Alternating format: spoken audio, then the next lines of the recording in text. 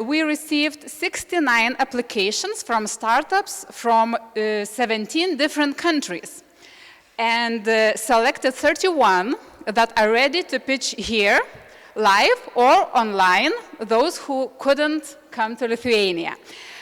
We wish good luck for startups. We are willing to hear your innovative solutions, ideas, businesses, and let's start our Startup Fair 2021 pitch battle. And let me introduce our host today, will be Gediminas. Good luck. Sveiki, sveiki.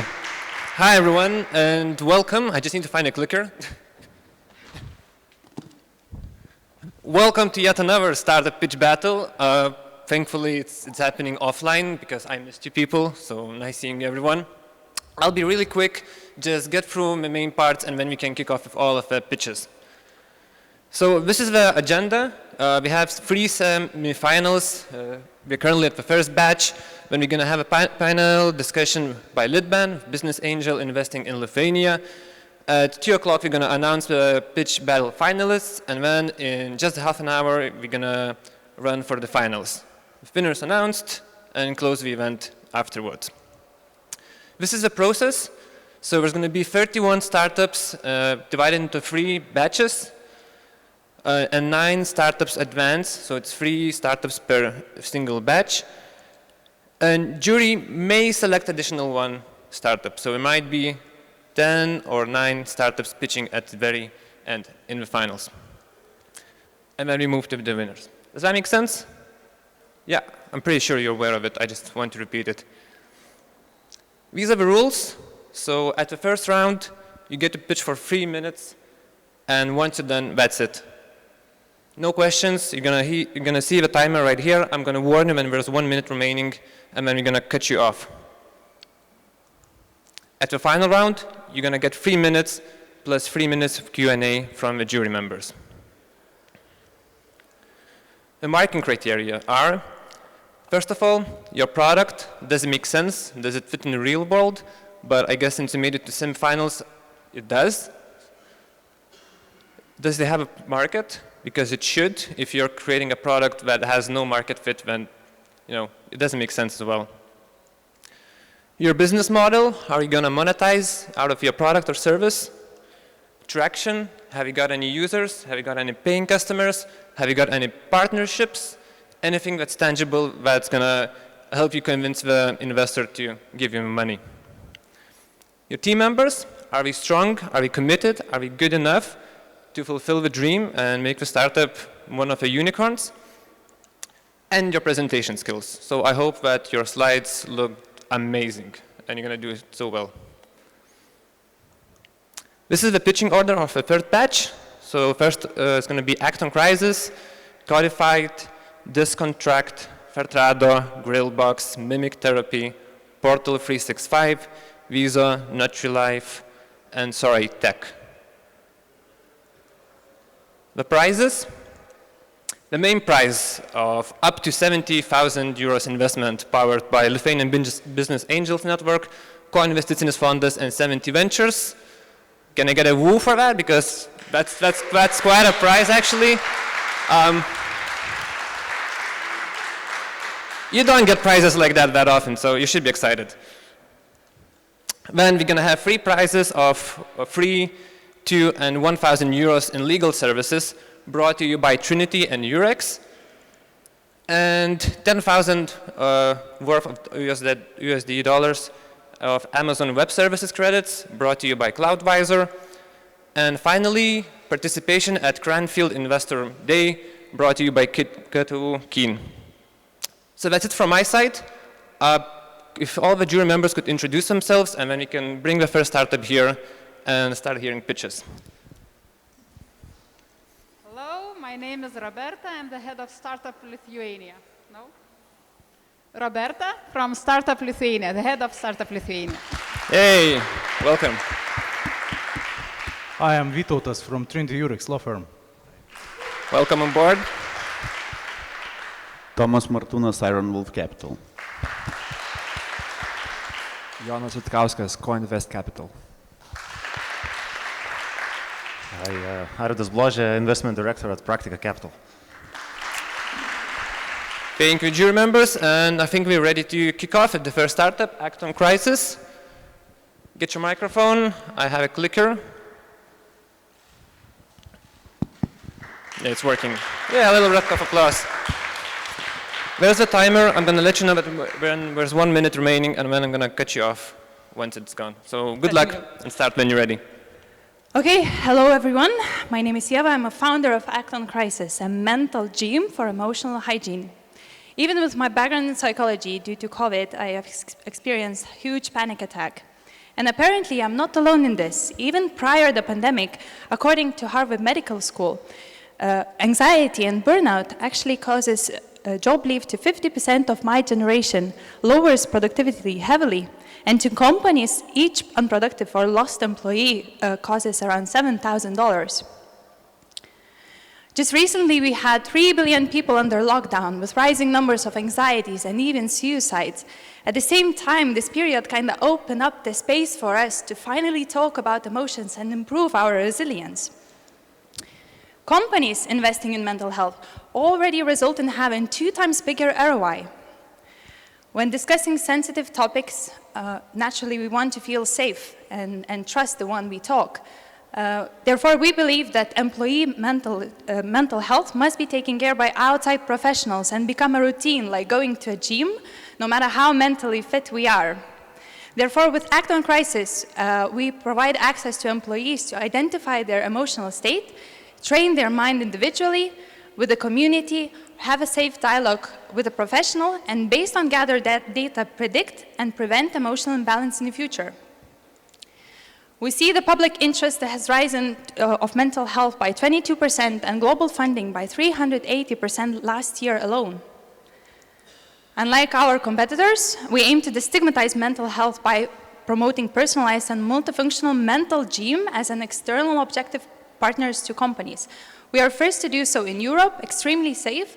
We work only with certified psychologists consulting in a native language.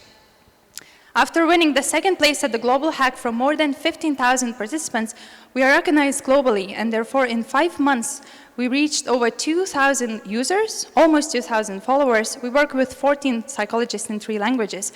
App is operating in 2 languages. We partnered up with mental health organizations, and currently we are onboarding 8 clients. Our clients include government bodies and impact-driven organizations. We provide access based on subscription and number of consultations. Till the end of the year, we secured 7,000 MRR. We will launch in Poland and Hack EU soon after. Our team has a background in HR, mental health, psychology, tech, and marketing.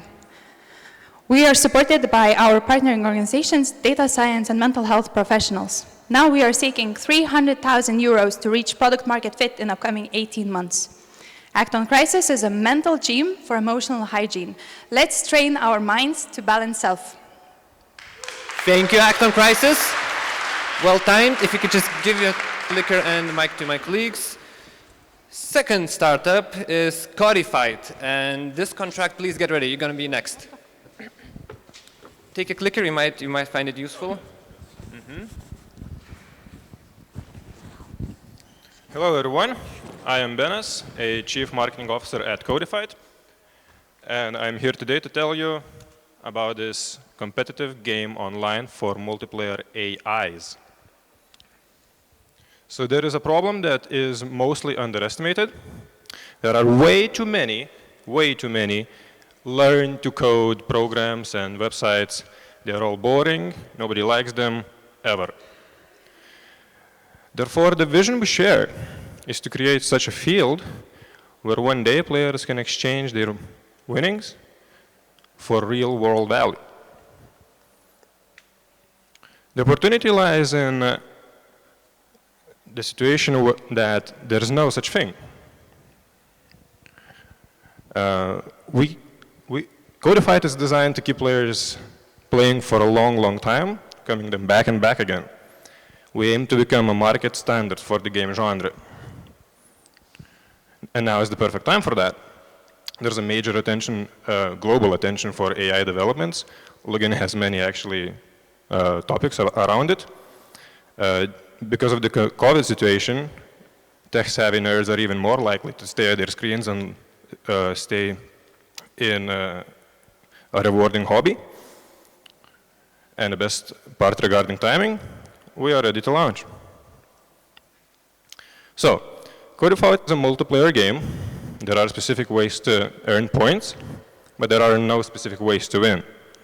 Therefore, players have to try out strategies, improve them, and develop new ones when they get defeated too often. Okay. What happens when someone has developed a strategy that wins most of the time, you may ask? Well, that's where the fun begins, the scaling fun. To summarize our progress so far, let me just tell you, we are ready to launch, as I mentioned before. There is one important detail over here, infrastructure. We just recently completed migration to a much more powerful server. However, in case of unexpected rapid growth, we will need to upgrade to way more powerful than that. And we will have to do it, the transition, with minimal disturbance to the game. So the business model for players is that it's meant for everyone. It's very simple to start. It's going to grow in complexity with time. New features are already planned ahead in development. And for business, it means that it's highly scalable, adaptable, dynamic, and in control esport. There are many ways to monetize that: subscriptions, single transactions, and paid customizations, just to mention a few. This is our team, who is bound by competence, insight, a little bit of weirdness, and your time is up. Thank you very much, Codified. Thank you. Let's get back to my colleague. Next startup in line is Discontract, and Fertrado, please prepare. Just come next to the stage. My colleague's going to set you up. Where's the timer? We're just going to load your slides soon and start when you're ready. Good luck. Okay. Hi, my name is Martynas. I am a co-founder and chief operating officer at Discontract. And I would like to start by asking you a question. What if we all worked in the cloud? Sorry, there's a mismatch in the slides.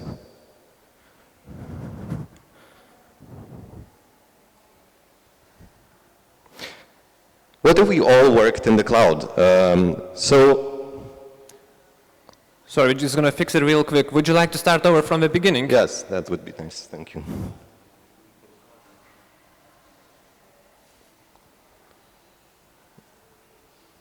Yeah, just move it back. Let's reset the time.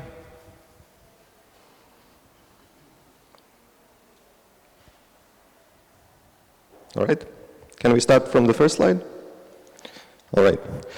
Hi, my name is Martynas. I am a co-founder and chief operating officer at Discontract. And I would like to start by asking you a question. What if we all worked in the cloud? We are already deep into the transition where more than 10% of internet users have used platforms to conduct work. 6% can be considered regular users, and 2% gain more than half of their labor income from doing platform work. I present you Discontract, a marketplace that enables users to get local help and conduct work without borders or administrative hassles, aiming to become a leading gig economy marketplace in Central and Eastern Europe. In less than half a year, over 6,000 local help seekers installed our mobile application, and over 100 pros have already been onboarded into our application and receiving orders and tasks every day that include cleaning, installing, caretaking, transportation, general assistance, and many more. So why should you join Discontract? Well, it's a freely governed marketplace like no other, where pros can set their services, rates, and time schedules. You can get onboarded fully online in less than 15 minutes by verifying your identity and business information. And all the steps of the way you are led by 24/7 phone support and unique marketplace insurance that ensures all of the tasks conducted in the platform for the sum of 1 million euros. We're already in the major cities in Lithuania, Vilnius, Kaunas, and Klaipėda, expanding into the neighboring countries and cities early next year. We've received an investment from Coinvest Fund together with private investors of 300,000 euros, and right now we're seeking an investment of 1,250,000 euros to fuel our marketing efforts and reach our target user transaction value and fee targets quicker. I'm really happy to work with such a great team that shares the experience from companies and startups such as Vinted, Wix, and many others. So I invite you to download our app, try it out, and keep posted when we introduce the web platform in the upcoming weeks. Thank you. Thank you. This contract, just give it back to my colleague. You're well ahead of time. You saved 30 seconds. So Vertrado is coming up next, and Grillbox, please come close to the stage and get ready. Where's the timer? You got your slides? Yeah, thank you. So start when you're ready. Good luck. Awesome. Good morning, everyone. My name is Thomas, and I represent a company called Vertrado. Farmers are on strike. This common phenomena has been happening not only in Lithuania, but in countries such as Germany, France, the Netherlands, and many more. There are four main reasons why these strikes are happening. One of them being lack of business knowledge by the farmers, signifying their dependence on local distributors. Namely, that pressure from local distributors to sell or to buy produce on the cheap is another reason. And cuts in the EU subsidies meant that the farmers have less possibility to finance their businesses. But the number one problem are the high prices of goods in terms of fertilizers, seeds, pesticides, herbicides. So on average, a farmer per year overpays more than 10% for chemical product. Here in Lithuania, an average farmer spends around 100,000 euros per year, so around 10,000 euros are just thrown away. So this is where we come in. We are an e-commerce platform that tries to connect farmers with chemical producers or suppliers directly. We offer best possible current market offers, factoring and financing services, precise delivery pricing, and quick execution and an automatized documentation system. Currently, we're working with the biggest producers in the region, Fosagro, Chema, and Eurochem. And our business is basically a commission type of a business where we charge a certain percentage on the quantity sold through our platform. We launched at the end of July, so within those 2 months, we managed to attract over 100 farmers that generated more than 400,000 euros in revenue. However, we barely scratched the surface. The market here in Lithuania is worth more than 200 million. With yearly consumption over 800,000 tons per year.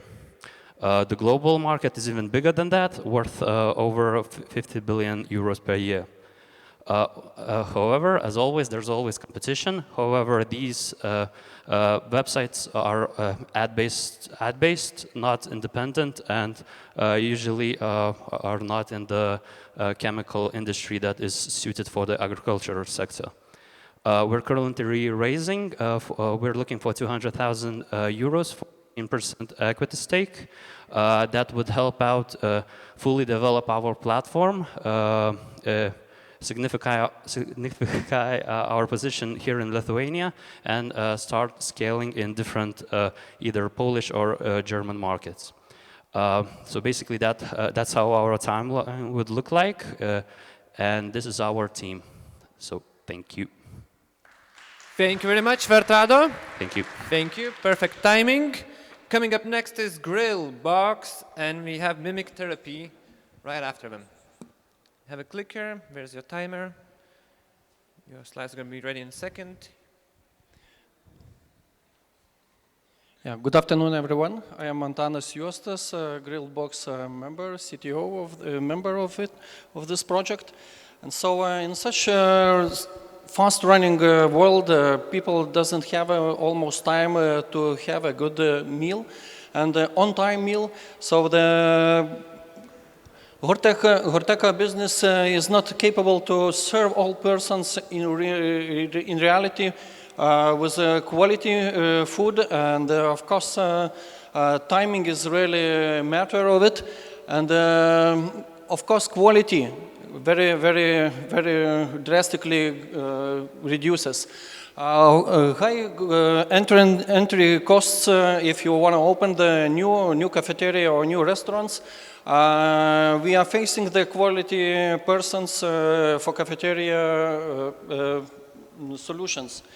Now we offering the full business solution where we are offering the full automized, robotized food preparation and on-time taking away solution. So without having the personal stuff, we are saving the money and costs. Actually, right now we do have a lot of the market the already players who is taking away the food and delivering to the persons. And of course, it's not only the way, and right now in a pandemic and other upcoming probably diseases, it's very important when we are not willing to take a chance to communicate to each other and spread the diseases around. So it's a very good solution to have this fully robotized system for it. In case of success, we are going to produce around up to 6,000 such kind of robots. And in the market, we do see that we do have in the Horeta system, we are creating 163 billions of dollars. And we are going to take $141 million on 2025. Product, how it looks like. We are having the modules where we are serving in the fridges already prepared, cold prepared food, removing the packages, grilling it, and saucing. So it's very nice and fine when the customer can serve by themselves. By different applications, and he can take it either from the boxes already prepared and heated up, or straight delivery to the customer. Customer could finalize his own taste. And your time is up. Thank you very much. Thank you very much. Grillbox. Thank you. Just give it back to the next person. Mimic therapy is up on the stage. 6 out of 10 startups in this batch, and Portal 365 will be next. So your slides will be there in just in a moment. Where's the timer?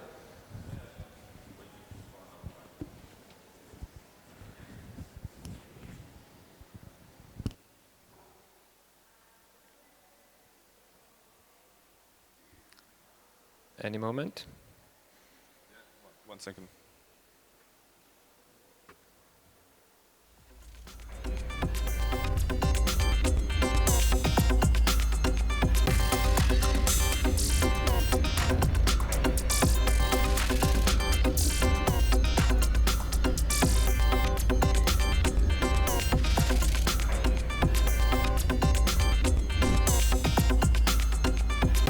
We're just rebooting the system.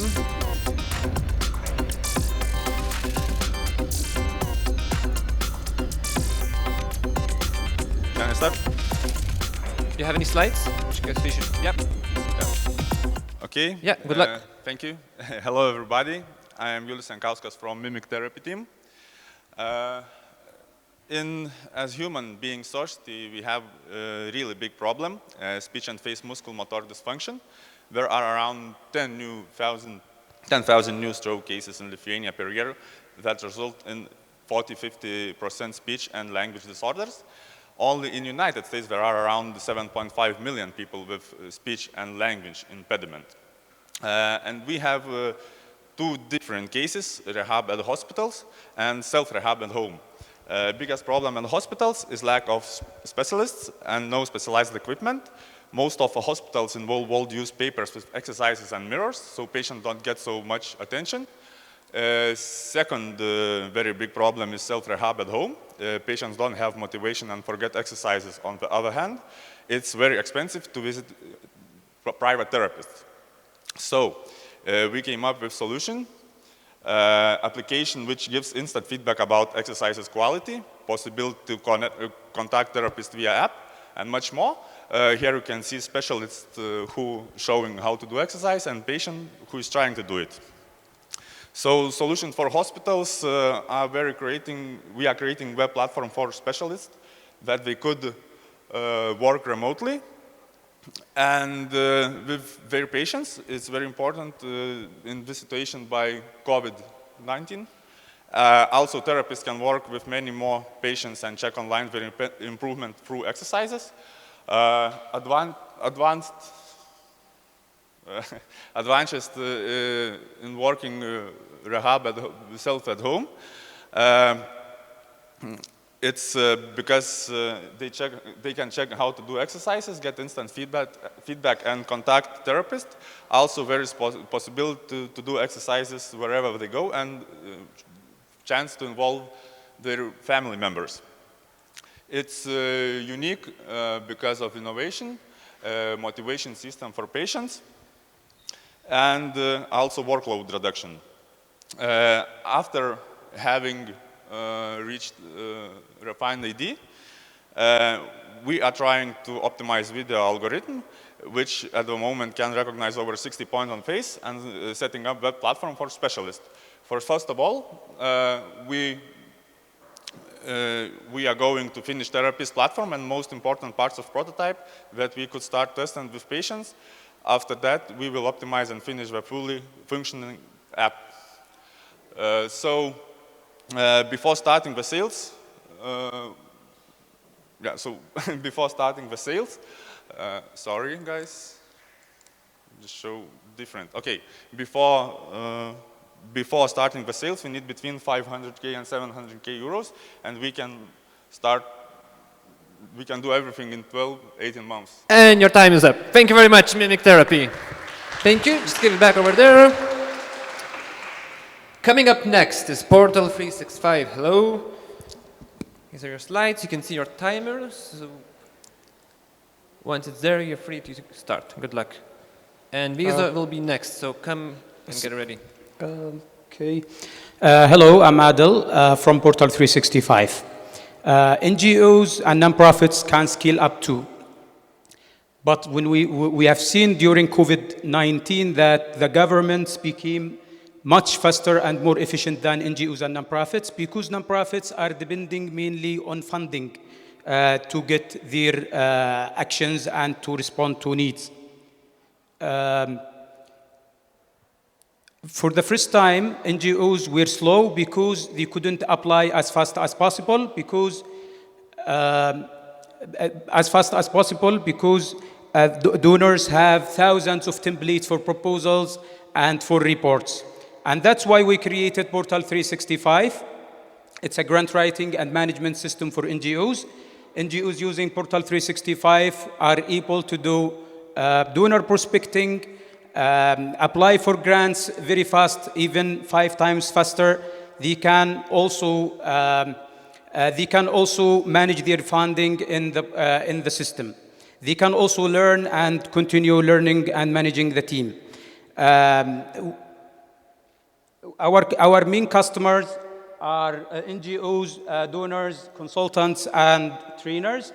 We have about $1 billion market size. We have now 6,000 visitors and subscribers. We have 20 paying customers now.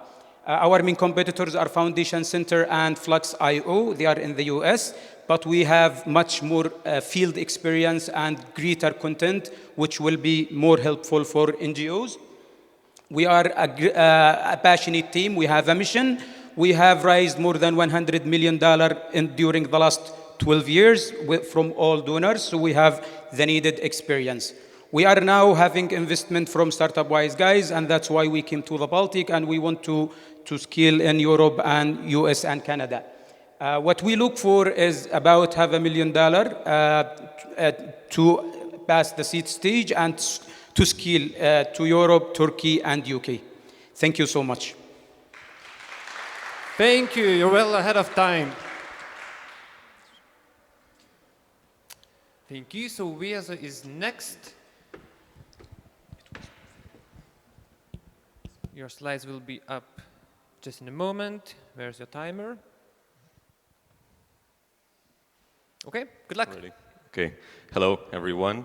My name is Donat, and I represent Viezo, where we develop technology which is capable of converting vibrations into usable electricity. So currently, there are millions of wireless sensors installed in the industry, and most of them are powered within the batteries, which makes a lot of sense. However, batteries die approximately after 5 years, and they have to be changed there manually by a human being, and that costs a lot. It is calculated that to change just one sensor's battery costs approximately 150 euros, and the process repeats every 5 years on and on. Last but not least, manufacturing of batteries carry a terrible environmental impact on Earth. So how do we tackle that? We do a source of renewable energy, which allows wireless sensors to get rid of the batteries, save a lot of money over time, and create significant value for the industry. And the beauty thing of what we do, the real beauty of what we do, is that we are yet the first and the only ones commercializing vibration energy harvesting within one very specific material. And right now we're capable of generating approximately 30 times more energy than any other scientists in the world have ever achieved. The market we're in is growing exponentially, actually 39% yearly. And last year, just before the COVID, it was worth slightly more than $4 billion. And our core product is obviously the vibration energy harvester, which is right now in the pre-working stage, as we name it, and we shall bring it to the fully working stage until the end of this year. However, after talking to more than 1,000 potential leads and buyers, we have identified that we need to expand our products. Therefore, we stepped up on developing our own autonomous sensor, which will have, obviously, a sensing capabilities, and will have installed vibration energy harvester, our core product. This product shall come to the market in the middle of October, basically next month. 15 companies have already purchased our starter kits, including some big names. We're undergo a very well-paid individual project within Husqvarna from Sweden. We have, just several months ago, we have received an investment from investment fund and some angels in Lithuania. Until the end of this year, we shall hit the revenues of approximately 90,000 euros, and we plan the next round of ours, the seed round, in February or March, early next year. We're currently a team of 5, and the main message we want to spread out there is that we're continuously hiring for great engineers, especially working in the mechanical engineering field within the finite elements and the electronics engineers. So please consider joining our startup and work with us. Thank you. Thank you very much. Perfect timing. 3 minutes exactly. Thank you very much. And that was the last of the physical startups that's coming on stage in this batch, as we still have a couple of more doing the pitches online.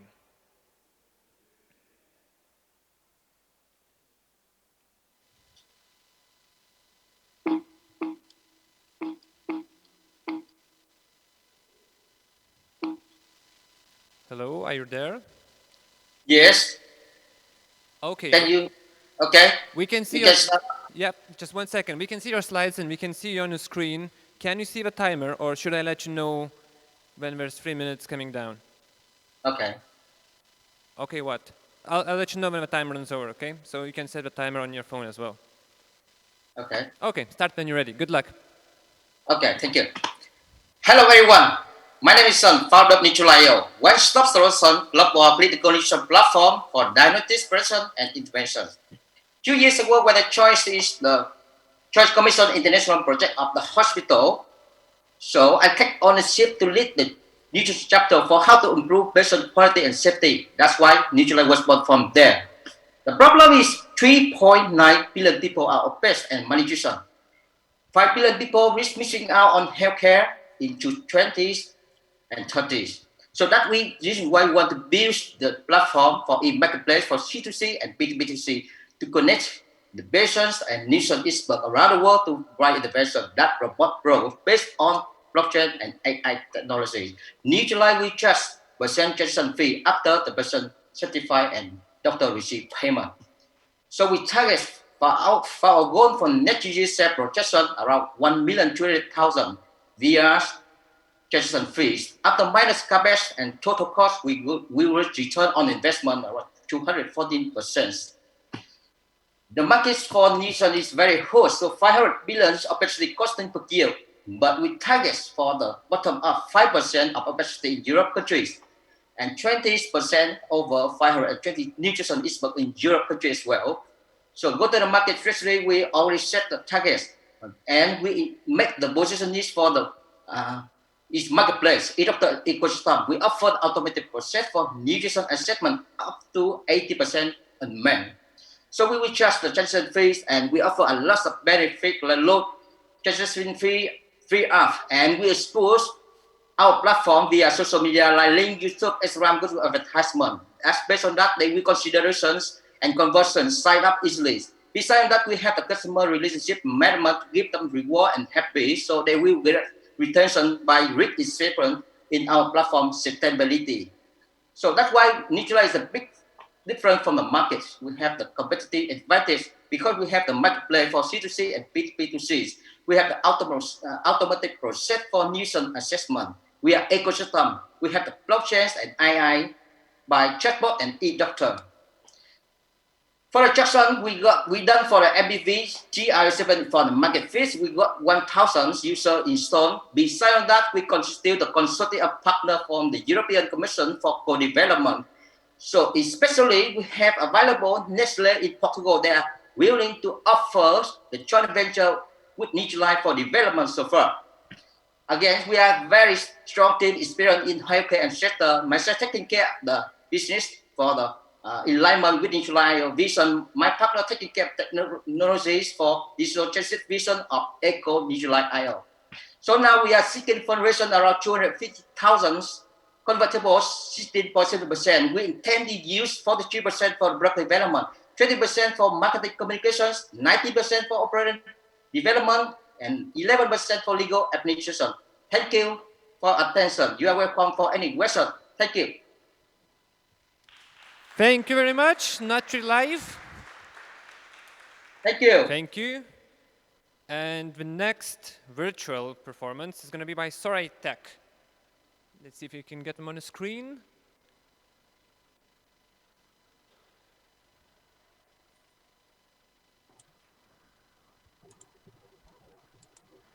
I can't share my screen. Why not? Because the previous presenter not unshare it. Okay, can we disconnect them somehow? I'm looking at you, tech guys.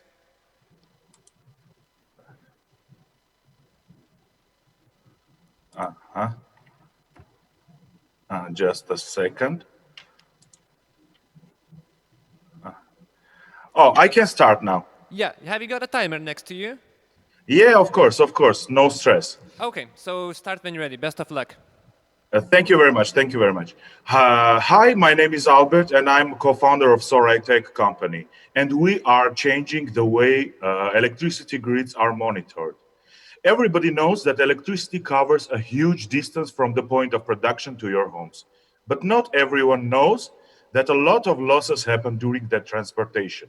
This is not only makes grid companies lose money, but it also have some serious consequences. Just like a glass of beer, electricity have two components, one which we can use and one which is useful, like a foam. Only in Norway, the losses are €500 million per year. And this foam also can lead to overloads and major failures. Available solutions to reduce and detect and reduce the losses by up to 20% are very complex, expensive, and impractical for the operators. Our smart meter is first all-in-one sensor that can be installed directly on the line. It's more accurate, digital, cheaper, and provides higher level of information, which can help us reduce the losses by 50%. Our main customers are utility companies, starting with uncontested retrofitting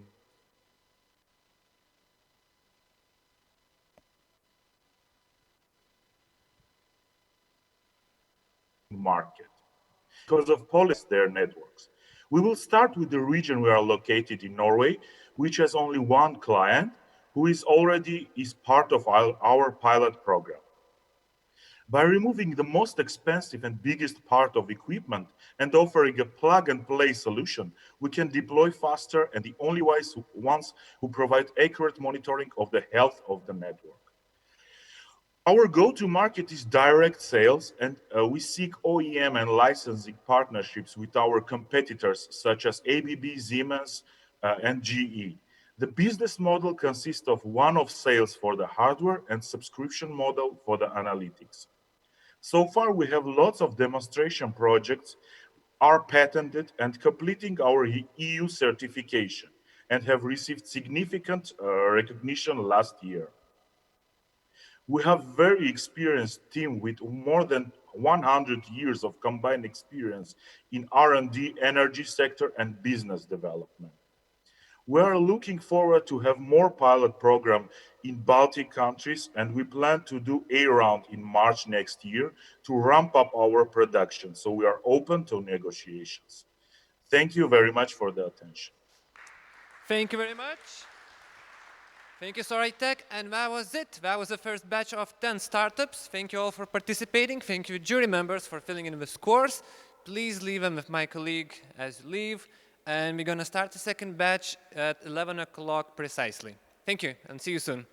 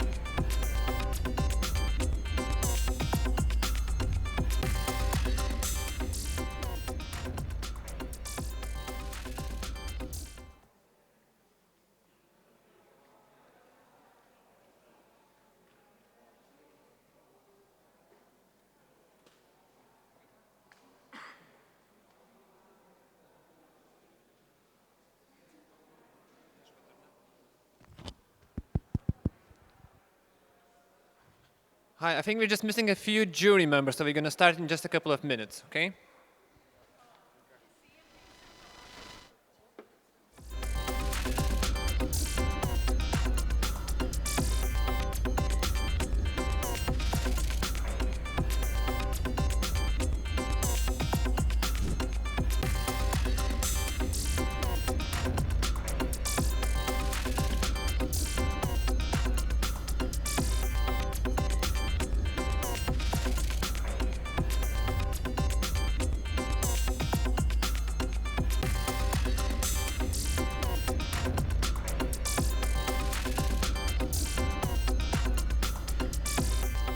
Okay, I think we're good to go, and welcome to the second batch of Startup Pitch Battle. As we're going to go through, I'm just going to give you a couple of notes that you already know, but I'm just here to remind you, and then we can kick off with another 10 awesome startups. First of all, I advise you to use your masks if you're not on stage or somewhere nearby. Clean your hands regularly, you know that drill, but let's try and survive this pandemic, okay? Right, so here's the agenda. We're currently in the second batch. There's going to be one more right after it, followed by a panel discussion by LitBAN, Business Angel Investing in Lithuania. At 2 o'clock, we're going to announce the pitch battle finalists, and then in just 30 minutes, both startups are going to pitch on the stage again. This is the process. So we have 3 batches and 31 startups attending the event. We're going to select 3 startups per batch into the finals. Jury might or may not select another additional startup that would go into the finals, and then top 9 or 10 startups are going to pitch at the finals. Does that make sense? Yeah, it's pretty simple, it's pretty straightforward, nothing really different than anywhere else. You know the rules? At the first round, you only get to pitch for 3 minutes, and that's it. At the final round, you get to pitch for 3 minutes, and then there's going to be a 3 minutes of Q&A followed from the jury members. This is the marking criteria. So you're going to be marked on your product. Does it make sense? Is it viable? Is it real? Does it have a market? You have some potential or markets that you want to be at, or maybe you launch in some markets, or it makes sense actually having this product in the market. Your business model, traction, have you got any users? Have you got any paying customers? Have you got any partnerships? Have you got any investments? Anything that would be tangible that the jury members and investors could actually grasp on is very helpful here.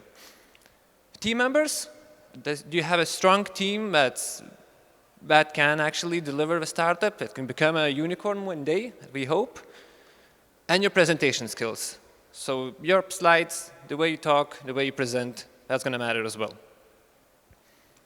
This is the pitching order. So first is Baltic Freya. I think you are just there. Okay, I'm going to call you just in a moment. Followed by Contribee, M+Strum, Foxy Events, Heavy Finance, Ollie, Sposter Online, Violet Vision, Red Track IO, SAP, and Temanik. The prizes. Main prize of up to 70,000 euros of investment is going to go to one of the startups. Can I get a woo for that? That doesn't come up that often in Lithuania. It's brought to you by Lithuanian Business Angels Network, Co-Investicinis Fondas, and 70 Ventures. Then there's going to be 3 prizes of 3,000, 2,000, and 1,000 euros in legal services brought to you by Trinity and Eurex. $10,000 worth of Amazon Web Services credits brought to you by CloudVisor. And finally, participation at Cranfield Investor Day brought to you by Kaunas Technological University and Keen. Yeah. Hooray. Now, just before we begin, I would like jury members to introduce themselves so the startups would know who are we pitching to. So just say hi, who you are, where you're from, and then we're going to kick off. And I am from LitBAN. I'm a board member of this organization. Welcome. Hi, Kasparas Jurgelionis from Iron Wolf Capital, Pan-Baltic Venture Capital Fund. Welcome on board. Hey, I'm Andra Bogdanaitė from Startup Wise Guys, Program Manager and Fund Associate. Hi. Hi, I'm Julius, the founder and CEO of Cloudwiser, AWS partner in the Baltic States. Welcome. Hi, I'm Giedra Chuladiana. I'm associate partner at Trinity UX. Welcome on board. That's it. I think we're good to go, right? Baltic Freya is ready, so come in. You're gonna have 3 minutes. I'm gonna cut you off once you're done, and then we're just gonna roll on with more startups. Okay? Cool. Start when you're ready. Good luck.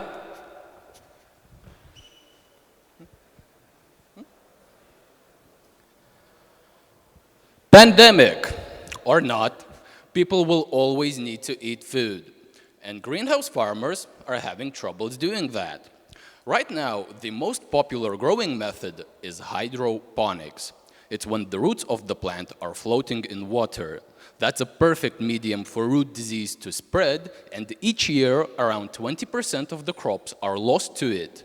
These systems are resource inefficient, and they are expensive. So, in the 90s, scientists came up with the solution, fogponics. It's when the roots of the plant are hanging in fog. Root disease cannot spread in it, it's resource efficient, and it doesn't work on a large scale. The problem was controlling the fog. That is why Baltic Freya has invented an efficient fog evaluation, monitoring, and control system, which enables fogponics on a large scale, which is patentable. So the deal is very simple. We sell growing modules with integrated EMC system to greenhouse farmers. After every harvest, the greenhouse farmer needs to change the growing cloth that goes on top of each module, and we are the ones selling it. So right now, we have our eyes on European greenhouse commercial market, which is 6 billion euros and is expected to grow by 10% till 2023. The market is dominated by hydroponics. The alternative is aeroponics, which is very similar to what we do, but it uses hundreds of high-pressure nozzles, which are expensive and tend to break often. Our prototype is nozzle-free. So how do we know all of this? We have been speaking to people, 118 key industry actors from 28 countries. What we are creating is seriously wanted by greenhouse farmers. 2 of them even offered us their greenhouses as testing grounds. 5 of them keep calling us asking if we have developed our fog magic yet. So, who are we? I'm Robert, a biochemist and a speaker. Gediminas is a part of a family business, and he started his agronomy PhD just for this project. Venantas is a computer engineer obsessed with mechanics. So thank you all for listening, and let's grow smart. Thank you, Baltic Freya. You're 20 seconds ahead of your time. Thank you very much. Contribee is up next, and Emplastrum, please get ready and come next to the stage. You got a clicker, got a mic, yes, here's your screen. Start when you're ready. Good luck. Okay. Hello everyone, I'm Gediminas Ratkevičius, CEO and co-founder of Contribee. I will like to ask your attention, put your phones away, stop scrolling Tinder, because this one will brighten your day. With Contribee, we will help very talented persons to quit their jobs at McDonald's without no offense. Because imagine I'm Tom Jeffrey, I am a YouTuber traveling all around the world making amazing videos. I already have 100,000 subscribers on YouTube, but I'm making less than 500 euro. With this money, I can visit what? Riga, Warsaw, or Tallinn at the best, but I would love to go to Mexico, Australia, and other secret places. Of course, there are other platforms in the market, but they are not covering my needs. They are very expensive. With Contribee, they are fulfilling all my needs, letting me save the money, and has very, very wide variety of unique features. I'm not alone in this market, and I'm not alone who would like to join Contribee, because this market is so wide. It could be YouTubers, bloggers, even charities, or even some associations like sport clubs who would be able to use this as B2B sales options. Why we have chosen this market? Because it has already 10 billion total addressable market in just 4 or 5 years. YouTube channels are growing 40% year on year, so you can imagine how it will look like in a few years. Unfortunately, we are not a charity organization. We are charging for platform, payment processing, as well my mentioned B2B SaaS options for other organizations. Talking about competition, we hear what other creators are saying us, why they are not satisfied with other platforms, what other features could be plugged in, and we are delivering those ones as fast as bunnies are making love.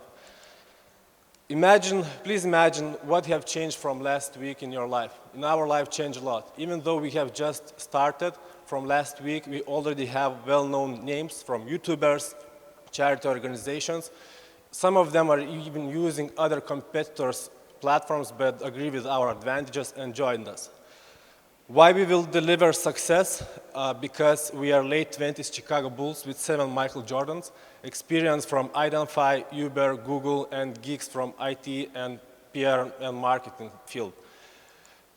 What we need, a warm welcome to all creators or our platform users, partners, maybe some employees who would like to join our team, but of course we need money. We have calculated that with 60K, in 10 months we are able to reach 1,000 creators, reach 15-20K MRR, and most especially touch and test the market because it has so many options and so many possibilities. So we need to test a lot of features, a lot of ways, and check the conversion and push it to the limit. Thank you very much for your attention. Contribute, create, share, and get paid, or just get closer to your audience. Thank you, Contribute. Perfect timing. Thank you. Just give it back to my colleagues. Coming up next on stage, we have M+Trum and Foxy Events. Please come nearby stage. You're going to be next. Just going to reset the timer. Give it a moment. Okay. Yeah, start when you're ready. Good luck. Do you know what is psoriasis? Psoriasis is a disease due to which people's skin appear wounds that causes inconvenience. Over 125 million people suffer from psoriasis worldwide, including my mom. So that's why I know that current solutions for psoriasis are not comfortable, time-consuming, and inefficient. The most effective treatment is with UV light, but imagine 80% of patients have psoriasis on their back, arms, and legs. So who want to treat these places with one lamp or stand in front of this huge medical device for 20 or 30 minutes a day? Hi, my name is Auris. I am CEO and founder of M+Trum. We have developed new way for psoriasis treatment. So let me introduce flexible, different size patches with integrated UVB LEDs, which patients can put on their damaged skin places and treat it simultaneously, avoid unnecessary UV rays, and do other activities during the treatment. Customers can get M+Trum in 2 ways. They would be able to purchase or rent it from our channels, which will be dermatologists, pharmacies, or other medical devices shops. And there is a lot of money to be made. The 2 biggest markets are USA and Europe. Between them, there are more than 20 million sufferers who spend over $4 billion on medical device for psoriasis per year. Customers will choose us because we solve their problem by letting them live much higher quality lives. We enable them to have mobility, increased productivity, and overall happiness. Because of these massive social and health benefits, our solution was one of the best in Silicon Valley Innovation Challenge. And after this, we have developed new prototype, which works like a final product. We started patenting it in Lithuania and North Europe countries. And by the way, a few months ago, we got 50K grant from EAT Health for developing this project. To realize this idea, we have well-experienced cross-discipline team from Lithuania and partners from Finland, which covers all this project field: product creation and manufacturing, clinical and medical trials, certification, and of course, business development and sales.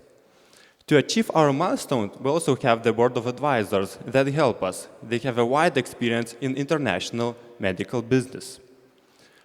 But also, we need your help to empower this amazing team, to get more traction into this lucrative opportunity with our watertight business model and rock-solid solution. That's why we're raising this investment round to finish our product, start clinical trials, medical device certification, and later on launch this product in the market to help people like my mom. Thank you. Thank you, Amplastrom. Perfect timing as well. Very well done. Coming up next, Foxy Events and Heavy Finance, please come to the stage and start getting ready. Just gonna upload your slides so you can see them clearly. Yeah, there's the timer. Start when you're ready. Good luck. Hello, my name is Arturas. I'm co-founder of Foxy. When we think about events, we often remember only happiness, smiles, laugh. But to create all these memories, somebody has to work long hours carefully planning all the details, and it's usually you.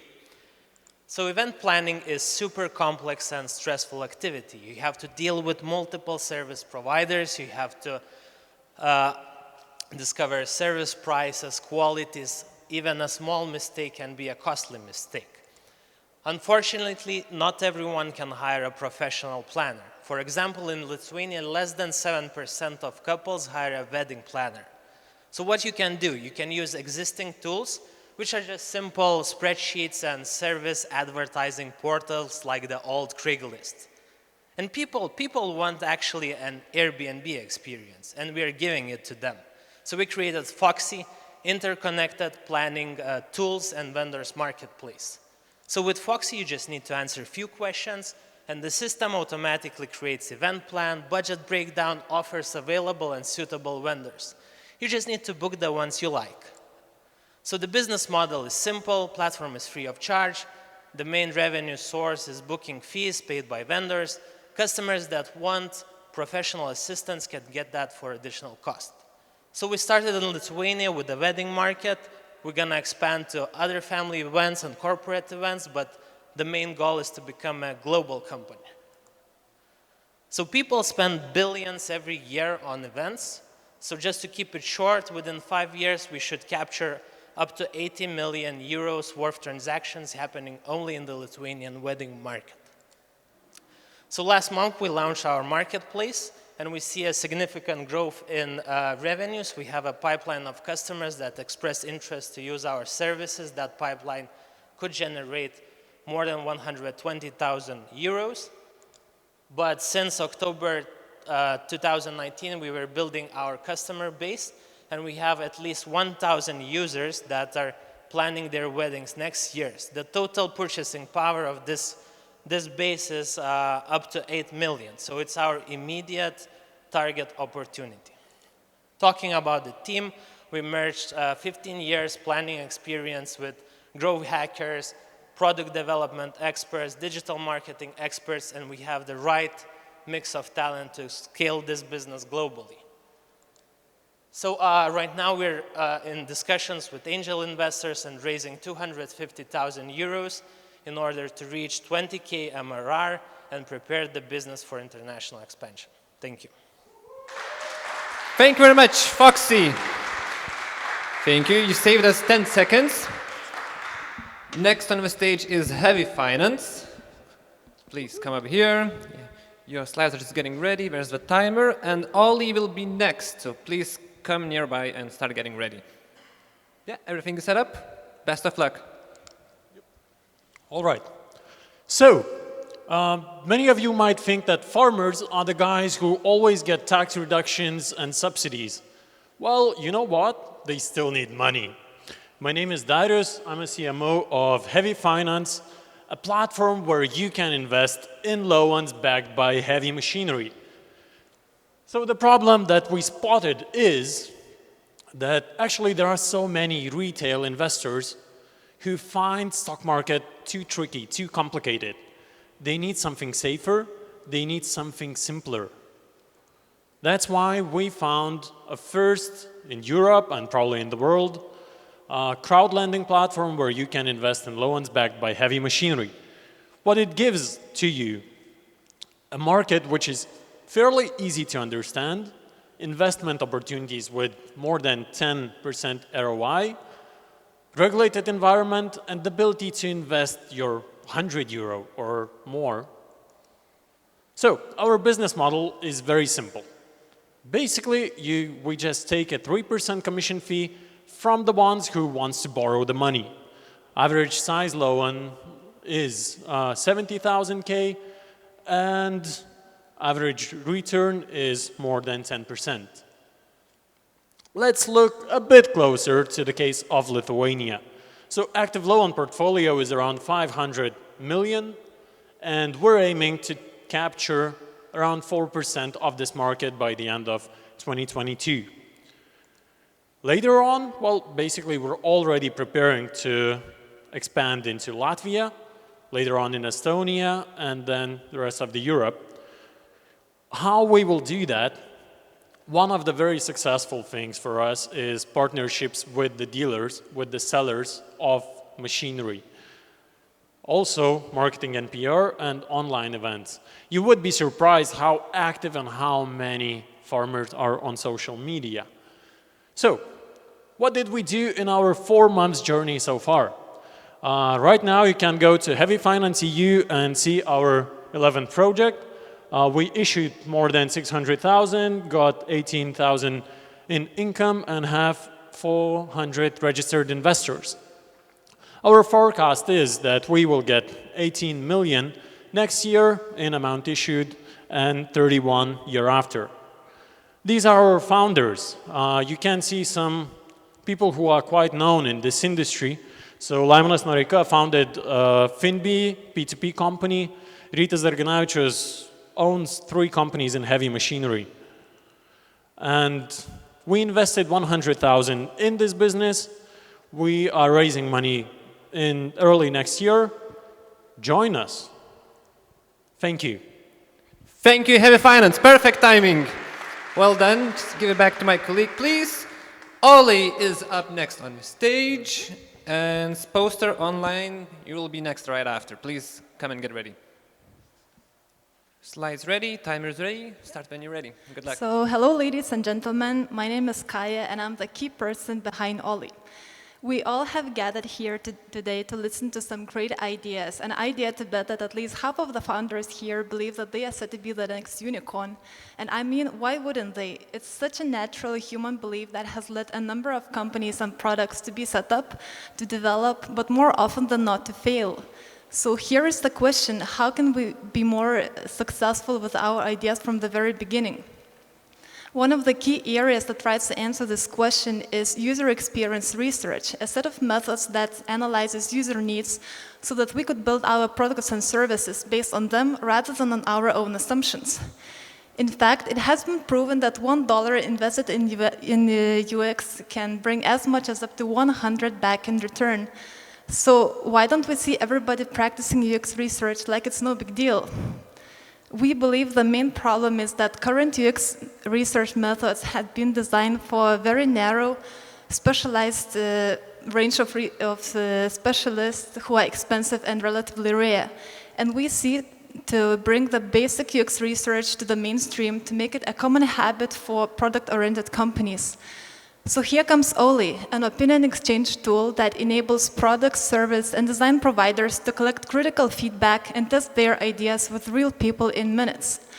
In a nutshell, we call Oli a Tinder for ideas or Quora individuals. It is companies and people that agree to participate in a never-sleeping network of questions and answers, and they are rewarded for engagement and honesty. You can set up your questions within an app or a website and spread them across social media, websites, or even Internet of Things. And we charge for the usage, access to the testers, and premium features. We believe we are trying to catch quite a big wave, having in mind the rapid moving to the Internet and rising awareness in the UX. Unlike our competitors, we are advocating a more collaborative mainstream approach, and unlike Userlytics or Optimizely, Oli is for people who have zero knowledge of UX. So far there are 2 persons in our team, which is me and Algirdas. We are both experienced in IT. Our plan is also pretty simple and plain. We are building a prototype to test, and we are planning to apply to various incubators across Europe to actually get ourselves more on a track. We are here to look for angel investors and connections of those who would like to potentially collaborate now or in the future. So if you feel that there is something in it for you, please let's get in contact, and thank you for your attention. Thank you, Ollie. 15 seconds ahead of time. Please give it to my colleagues. Coming up next is Poster Online, and Violet Vision will be right after, so please come nearby and get ready. Just gonna upload your slides and reset the timer.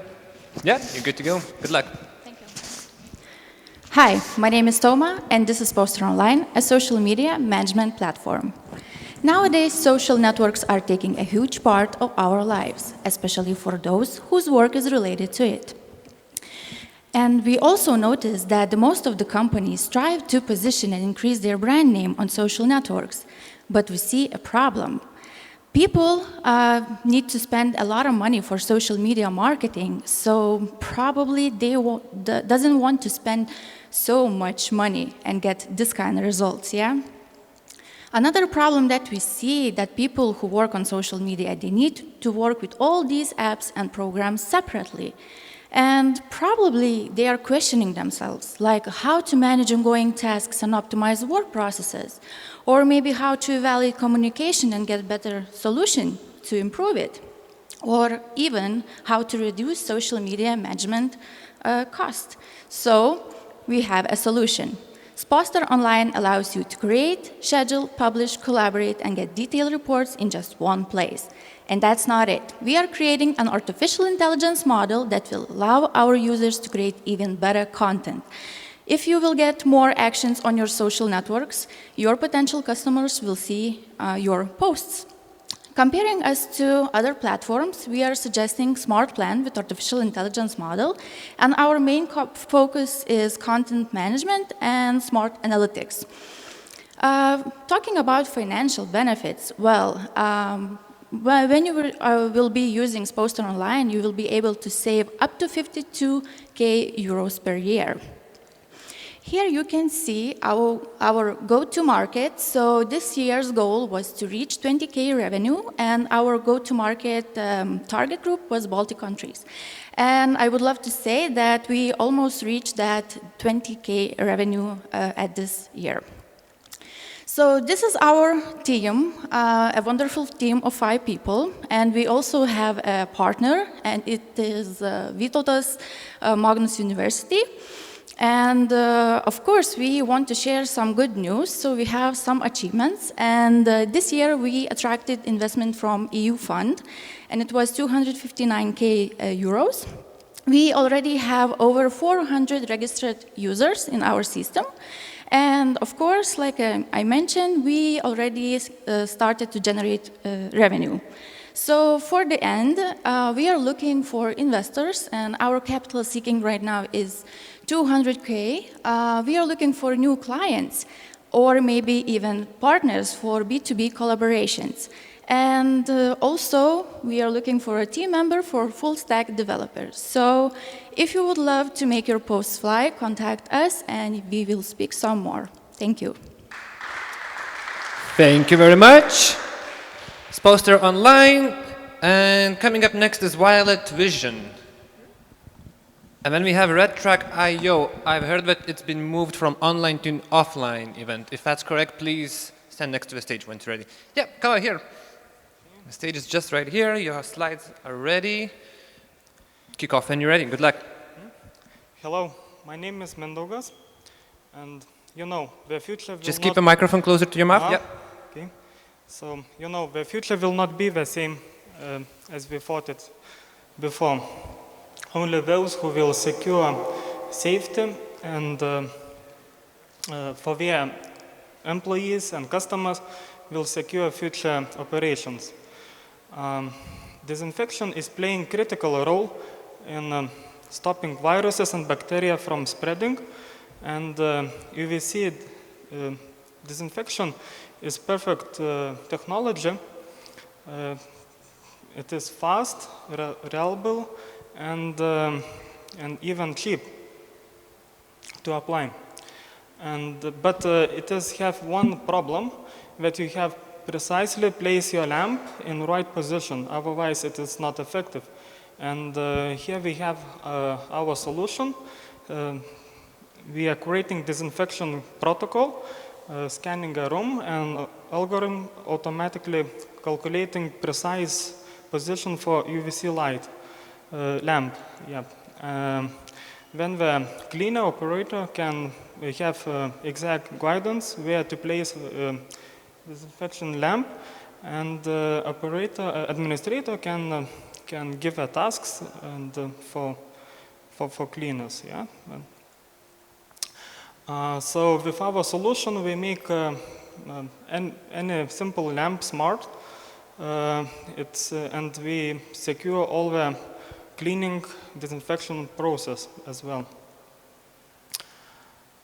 So actually we are quite fresh. We just started a couple of months ago, secured funding, and started building our MVP product, doing the lab tests.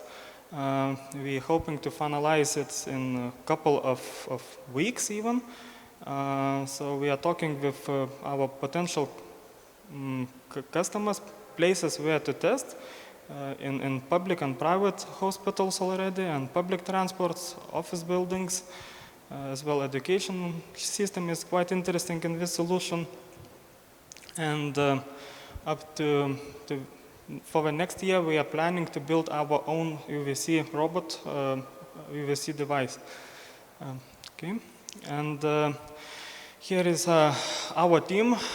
We quite professionals in our fields, and behind our back is good partners who can help us accelerate. Okay, so that's it.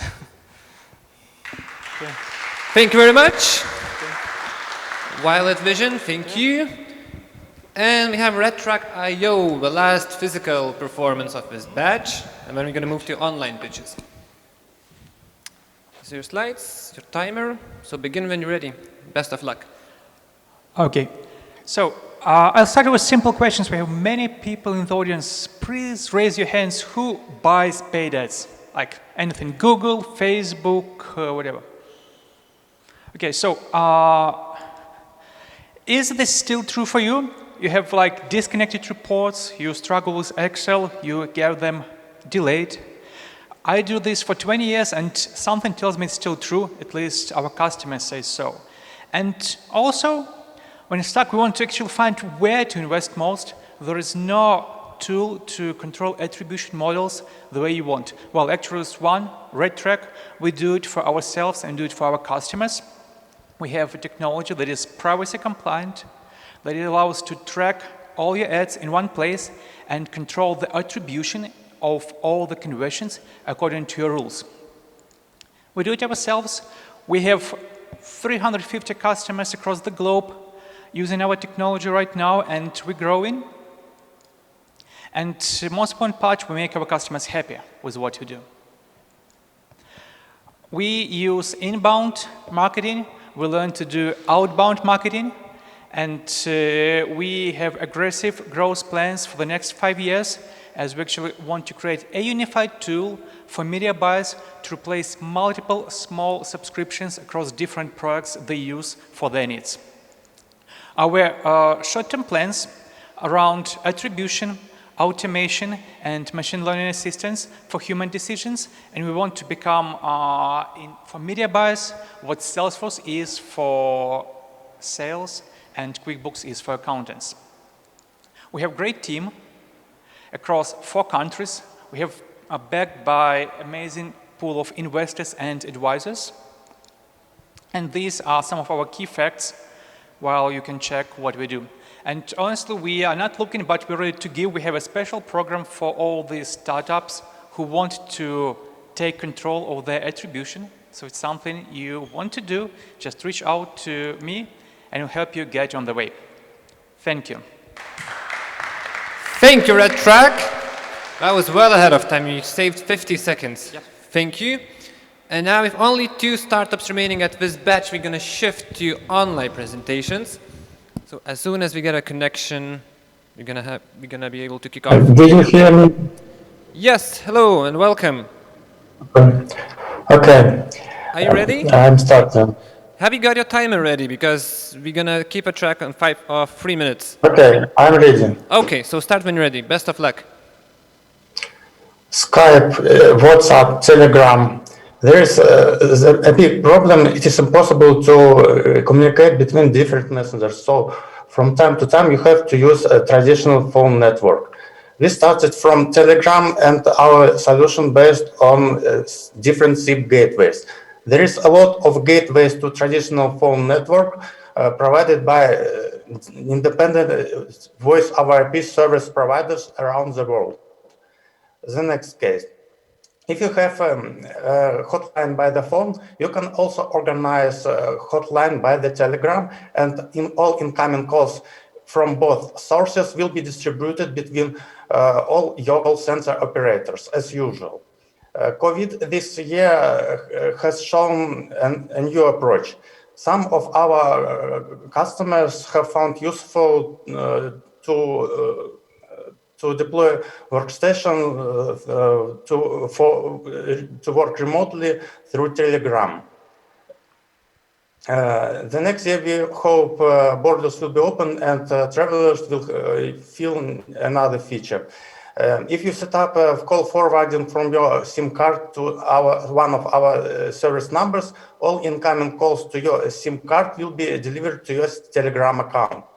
The audience of Telegram users is growing. During last 2 years, it was increased twice. On the other hand, the share of customers who prefer chatbots to communicate with support is also valuable. For such users, it's more preferable to call inside Messenger than traditional way. The platform consists of different components and completely ready to scale. Some of components can be deployed on customers' equipment, which will increase in security, confidential, and productivity. Business model covers different use cases and depends on what you need. Personal usage starts from €1.50 per month. The geography is worldwide. Top 3 countries are Russia, Ukraine, and Uzbekistan. Here you see some of our customers from different countries which work for different markets. As a founder with strong software development skills, I started the project alone 3 years ago. So I realized it is so hard to drive a startup without a team. So at the moment, I'm ready for new team members, mentors, and investors. Reach me by Telegram or email if you like what I do. Thank you for your attention. Thank you. Thank you very much. Just make sure that you sign out from your screen, because we had some issues previously. And the final startup in the second batch. Have you got a connection? It's going to be Temanik.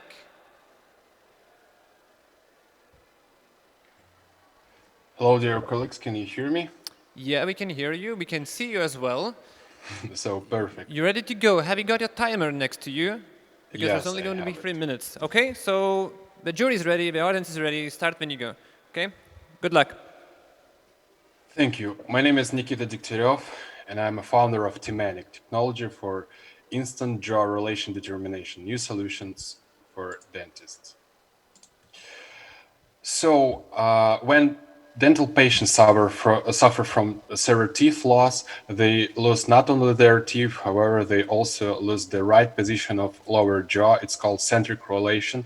And so while making full dentures, dentists have to determine it as well.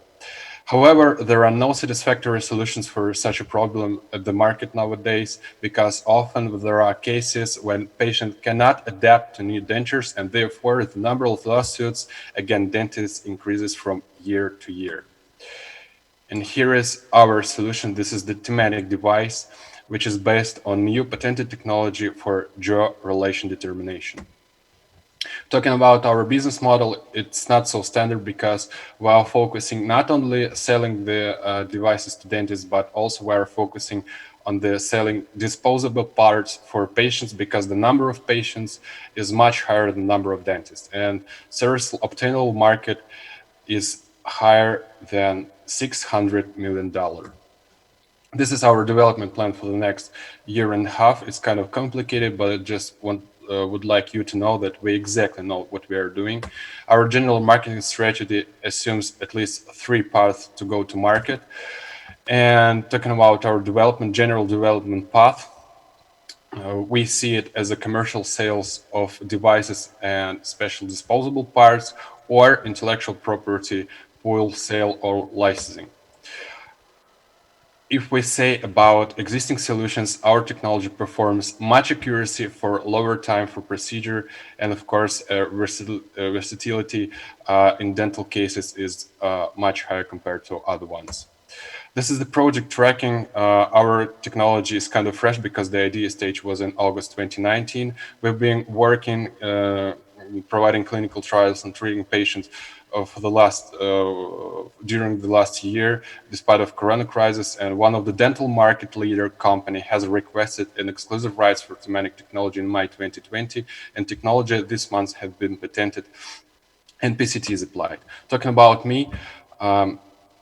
For the last 5 years, I've been creating medical devices in various of countries, and Timanic is not my first project. And of course, I have a well-experienced team which help our dream come true. Thank you for your attention. It was an honor to pitch in such event. Thank you, Timanic.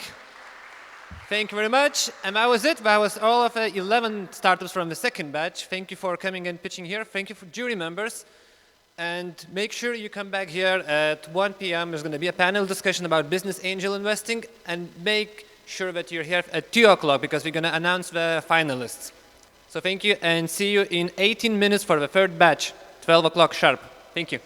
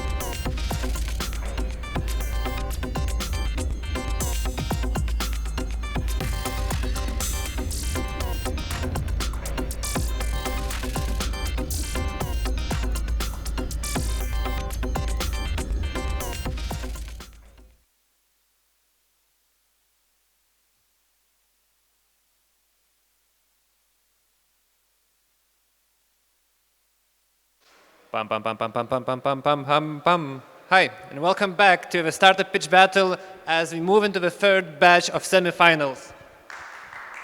Yay! That's the spirit. Yes.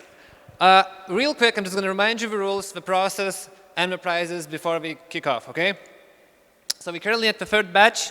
After that, we're going to be followed by panel discussion by LitBAN, Business Angel Investing in Lithuania.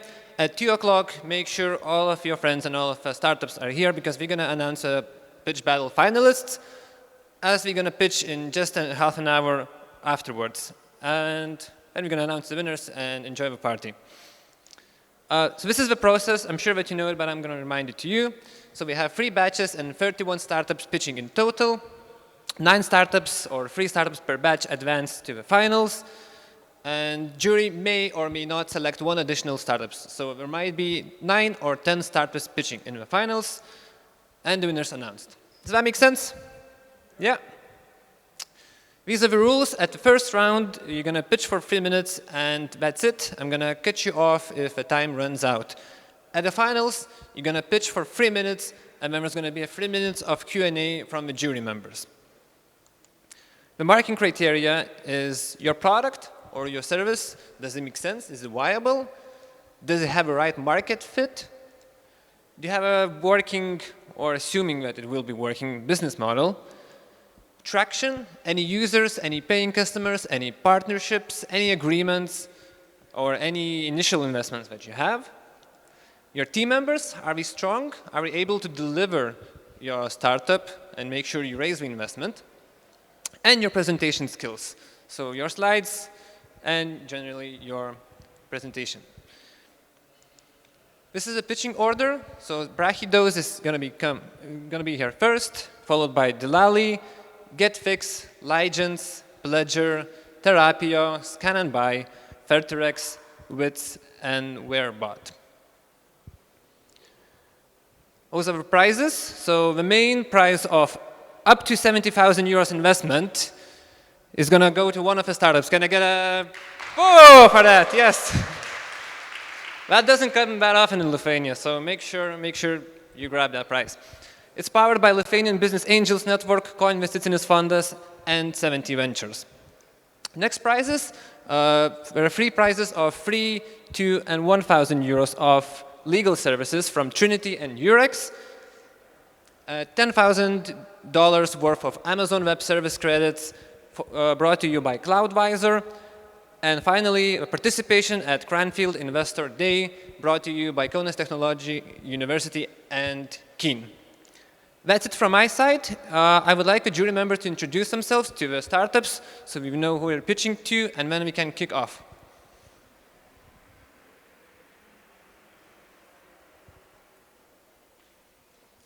Just one moment. You're going to turn on your mic.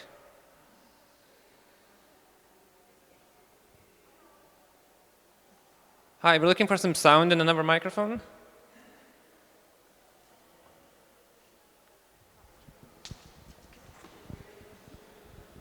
Sveiki, Eglė Vaičiukinaitė, Kauno technologijos universitetas. Hello, welcome on board. Sveiki, Roberta Rudokienė, Startup Lithuania vadovė, but we speak in English, I remembered. So my name is Roberta, I'm the head of Startup Lithuania. Welcome, Roberta. Hello, my name is Gitanis Galkis. I'm one of the partners at 70 Ventures. Welcome. Hello, my name is Žygimantas Usnys. I'm one of the partners at Iron Wolf Capital. Welcome on board. Hi, I'm Giedrė Čuladienė. I'm associate partner at Trinity Eurex. Hello.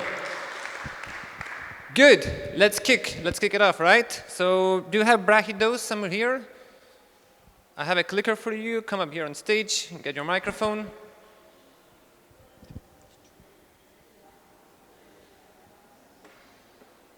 There you are, so you can see your slides, you can see your timer. Start when you're ready, and best of luck.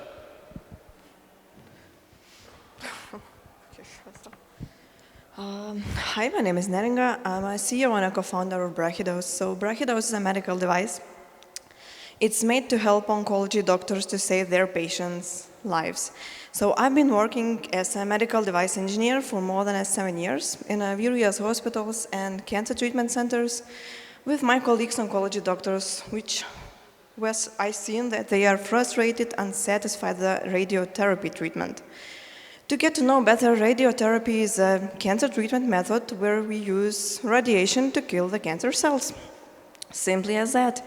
But the problem, radiation is the main problem in this therapy. So to help doctors, we made brachydose. It's in a shape of flexible tube, and it measures the radiation dose during the radiotherapy procedure. We made it to be real-time, to transfer real-time data to doctor's computer and to help them to avoid expensive treatment errors, very painful treatment errors, and increase the treatment quality. So it's 100% compatible with standard medical devices, it's more accurate than simulation systems used nowadays, and it's cost efficient. So we're planning to start from Baltic countries and then extend to Europe, Western Europe, and then to United States, tackling 2,000 hospitals and cancer treatment centers first. So since our product is made of two separate parts, a software part and the hardware part, we are planning to sell our software for companies providing treatment facilities as Siemens, Varian, Elekta, and provide hospitals, cancer treatment centers with a single-use dose measurement tool, also adds the service and maintenance. So far we have a prototype which is undergoing clinical trials here in Vilnius, and we also have a cooperation with Heidelberg University, Sorbonne University to proceed on clinical trials and bring our product to the market. So we were funded by Horizon 2020 project and EIT Health funding, and we still have to finish our CE marking and patenting procedures and launch the market by 2024. We are looking for clinical partners, and also we are looking for investors who could invest 300,000 euros into expansion of our first adopters network in Europe and United States. So we are a team of engineers working together for more than 10 years, holding international experience and helped by EIT Health mentors, international partners, and Kaunas University of Technology as a scientific partner here. We are brachydose, so we believe that there must be no treatment errors in a radiotherapy anymore, and we help our oncology doctors, friends, as we can. So, thank you. Thank you, brachydose. Perfect timing. Thank you very much. If you would like to go there, give my microphone to my colleague, as well as a clicker. And coming up next, we have Dilali and GetFix. Come and get ready to a stage nearby. Hello, so you have your microphone, your clicker, there's the screen and the timer. Start when you're ready. Good luck. Good morning or good afternoon. My name is Ibrahim. I'm the founder of Dilali. Now, record keeping is a problem for businesses. Now, think about Africa. And I'll use my country, Nigeria, as an example, where many businesses don't even pay taxes. Now, in France, the tax to GDP ratio is 48%. In Nigeria, it's 6%. Over $100 billion is lost to unfiled taxes in Africa. As a result, governments are penalizing businesses by shutting them down, taking them to court, as well as jail time. This is affecting a lot of businesses because this is a country where jobs are in high need, and a lot of businesses depend on their businesses to survive. Also, another problem is entrepreneurs don't like accounting. This is why we're building Dilali, a pre-accounting platform that helps businesses in putting together their taxes, their invoices, inventory, everything all in one place. Dilali is for the entrepreneur who requires a system that is quick, easy to use, and on the go. It's also for the accountant who provides professional services to businesses and requires a very quick and easy system to use. Now, one thing with Africa is that many people cannot afford laptops, especially small businesses. So Delali is designed for people to use on the mobile phone. It is easy. You can get a mobile phone now, a smartphone, for as low as 20 euros. Unlike the competition, what we are doing at Delali is building a solution specifically designed for the African user. Now, it allows them to adapt easily to this platform. Our plan is to start in Nigeria, one of the strongest countries, one of the biggest economies in Africa, with over 40 million small businesses. We also plan to expand to other markets on the continent, and thereafter adding non-English speaking countries. So far, we've built the MVP and have already 29 early adopters using the platform. Our next stage is to focus on client acquisition and building the mobile app fully. We're a team of 4 with over 20 years of experience in design, marketing, and business development. We're looking for 100,000 to expand our operations and allow us reach 13,000 in MRR. Thank you very much. Thank you, Delali. Perfect timing again. Please give all the devices to my colleague. Coming up next is GetFix. And Legends, please come and get ready to the stage nearby. Hi. Hi. I can see your slides are ready, your timer is ready, so just start when you're ready. Good luck. Okay, thanks. My name is Benas, and I'm one of the founders at GetFix. Probably most of us in this audience have faced a problem when you had to solve an issue at home to find a service provider for a small or medium task. Our searches usually ends up like this: you give up. And that's when you try to come up with an idea when I can do it myself. And that's when the funny thing happens.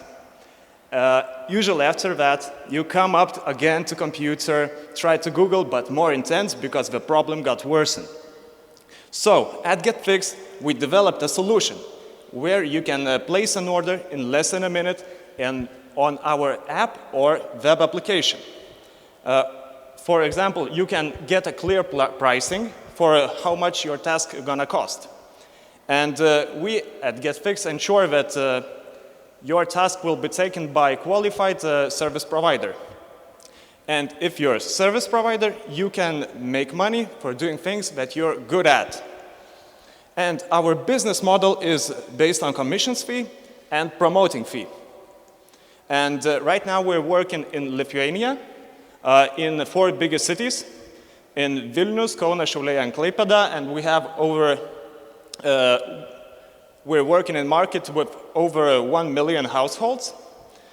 And our go-to-market plan is to release a retail module by the end of the year to increase our positions at Lithuania. And by next year, we are planning to launch our system in Riga and Warsaw and Krakow. So we have the competitors. Most of them are ads-based. I haven't written a lot of them because there's a huge number of it, but we have similar solutions. Who's not like us, but kind of similar. So this is how we're doing. We started on February, and on May we had only 56 orders because we started in Šiauliai, in our main city. By September, we have over 1,000 orders, and by seeing the latest week's trend, we think that this number is going to increase rapidly. So we have over 290 service providers at system, and number grows every day because of recommendations of other service providers. This is the team. This is me, Ben, and my colleague Emilis, who is responsible for IT, and I'm working in the same niche for 12 years, and I own a few companies in it. And we are looking for investors up to 100K to expand our growth. We're looking for partners and mentors. And feel free to contact us. All the offers, solutions would be appreciated from you. Okay, thanks. Thank you, GetFix. Another perfectly timed pitch. 3 in a row. Coming up next is Legends. And Pledger, please get to the stage next to it and start getting ready. Okay, hello. Here are your slides. We're just going to restart the timer, and then you're good to go. Yeah, best of luck. Yep, thank you for having me today. I remember that back in my med school, we were told that usually people are afraid of dying from cancer. However, they end up dying from cardiovascular diseases. And it's not a secret that cardiovascular problems is the #1 killer in the world. We have millions of cases every year, and it costs our economies more than 210 billion euros every year. And however, many of these diseases can be prevented with timely diagnosis. And the first method of choice is the heart ultrasound examination, where this beautiful doctor is holding a probe in her hand, and then she places it on the chest of her patient and gets these two-dimensional moving images on a display of an ultrasound machine. The problem with this examination is that takes from 30 to 90 minutes to complete. There's a lot of manual work involved. Moreover, a physician must be a very skilled one. And the bottleneck is that patients must wait for 5 weeks in order to get admitted for a hospital for this exam. Now, our solution is basically quite simple. We're using a deep learning neural network technology that is capable of recognizing those standard heart ultrasound image views and then perform the measurements without human input. So it basically allows you to complete the exam in 5 minutes instead of 30 minutes. We integrate our solution into virtual servers that are locally deployed or through a cloud servers inside hospitals that are connected to picture archiving communicating systems that are basically very large platforms where medical data is stored. Our end customers are hospitals and our end users are, however, cardiologists.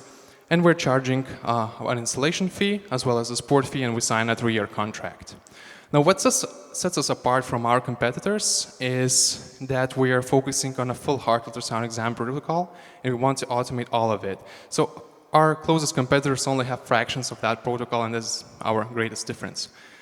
We have quite some nice traction up to this point, so we're running clinical trials in several different hospitals. We have just recently secured our first pre-seed funding round of 360,000 euros.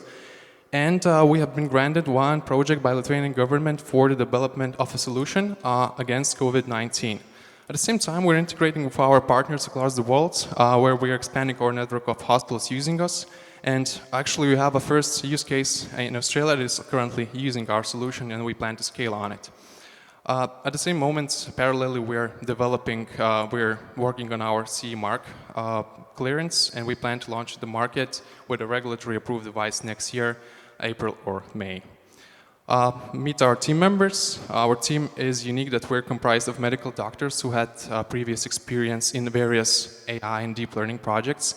And we know healthcare, we know its problems, and we know how to tackle it with AI. So I'll be very happy to answer your questions. Please contact us if you want to collaborate and want to know more about our solution. Thank you. Thank you, Legends. Thank you very much. Please give the devices back to my colleague. You're only going to be able to answer questions if you qualify to the final round. If not, then just look for investors around the event. Yep, coming up next is Pledger. Hi and welcome on board. I can see that your slides are ready. Your timer is ready, so begin when you can. Good luck. Hi everyone, I'm Jonas, the CEO and co-founder at Pledger, and we provide freelancers with immediate payment for their work. Imagine that your employer refuses to pay you on time. That's crazy, right? Almost unthinkable, but actually that's the reality for millions of freelancers globally. 1/3 of all freelance work in the UK gets paid late. This means that freelancers have to spend significant amount of time and money to chase clients for payment. This actually totals to 160 hours every single year spent for chasing payments. Existing solutions are just simply outdated. This is such an expensive problem, but no one has really solved it. The only way for you to enforce late fees is to actually add it to the bill, but that means that you get paid more money later rather than getting paid on time. Therefore, we built Pledger, a payment platform for freelancers to receive immediate payment for their work. And we're reducing the invoice payment period from 14 days to 0. We do so by allowing freelancers to come onto our platform and generate a simple, legally binding agreement from project description. As a party to this agreement, we provide them with opportunity to receive immediate payment at the click of a button. And we make money in two ways. First of all, we charge a 5% fee on instant payments and a monthly subscription to have access to our platform to generate contracts. To give you a bit of a better understanding of the size of the market, currently freelancers are contributing 125 billion pounds every single year to the freelance economy in the UK. 6.4 billion of that is actually being wasted for chasing late payments. And that's the current solutions that are currently available in the market. It is dominated by freelance marketplace platforms that do not really ensure that you get paid on time. A similar company to ours, Jaws Bank, has actually recently been acquired, but they only provided a fraction of the payment to the freelancers. Personally, in 4 weeks, we managed to launch an MVP, onboard 6 paying users, and purchase 2 invoices. The team consists of 3 of us, myself, Jack, and Rokas. We have 10 years of combined experience in freelancing, and we have worked in senior roles within some of the leading startups across Europe, like Monifa, Deserve, Everledger, Turing Society, and Nordcode. What we're currently seeking for is actually users. Our goal is to hit 100 super users by the end of the year who will be using our platform and won't be able to actually live without it. So please feel free to go on the link and register. We are 100% live and ready to support you, so you too can receive an immediate payment for your work. Thank you very much. I'm Jonas Bartasius, and please contact me if you have any questions. Thank you, Pledger. 15 seconds ahead of time. Thank you very much. We have a final physical startup coming here, Starapio, and then we're going to have 4 pitches delivered online. So please come up here. I can see that your slides are here. Your timer is restarted. Yeah, start when you're ready. Good luck. Hi, I'm Indugas, co-founder of Terapia. We are building an online platform for psychological counseling and psychotherapy. Have you heard that World Health Organization recently reported that mental health problems such as depression, anxiety disorders is one of the biggest public health challenges in Europe, affecting around 25% of the population. That costs around 170 billion euros per year. COVID-19 crisis will definitely have a huge impact on mental health, while at the same time, direct contact psychological services have become limited. And there are 2 sides in this problem. Could you please recommend me a therapist working online? Is a very common question that psychologists get from their friends, as well as seen in social media and various discussions. Meanwhile, while researchers show that online therapy is as effective as face-to-face, European Federation of Psychology Associations does not recommend using Skype, Zoom, and other popular online video services because of possible data privacy issues. We have a solution. Terapia is an online marketplace for arranging and offering psychological counseling and psychotherapy in safe video sessions. For clients, the platform pre-evaluates your mental state, provides with recommendations, and helps to find best matching specialists. Then you can subscribe and attend safe video sessions. Meanwhile, for psychotherapists and psychologists, it's a virtual office with all required tools. It also provides visibility online and brings more clients. What about our total available market? Well, to start with, in Lithuania there may be up to 700,000 potential total available clients and around 2,000 total available specialists. We will narrow down these audiences by targeting our ideal clients and specialists, starting, for example, with those for whom online therapy might be the only possible option. Our business model is pretty simple. We charge a commission from each transaction in the marketplace. Between our competitors, we are exceptional because therapy is tailored for online therapy and helps people to match the specialists. Here is our fantastic team of old friends and partners. We take a scientific approach, as we have psychologist researcher as a founder on our team, along with technology guru and marketing ninja. And we are now building the MVP, creating marketing strategy and looking for partners and investors to launch and dominate in Lithuania, then to go to Europe. Thank you. Thank you very much, Terapia. Thank you. And now we are shifting towards an online presentations. First coming up is Ferterex. Do we have a signal?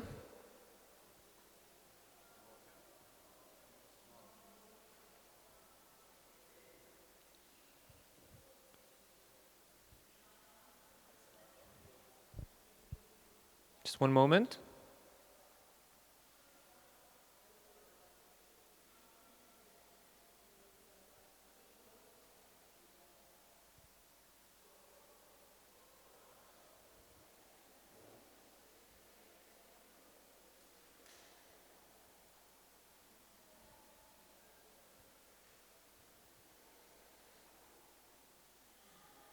Hello. Hello, Maris. I can see you, but I cannot hear you yet. Just a moment. Yeah, no problem. Well, we can see you on the screen. We can see your presentation. Have you got a timer next to you? Because you only got 3 minutes for your pitch.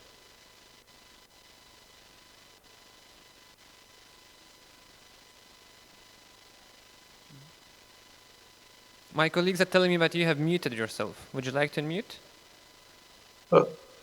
So I'm ready now. We can start. Okay, so you get 3 minutes. Make sure you have a timer next to you because I'm going to have to stop you afterwards, okay? Just a moment. I turn on my timer. Sure. Start 1 second. Oh, it's done. I'm ready. Good. The stage is yours. Best of luck. Yeah, so hello, I'm Maris, CEO and founder of Ferterex. We are helping infertile couples have a baby. You know this. What is it? It's sperm. It's male sperm, most important factor to in creation new generation of life. But did you know 1 in 5 men has a low sperm quality and it coming worse? Did you also know there are more than 100 million infertile couples in the world struggling to have a baby? Global infertility market reached $20 billion, and it's basically money spent in IVI clinics for in vitro fertilization. Also, Google Trends shows that male infertility phrase are double popular as women infertility. People really looking for solution. There are a lot of factors affecting sperm quality. Our solution is photobiomodulation device, Ferterex. It's patented and it's improves sperm quality and boosts testosterone level. Men just has to sit on it twice a week for 10 minutes.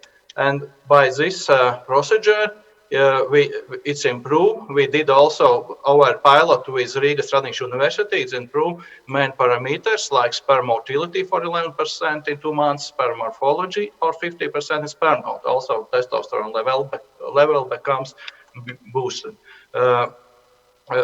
Our doctors are keen to try and already we have 3 clinics bought and using this device. We are already on the market first month. So our competitor we can consider just in vitro fertilization what costs 20,000 euro per couple in Europe in general. Our device is 2,000 euro.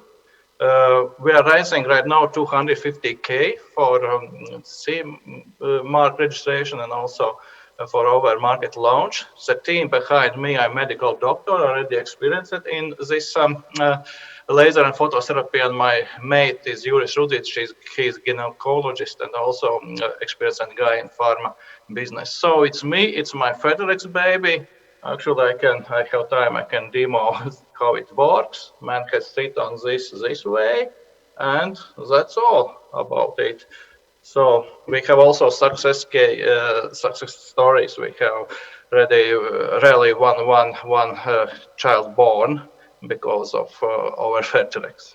So thank you. And thank you, Ferterex.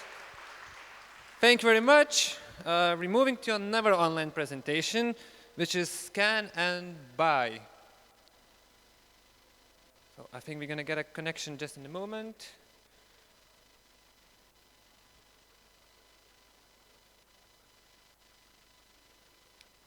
Just a reminder, don't run away after we finish this batch, because at 1 p.m. there's going to be a nice panel discussion about angel investing here in Lithuania.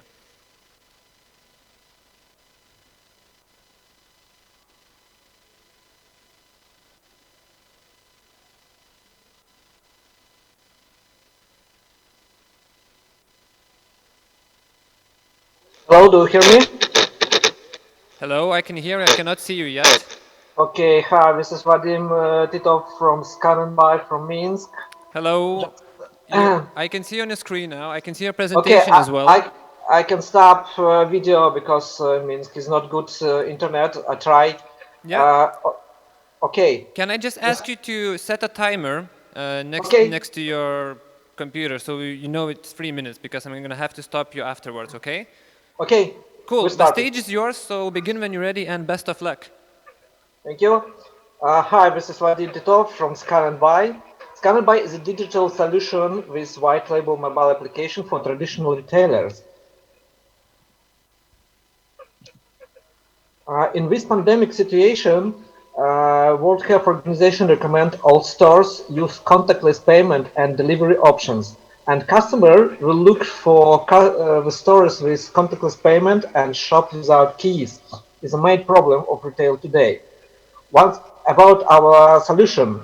In the store, customer in application scan the product, add item in the list, receive personal promotion in the application, and the end of shopping, client choose payment method, pay in app, and leave in the store. Nothing to take in, only goods. And we have several options for controlling and protecting anti-theft. Just for example, customer must be scan random goods before they exit. The name of the product indicated in the application. Now the developer like B2C solution like Uber for retail in Belarus. We launched a marketplace for supermarket with delivery and cashier service in supermarkets. By the end of the year, we plan implement to 5 supermarket chains, more than 500 points. The use of omnichannel in sales will allow you to use all the tools for marketing and analytics. For retailers, our solution is a competitive advantage. Now we serve health, customer and staff. Now we development integration with Microsoft Azure for quick implementation in any retails and create open API. Our flexible business model allows for implement the solution in any retails. For example, a quick implementation in one supermarket chain give us after 3 months up to 20,000 order per day. In last years, the market grew by 40%. Over in these years, with pandemic reality, this market for this 4 months grow like explosion. Yeah, we have competitors and supermarket make their solution, but we combine all patterns in one application, like Amazon Go and Glovo in one super app.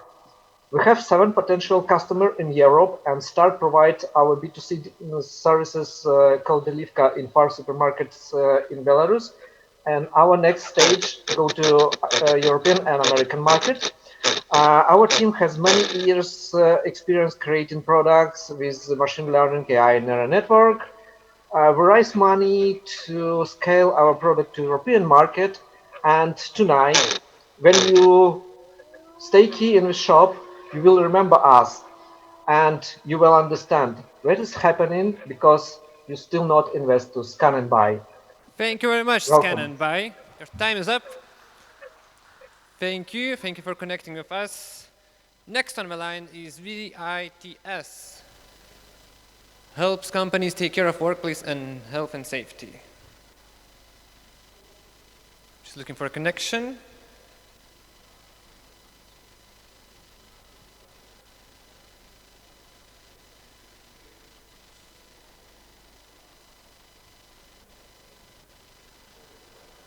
Hello, do you hear me?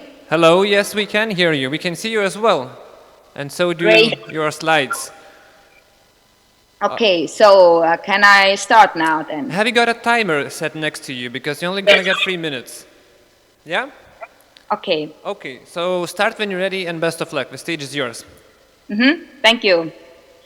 So hi, my name is Jaanika and I'm from WITS, and I guess that some of you have already seen me and my pitch last year, and so today I want to more focus on the progress, but for those who doesn't know what WITS is doing, a quick overview. So every company that has employees needs to follow health and safety requirements, and usually there's a dedicated person to do that. And for many years, I was that person. So my aim was to make sure that employees are safe on their workplaces and company was compliant with health and safety requirements. But soon I realized that instead of being in the actual workplace preventing risks, I was sitting behind the computer producing health and safety documents. And that took a lot of time and of course was very boring. But it's important to know that the paper itself doesn't prevent from work accidents and work-related diseases. So it's a proof that when something happens, that a company was compliant. So here comes WITS into play.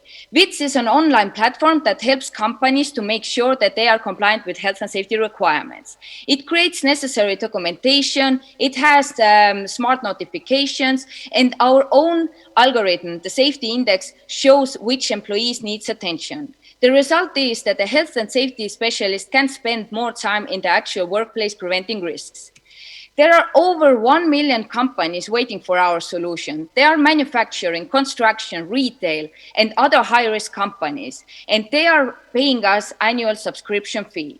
So on the progress, last year when I was here at the same stage, we had only 6 customers.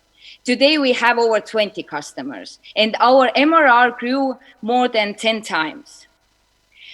About the foreign markets. So in Lithuania, Latvia, we are trying out affiliate program. And in Poland, we have 2 ongoing trials. They are both international and quite big companies. So let's see how that works out. And to expand more in Poland and to build our product further so it can also actually prevent work accidents, we are looking for investment 300,000 euros. And to prove or to kind of achieve that, we have a great team. So two employees from my previous companies joined WITS, and together we have great market knowledge, and our CTO Roland has over 20 years experience in software development. So I think we all have the right package to grow WITS internationally. So we need a little push on that. So if you are interested and if you want to support us, then just let me know. Thank you. My name is Jaanika. I'm from WITS. Thank you, WITS. Perfect timing. Thank you very much for your pitch. And finally, last but not least, Wearbot. Another and final startup of today's semifinals. And we're going to hear out from them in just a moment. Okay, hello. Hello. So, one moment. Sure. Yeah. Have you got a timer next to you? Because you're only going to get 3 minutes. Yeah? Yeah, okay. Of course. We can see you on your screen. So, we can see your slides as well. So the stage is yours. Start when you're ready and best of luck, okay? Okay, thank you. Good luck. So, hello, my name is Ina and I'm co-founder of Wearbot. I will start with the fact that according to the latest researches, only 7% of companies can exactly name all the people having access to their servers. And also, server credentials are unsafely stored in files, emails, and Google Sheets. They are shared with unknown people so often that we thought that it should be a better solution for this. So, and this is Wearbot. Imagine you are a server owner with several developers working for you. So to securely provide access to your server, you just need to sign up, create a company account, and add your server information there. Then you will be able to share it with your employees, remote workers, and freelancers, which will be able to connect to your server through the platform as soon as you activate the sharing. It is also possible to apply several restrictions on server connections. For example, schedule the working time or grant access to server only from a specific country or IP address, as you can see on our video. You can activate or block any user in just one click, like this. Verbot do not change the way that you are used to work on servers. We are only changing the way you connect to them. We provide the possibility of a single sign-on to unlimited number of servers so that developers can forget about different passwords, keys, and settings. And also, companies or server owners can securely share access and control the work performed on servers with log records and screencasts of every service session. Our product can be used as SaaS or also can be installed on company servers on-prem. The enterprise solution can be customized according to our client needs. Our concurrents are mostly bulky, expensive, and not customizable. And among our main concurrents are Luminate from Semantic and Prewix from SSH Communication Security. We started to work on this project in September 2018. We presented our MVP last summer and acquired first paying pilots using our SaaS version. This May, we were selected as pioneer winners, and for 3 weeks in a row, we were in the first place of the world ranking among startups. We are now approaching the next milestone, a new licensing model, which is the most required option according to our pilots. It will allow to install Verbot on servers on-prem, regardless choosing subscription plan. And finally, meet our amazing team, having many years of experience in development, DevOps, and security. Join us today and increase the security of your data. Thank you. Thank you, Verbot. Thank you, perfect timing. And that was it. That was 31 startup pitched at the semifinals. So thank you all. Thank our dear jury members for giving those marks. Make sure you check in back here at 1 o'clock for an awesome panel discussion about angel investing in Lithuania. And do check in back here at 2 o'clock because we're going to reveal the finalists. Thank you and see you soon.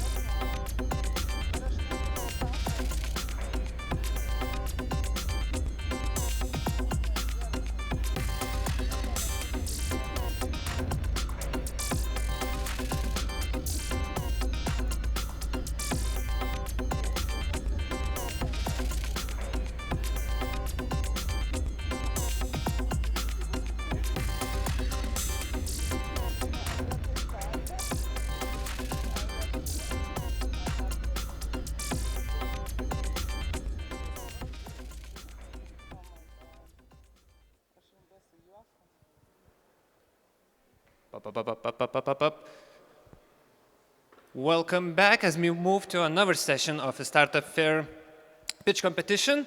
There's going to be a panel discussion brought to you by LitBAN, Business Angel Investing in Lithuania. Let me introduce you the speakers, which is Venantas Miškinis, Vladas Lašas.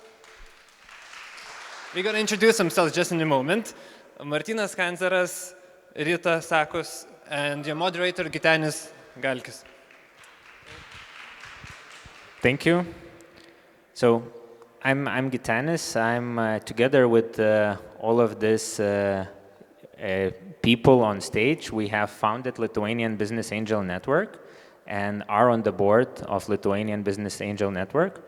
I'm currently working in 70 Ventures as one of the partners, and we invest in early stage startups. So I will be moderating these discussions together with Rita, Martynas, Venantas, and Vladas, who will tell about their angel investing experience. So maybe a few words about each of them. So Rita Sakus, which sits next to me, is a Canadian-Lithuanian, started her career in telecommunications and corporate venture capital in Boston. Luckily to Lithuania, she moved to Lithuania and among other things have ran a first international outsourced contact center here and brought the first major international corporate client, Delta Airlines. She had her own businesses and worked as a dive instructor in Caribbean and is a big believer in variety, that it brings spice of life. So I believe she can tell even more through answering the questions. Maybe you would like to add something to the short intro? Later, okay. So then we have Martynas Kandzeras, who's an active venture builder with over 16 years experience in developing businesses in Lithuania, as well as other European countries. Currently a board member of recruitment company Bureau Baltic and a private school, Pažinimo Medis. So Martynas is here with us. Then we have Vladas Lašas, who probably has the most titles and is the most well-known business angel in Lithuania. So he's, I don't know, I just have many words to describe. So innovation, technology, education enthusiast, mentor and sponsor and investor, active member of TEDx Vilnius, GLL, Junior Achievement, and like even in global activities like TED, Carbon War Room, Techstars London. So Vlada, you're everywhere, and how can you manage all of that? And probably one key mention that one of your businesses is Skubios Siuntos, which is UPS in Lithuania. And then you also have invested in Elinta and are a co-owner there. So many things, and very interesting person to have a conversation with. And then we have Venantas Miškinis, who last year in LitBAN was the Angel of the Year. He's an engineer by training, worked on Wall Street for 8 years, managing 25 billion USD investment portfolio. Upon returning to Lithuania, worked for government during the financial crisis, has been engaged in investment activities and business development since. So we have a very, very interesting panel over here with people with various backgrounds. And I would just start with probably the first question. And then if you want to add something to that, feel free. So angel investing. Why are you doing this? Rita, go ahead. So first of all, I think an important part of what I think everyone brings to the table in angel investing is a sense of diversity. And so I have a little joke for everyone. 3 guys die, and they're up at the pearly gates. And St. Peter says, look, I only can allow people into heaven who have really interesting death experiences. So how did you die? The first guy says, oh, my wife was having an affair. I was totally convinced she was having an affair. We live on the 15th floor of this big building. And so I came home and I was going to catch the guy red-handed. And I looked everywhere, and I finally found the guy who was hanging off our balcony. I couldn't believe it. I beat him up. The guy landed in the bushes safely.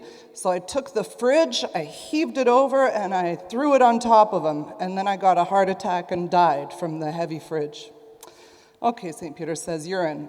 Second guy says, I was cleaning my balcony and suddenly I slipped and fell down to the balcony underneath me.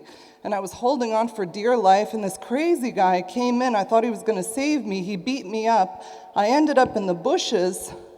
I was safe, but then out of the blue, this refrigerator landed on top of me and I died.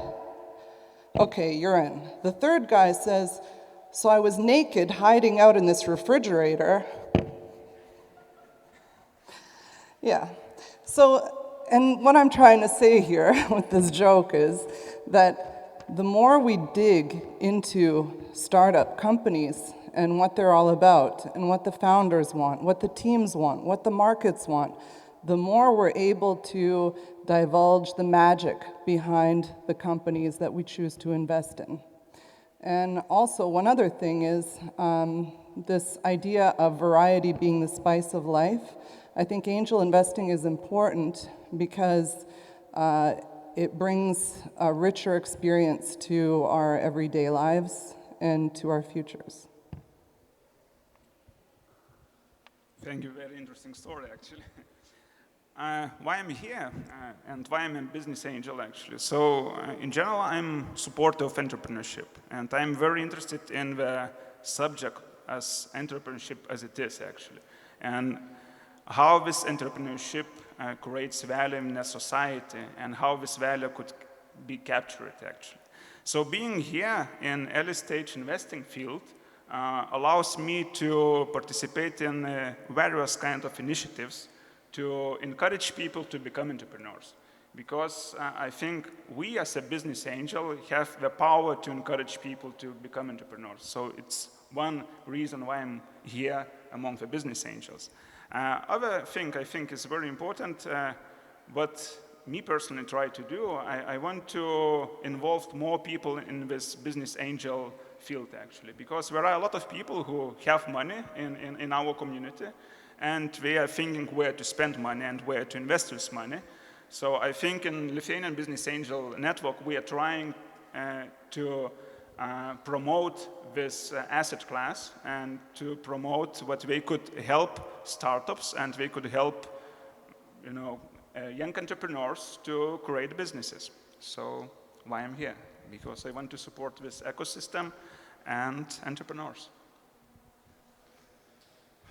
Because I like it. And that's, in addition, what Martynas said, very important reasons. It's also the huge learning experience. You learn a lot, you meet extraordinary people, you share with them your experience, and with all that, you are part of the very meaningful thing, getting up the community, country, and entrepreneurship does a lot of change. So with all that, you also have a lot of fun and adventure. Maybe not so dramatic as Rita described, but it's a lot of fun.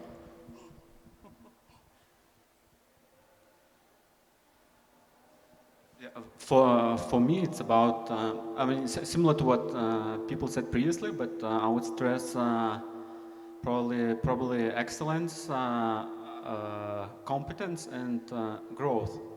Those are the things that drive me here, and I see those. I see it in quite a few areas. I think I think it's also about cutting edge. So, for example, in general about business, everything that is cutting edge, all the know-how, I think everything is developed and employed by startups and only later adopted by more mainstream businesses. So I think that's, if you want to achieve excellence in business development and growing your business, I think this is the place to be. And for a while now, it's not only this specific niche of Silicon Valley. It's becoming more institutionalized and is becoming widespread across different geographies and different business sectors. So I think if you want to do anything with in business in the future, the best place to learn is in the startup space. But yeah, business development is not the only area. I think as an investor as well, I think startup investment is the most challenging compared to other asset classes. It really brings together all kinds of different competences and expertise. So you have to understand the business development, you have to understand the business processes, you have to understand the macro environment, you have to be able to evaluate people and the founding team.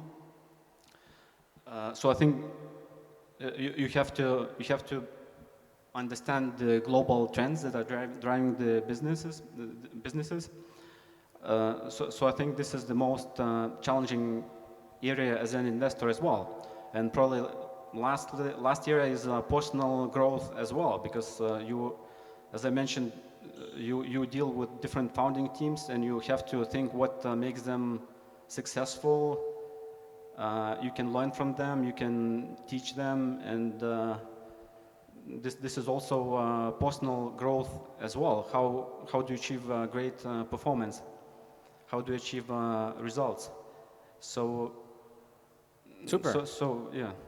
So we have so many questions and the time is ticking. So let's maybe be more concise and then top each other with a bit of information on top. So to me, one of the important questions, so as all of you mentioned, that it's exciting, it's interesting, you have to be an early adopter to become an angel investor. At first place, you're on a steep educational curve. So the key question, do you believe you are good at it? Yes. And why? You know, if you're doing something, so I'm believing that I'm good at it at the moment. So I'm the best version which I could be at the moment. Okay. So of course I'm on educational curve, as you said, you know, and I will learn new things for sure in the future. But at the moment, I'm the best version of myself in the business angel investing. So then from this point, I assume all of you will believe that you're good at it, or someone does not think that they're good at it? I think nobody is perfect, but we are learning, as Martynas says, and if you don't start, you never will be good at something.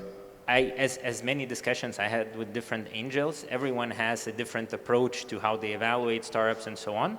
So this would be very interesting to hear from you really concisely, what's the angel math?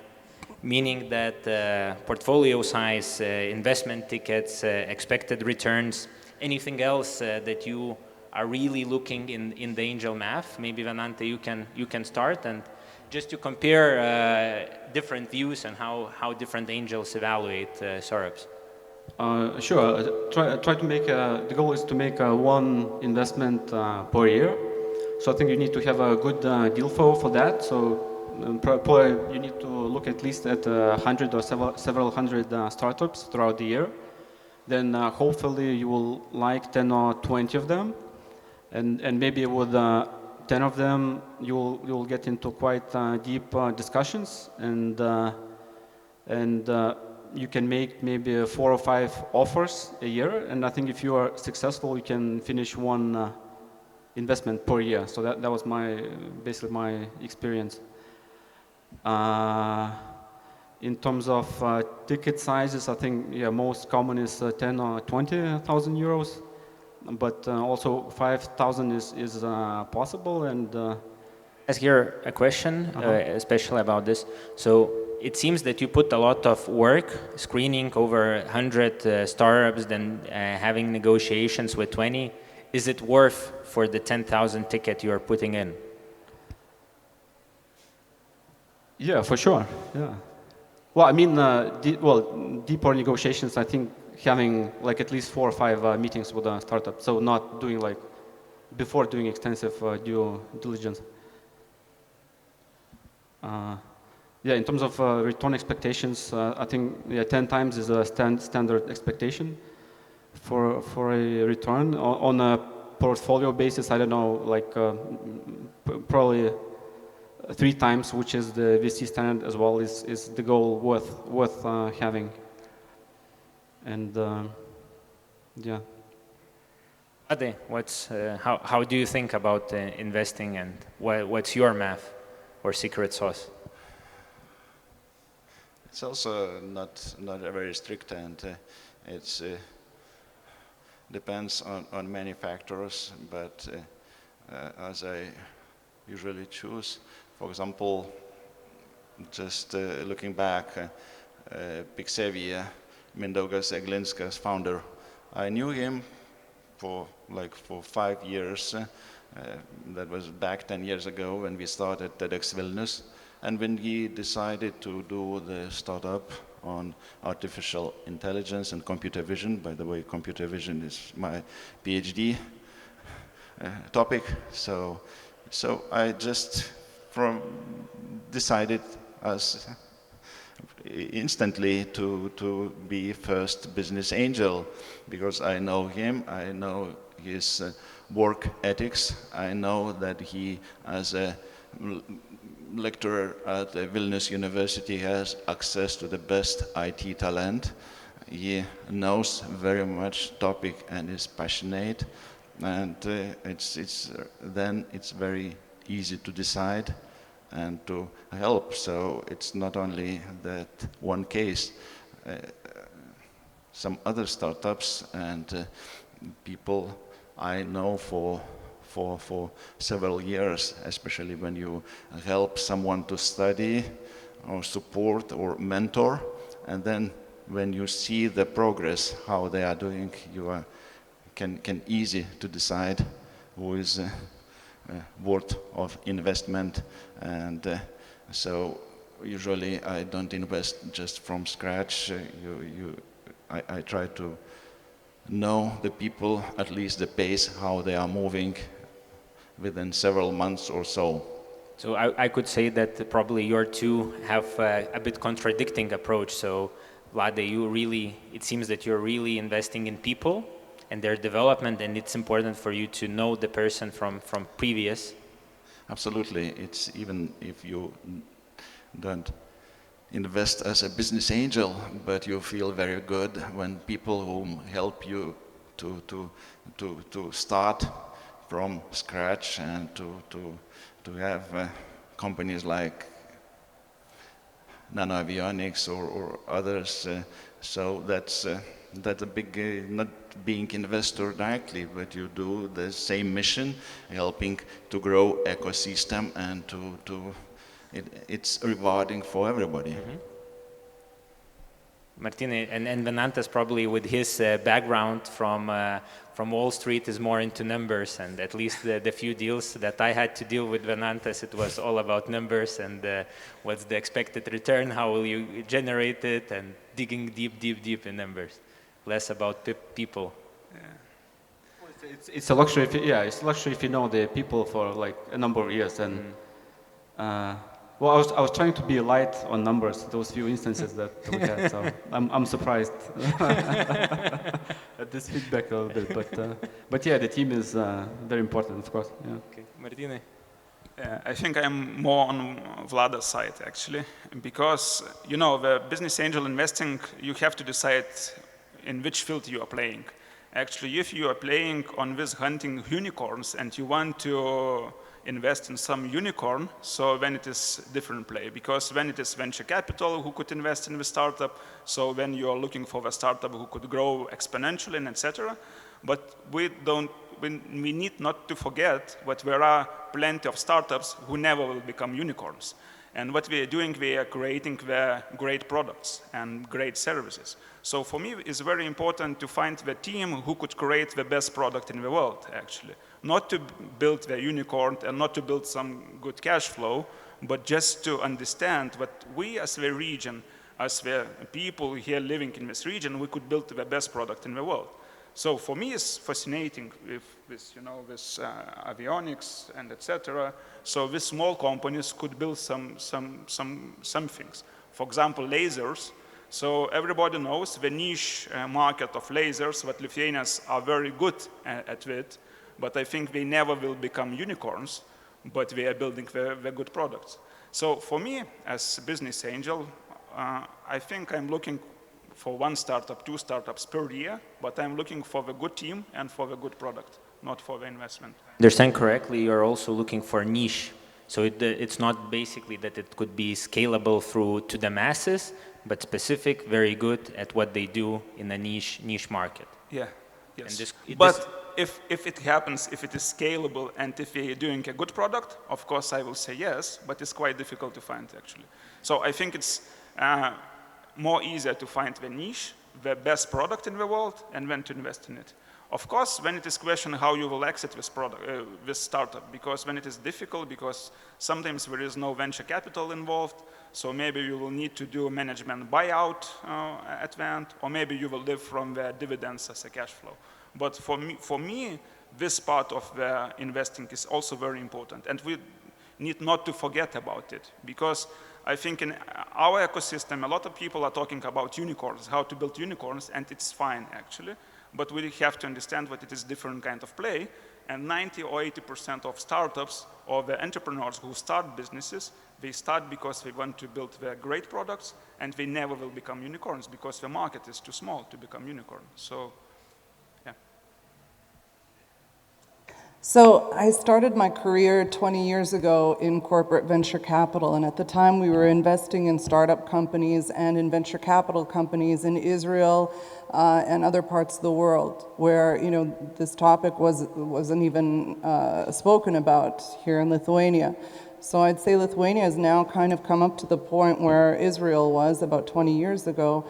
And what makes me really tick in terms of why I'm in this area of angel investing and why I'm working with syndicates, with LitBAN and so forth, I think is this idea of innovation, of high technology driving what we do, and also of ultimately a small startup can scale quickly, can do things faster, they can back up, they can go fast, they can turn much faster than a large corporation can, with large corporations having lots of people, lots of bureaucracy. So ultimately, large corporations are looking for these startups to help them do things faster, better, and cheaper. But there's one other element that I think is very important in today's world, and that's the element of sustainability. So what really drives me is kind of having, looking at companies that have that real sustainability platform. How are you addressing environmental issues? How are you addressing social issues? Are there women in your company? Are there women on your boards? What type of governance structure do you plan to have as a startup? And these are questions that a lot of startups don't really consider when they're starting, but they're definitely questions that I ask them. And I think I read Janet Krause, who used to be, she's now a CEO of a company called Peach in the United States that's doing very, very well. It's garments for women. And she used to be a Harvard Business School educator. And she talked about three three types of companies. There are companies that are oxygen, so they're developing things that you need. We all need oxygen, right? We all need to breathe. Secondly, there's aspirin types of companies. So aspirin isn't like a panacea for everything, but it helps us, relieve our headaches when we need to.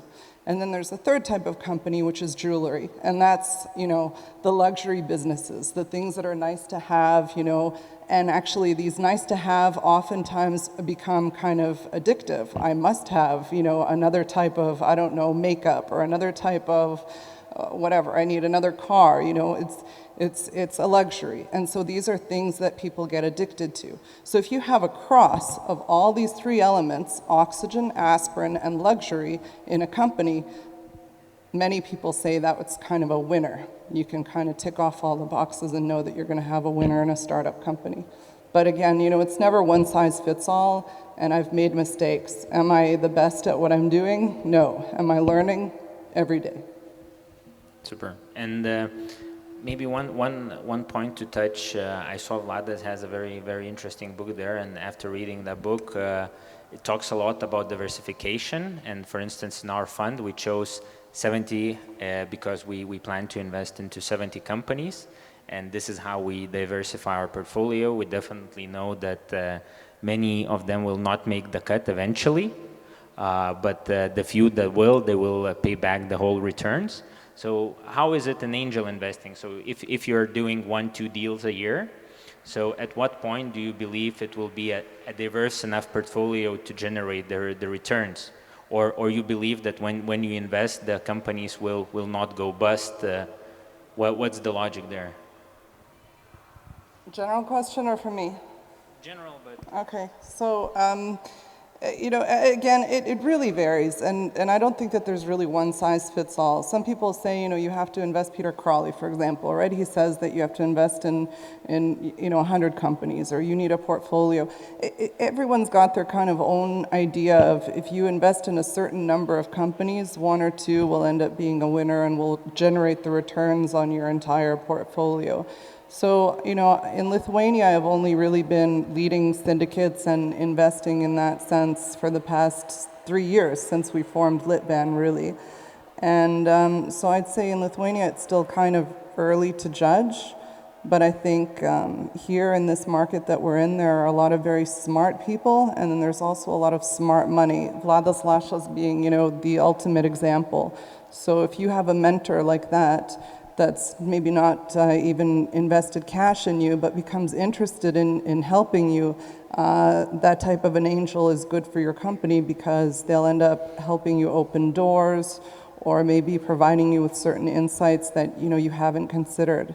And this point of diversity is very important, I think, because getting into what we do with LitBAN, syndicate investing, you have maybe 10 angels or 15 angels that are approaching your company all from a slightly different perspective.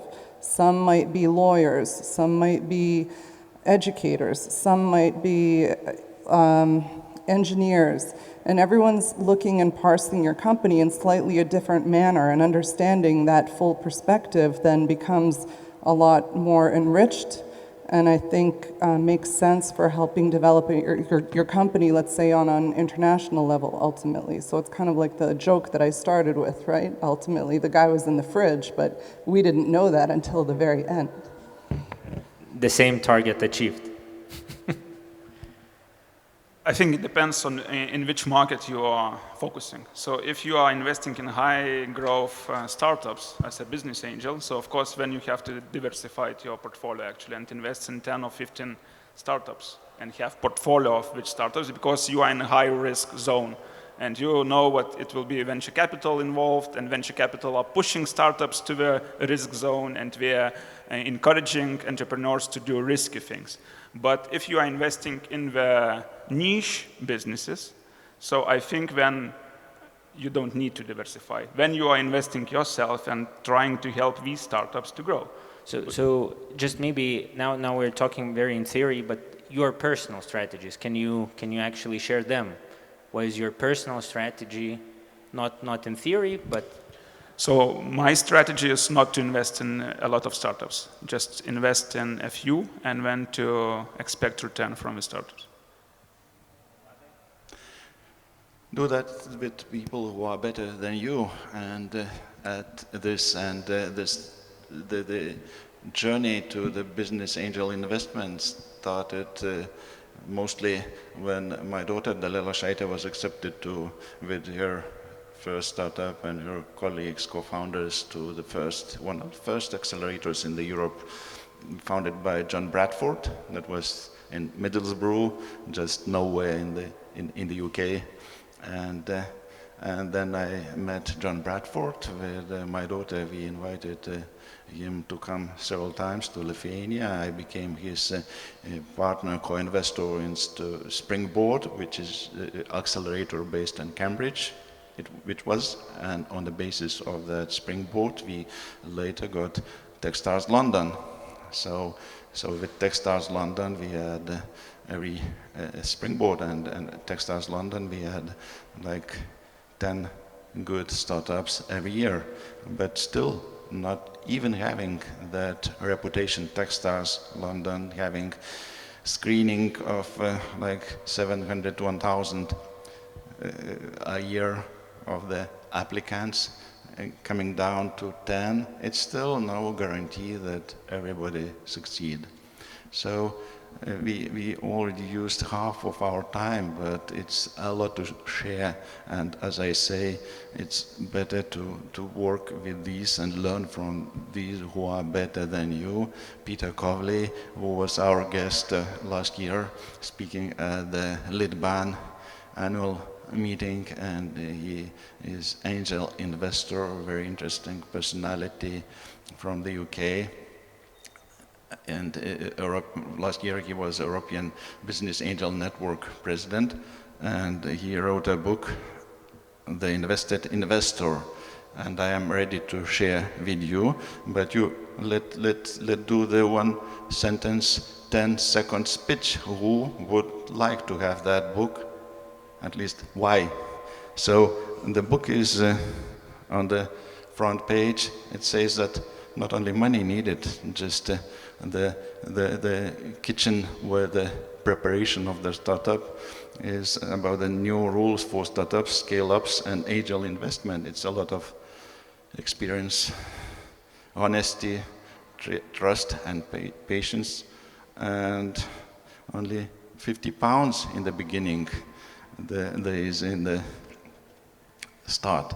So Peter Kovley, we have also one very interesting startup together invested since, and it is last year they got 10 million investment, so it's quite good growth of the startup, which of course took time. It's more than 5 years already since we invested. So who is ready to take this book? I think he's also the president of the European Business Angel Network, if I'm not mistaken, yeah? An incredible book, like easy to read, and tells everything about angel investing. So if anyone in the audience wants it, as I understand, the challenge is pitch for it. You're still thinking, but let's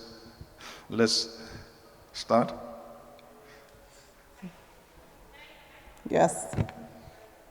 So number 50 was the thing that got my eye, because we're starting a company. We opened it yesterday with my partner, and we have 50 euros right now. So it sounds like we need the knowledge of this book. Congratulations, you are winner. Oh, or can I? Go ahead.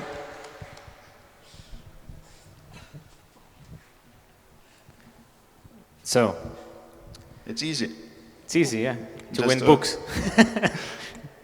Anything. That was like a reverse startup pitch and a angel, pitch. in angel startup community, we need to celebrate today yesterday's news about the Israel company rating. Lithuania is among 15 best countries for the startups in the world. There's over 100 countries screened, and Estonia, Sweden, Estonia, Finland, and Lithuania are at the beginning of the second, starting on 10th and ending with Lithuania on 15th. And it's what we, all of you, did. Baltic Sea Power. We do something right. But what actually, Vlade, this exercise showed with the book and the pitch is that entrepreneurs and startup founders have to be bold. They have to be front running, and actually, if that would be basketball game, and I am looking to whom to put the ball for the attack, we would be losing completely, because that took like 15 seconds. That's a good point as well. So I think as we spoke about business angel activities and so on, so maybe we could cover your opinions. What does angel investing brings to Lithuania? Since Vlada, you already touched the point that Lithuania now is in number 15. Why is it important that we have more and more business angels? What role LitBAN plays in it, and how can we make this a better place as a business angel? We have right now happening very important event for the in the markets. Ignitis Group offering IPO, which is not happening frequently, and it's Lithuanian energy infrastructure, and expected valuation it's around 2 billion euros. But if you look back 10 years ago, there was no startup community and in Lithuania. And right now, with the startups, we have generated the value altogether over 2 billions. So my question to if each of on the panel and all the participants in the audience, if today we would be having Ignitis IPO and Vinted IPO, and you need to choose one of them, who is taking Ignitis IPO? It's a reliable and stable investment, and it's I think for sure successful. And who is taking Vinted?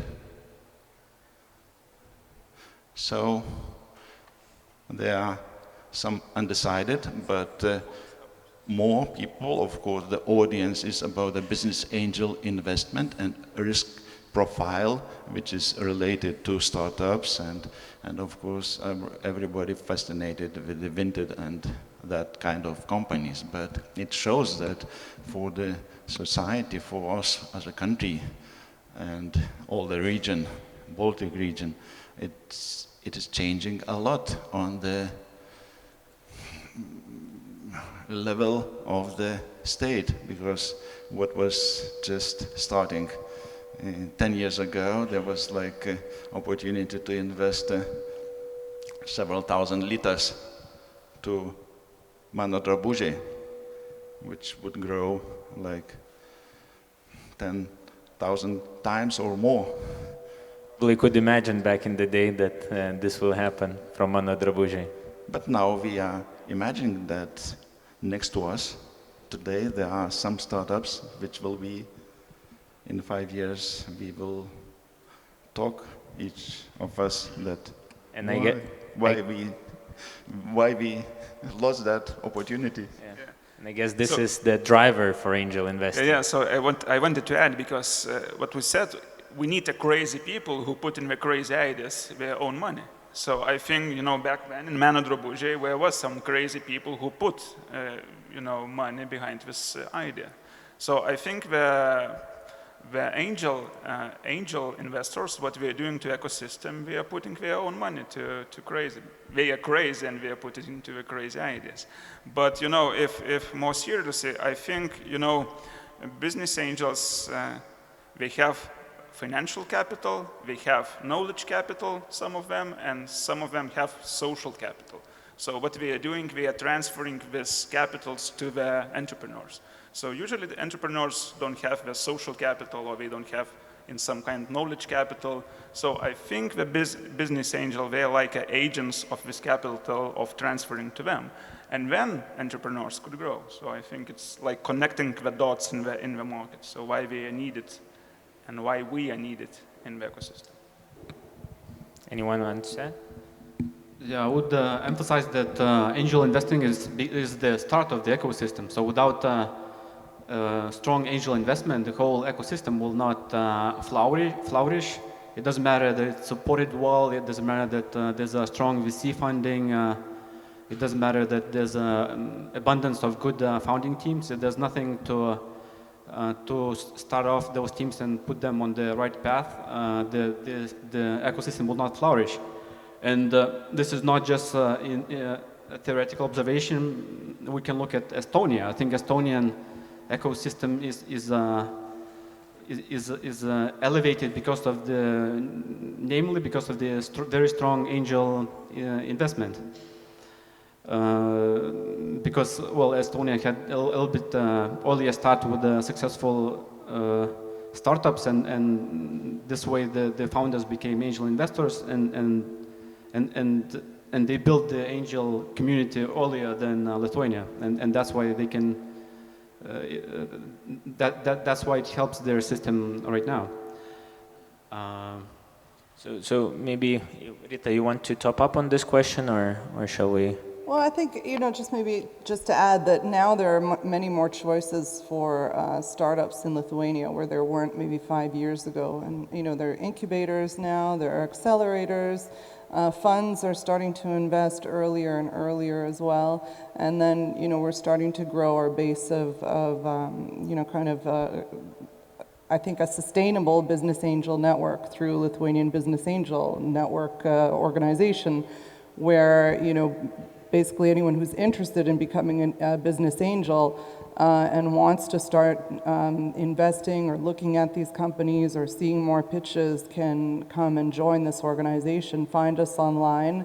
And I think, from that perspective, yeah, everything's growing. Like Venantas mentioned, as Vladas mentioned, and as Martynas mentioned, it's this whole ecosystem in Lithuania, it's kind of, we're finally finding our legs, I think, and it's a very exciting period because now that we have our legs, maybe we'll find our wings and we'll start to fly soon. So I think, this is a very exciting time to be in Lithuania and be in this space.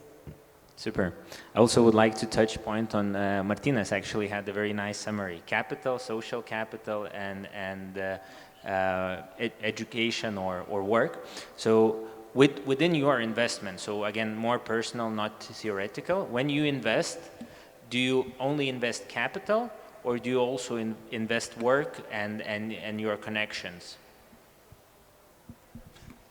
Absolutely, all that, and even network and social capital or advice, I see it is even more important, and I usually invest only when I see that not only money, but some kind of my profile, my experience can help with network, with knowledge, advice. I can do much for that company, because it's not interesting to just to spend money and not have learning experience. And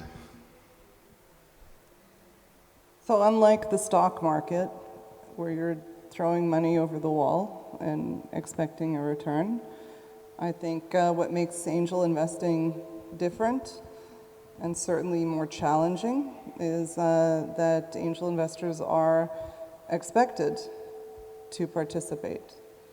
There's some, it's I guess considered dumb money and smart money. So I think most startups are looking for smart money being from people who can actually help them achieve something, help them reach a connection. And one thing I have to say, because now I'm leading several syndicates in Lithuania, it's bloody hard work. It is bloody hard work. It's not, it's definitely not a walk in the park. A lot of these startups have a ton of issues. They really need help, advice.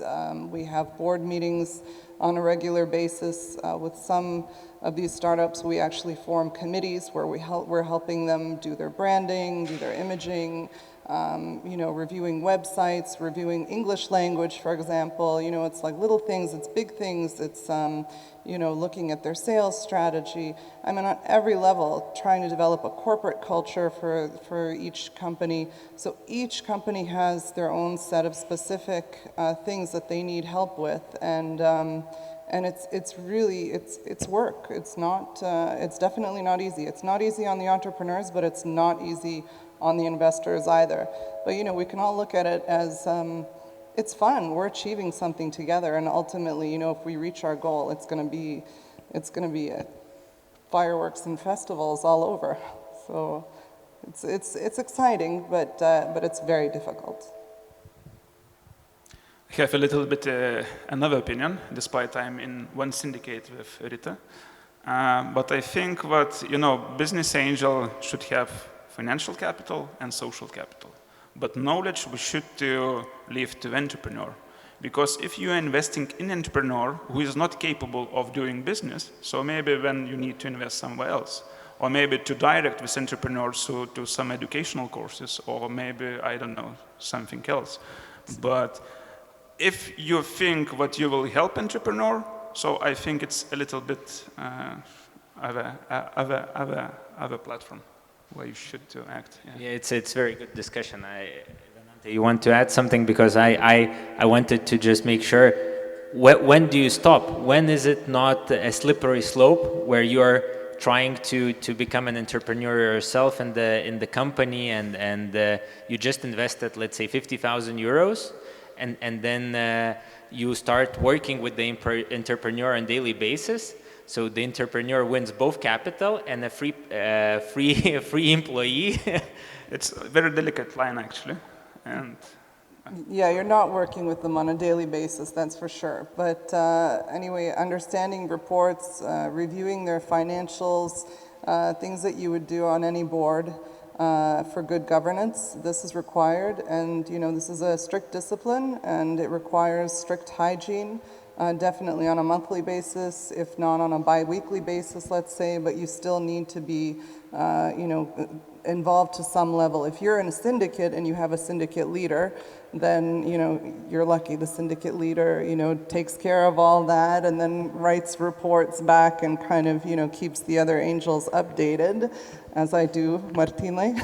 But otherwise, yeah, you're in there. But definitely, you're not. As a business angel, there's no way that you should be working full time. No, that's not what I'm saying. With each company. Venantas. Yeah, to your observation, you cannot be obviously the driver on the startup, because then that means you made a bad investment if the startup team cannot lead and drive. But what to do when you disagree with the startup? You know better, but they want to do their own way. Can you break the myth that angel investors can actually take over the company and then lead it in, because there's this myth that some investors will have different rights and take over the company and all of that? It happens, like the very public and well-known stories. I know the original founders, all of them, of Tesla, and Elon Musk actually was the investor, a bigger scale than angel investor, but still that in the very, very early days when they didn't have any product online, just plans. And working on the first Roadster, but later on he took over, and that was also successful. So you cannot rule that. But myself, I just looked like you invest in people who are smart and much better than myself in that area. I just helping them in other areas where they are not so good. And together we do some kind of, we are trying to do some kind of dream team for that industry.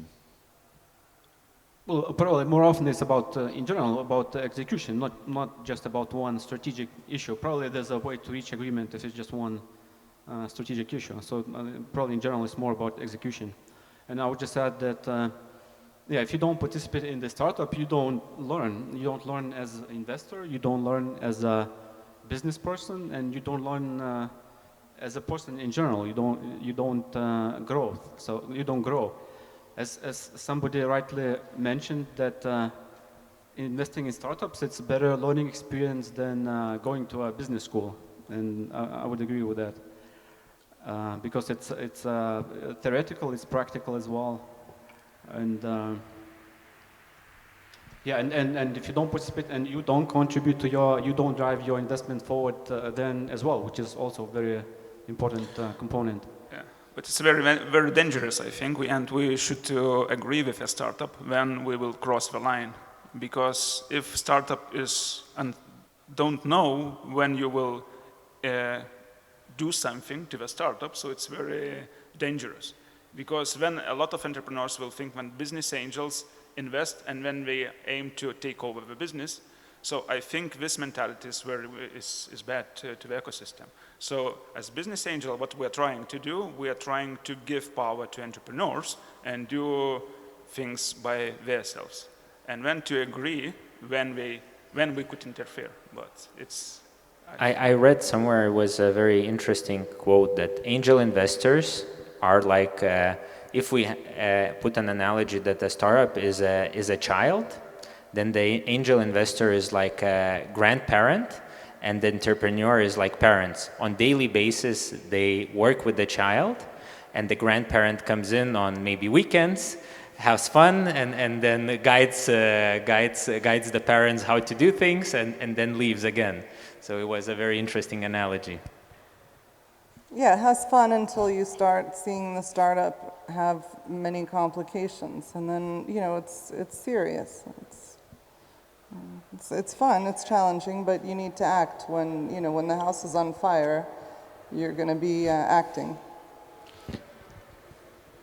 Vlada, you wanted to add something, or? Yep. I have an analogy, like in the lab. I used to work at the electronics lab at the university, Kaunas Technology University, and it's always tempting to fix everything what students cannot do, or they are slow to learn, but you need to know that all your hands should be kept aside. You don't involve into doing, you just guide them to learn themselves and to learn fast, but not doing the work as a lecturer for them, instead of leaving them to learn by doing. Then maybe another question based on the current situation in the economy. Have COVID-19 affected your investing? And have you seen some startup benefit or went into bigger troubles due to COVID-19? What's your take on the whole situation? That's for the innovation. It was real accelerator. It was also like our LitBAN director Daiva. At that time, we spoke first weekend when we saw the things are getting worse, and we with a big team we organized in few days that online hackathon, and the results are companies which we are winning, they are out of that, and I'm working with at least as investor for the Act on Crisis, like emotional sport club, but actually that was done in few months. The team worked virtually, having been in different countries, and that's not an obstacle, just we are learning by these limitations how to work even better and faster. So a lot of opportunities for the innovation and change, and I didn't stop any investment, vice versa, even doing more, and we are running now with the global Lithuanian leaders, with LitBAN and all the startups community, which I also invite everybody to think about what could we do better with EdTech initiative. EdTech forum was launched 1 week ago in President's office, and we are the place where the educational technologies and educational innovation are very critical for ourselves, for our society as a country, and also we can do on that a lot of good things to be not only for us but for exporting as well. I talked to Vilius Sopoka, finance minister, to use that attitude was what was used for fintech, to make Lithuania just in 4 years or so. Vilnius is now next to Singapore on fintech locations globally. So with EdTech we can attract a lot of good ideas and to make Lithuania the best place to develop educational innovations, to pilot it and to achieve amazing breakthrough in education in Lithuania.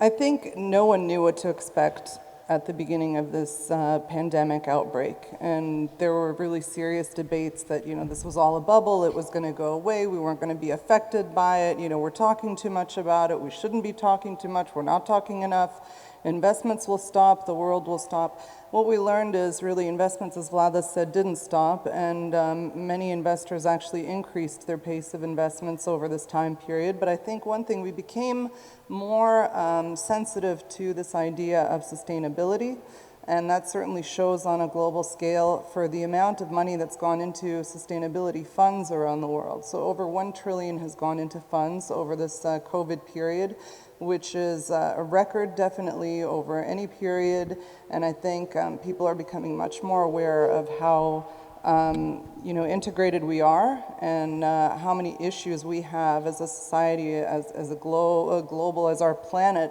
and what we need to be focused on. Because if we don't plan for the future, we're going to be in big trouble, and we need to plan for the future because that's where we're all going to end up. That's what Mark Twain said anyway. So I think it's made us definitely a lot more sensitive to our surroundings, our environment, social and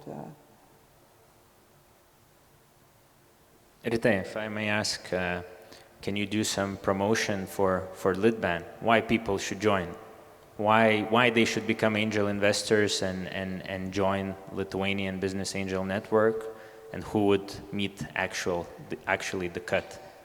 So beyond actually finding the guy in the fridge and finding out about the guy in the fridge, I think LitBAN is an amazing organization. I'm really proud to be one of the co-founding members of this organization.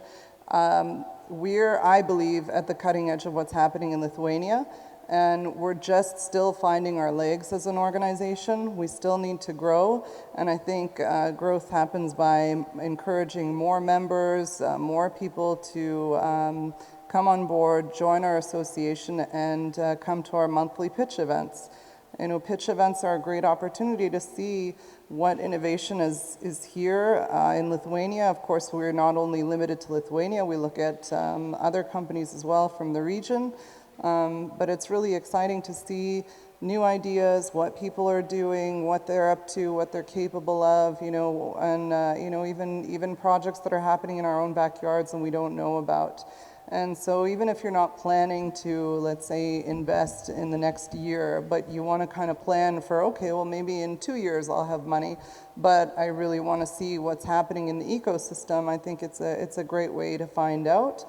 And the other thing is, I think diversity is key. So I really encourage more women to come out, not necessarily business people only. Please, academics, come join us. Anyone who's kind of interested in the future and innovation and in the ecosystem of startups. I think it's a fantastic organization. And everybody, please be ambassadors of the startups ecosystem. In your network, you have unique people with unique resources, experience, and not necessarily big ability of the big investments. Most important that we have a very vast network who are interested to encourage young people, to entrepreneurs to work on.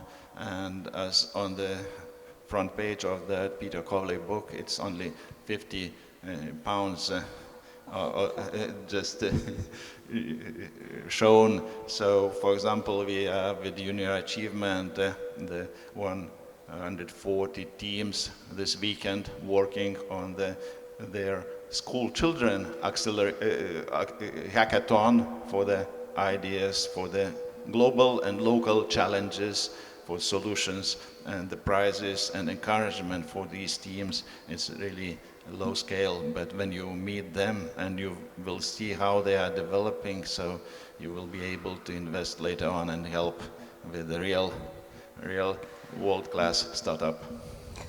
Speaking of which, I forgot to mention that LitBAN also hosts a yearly education event, which is really good for angels who want to learn about investing, what it means to syndicate, what it means to evaluate a company, what's due diligence, and learn about those three key elements of oxygen, aspirin, and jewelry, for example, and what they all mean. And it's not only about education, they do actual investment. So during the start of LitBAN, angels have invested over 3 million euros.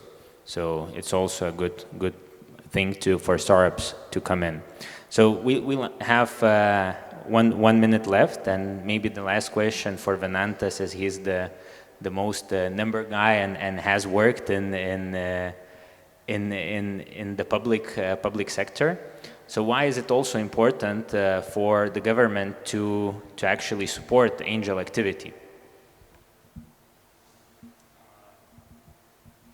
Well, it was touched upon already, I think, to some extent. I think angel activity is a key to the ecosystem. It drives the whole ecosystem. It's the legs of the ecosystem. Without angel activity, there will not be a further scale up of the startups, and the ecosystem itself is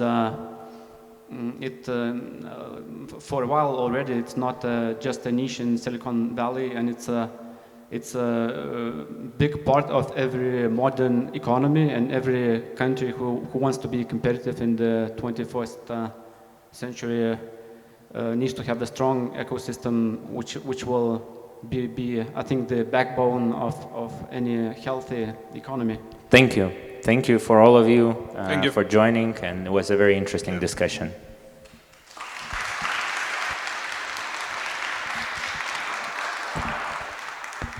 Dana, thank you.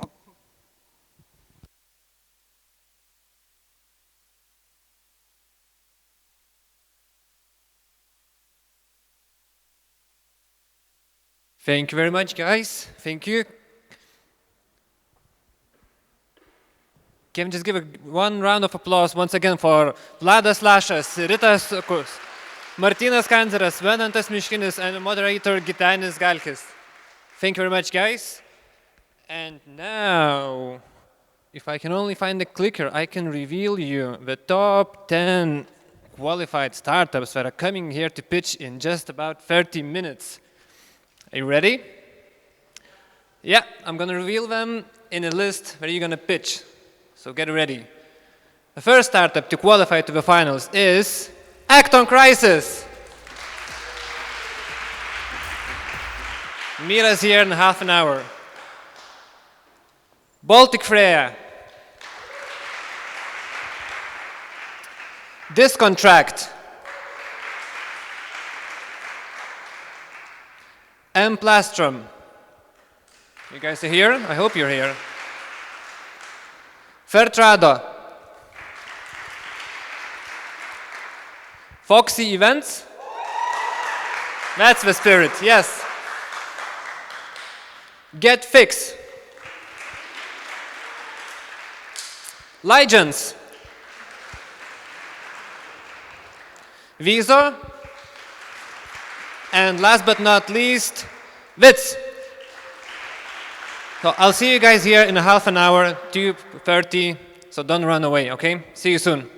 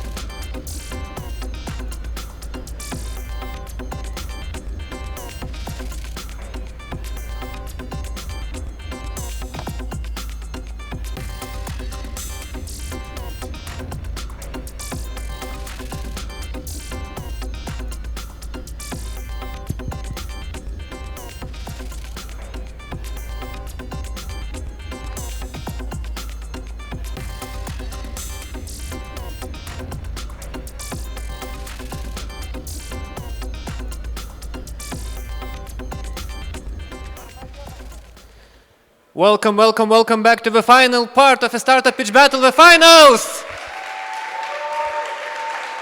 Yes, yes, yes, yes, yes. We have 10 selected startups for you guys. And I'm just really going to quickly go through all of the process once again so you know how it's done. We have change of rules.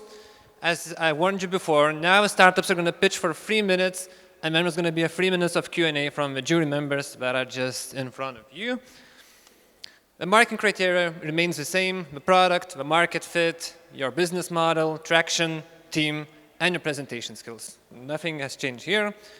The prizes are the same as well: 70,000 euros investment from Lithuanian Business Angels Network, Investicinis Fondas, and 70 Ventures. Please give a round of applause for this prize. Yes. And more prizes to follow that are 3,000, 2,000, or 1,000 euros of legal services from Trinity and Eurex. 10,000 US dollars worth of Amazon Web Service credits from Cloudvisor. And last but not least, participation at Cranfield Investor Day, brought to you by Kaunas Technology University and Keen. This is the pitching order. You're going to come in alphabetical order. So Acton Crisis, Baltic Freya, Discontract, Emplastrum, Fertrado, Foxy Events, GetFix, Legends, Visa, and Wits. And just before we begin, I would like the jury members to say hi and introduce themselves one last final time, since I see that some new faces has appeared here. So please give it a round. Hi, I'm Rita Sakus. I am a LitBAN board member. Welcome. Hi, I'm Julius, founder and CEO of Cloudvisor. Well, we're AWS partners in the Baltic States. Hello, I'm Gitanis Galkis, a partner at 70 Ventures, and we'll be investing 20,000 euros or more into one of the winners. Awesome. Hi, I'm Žygimantas Usnys, founding partner at Iron Move Capital. Welcome.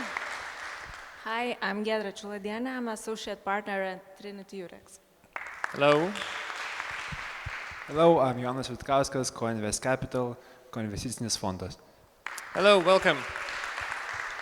Hello, I am Eglė Vaičiukynaitė, representing from Kaunas University of Technology, Keen. Hello. Tomas Andriškevičius, Practica Capital. Hi. And me again, Roberta, Startup Lithuania. Sweet. So with all of the jury members in place, I think we're good to kick off. So the first startup to come up on stage is Act on Crisis. Please give it a round of applause and welcome. You know the drill, you get 3 minutes and then 3 minutes of Q&A followed. Fine. So start when you're ready. Good luck. Hello everyone, my name is Yeva. I'm a founder of Act on Crisis, a mental gym for emotional hygiene. During COVID, I've experienced emotional imbalance, and even though I studied psychology, it was a huge experience to me. Apparently, I'm not alone in this. Even prior to the pandemic, according to Harvard, 50% of my generation tend to leave jobs due to anxiety and burnout. Productivity is affected heavily, and to companies, each unproductive and lost employee costs around $7,000.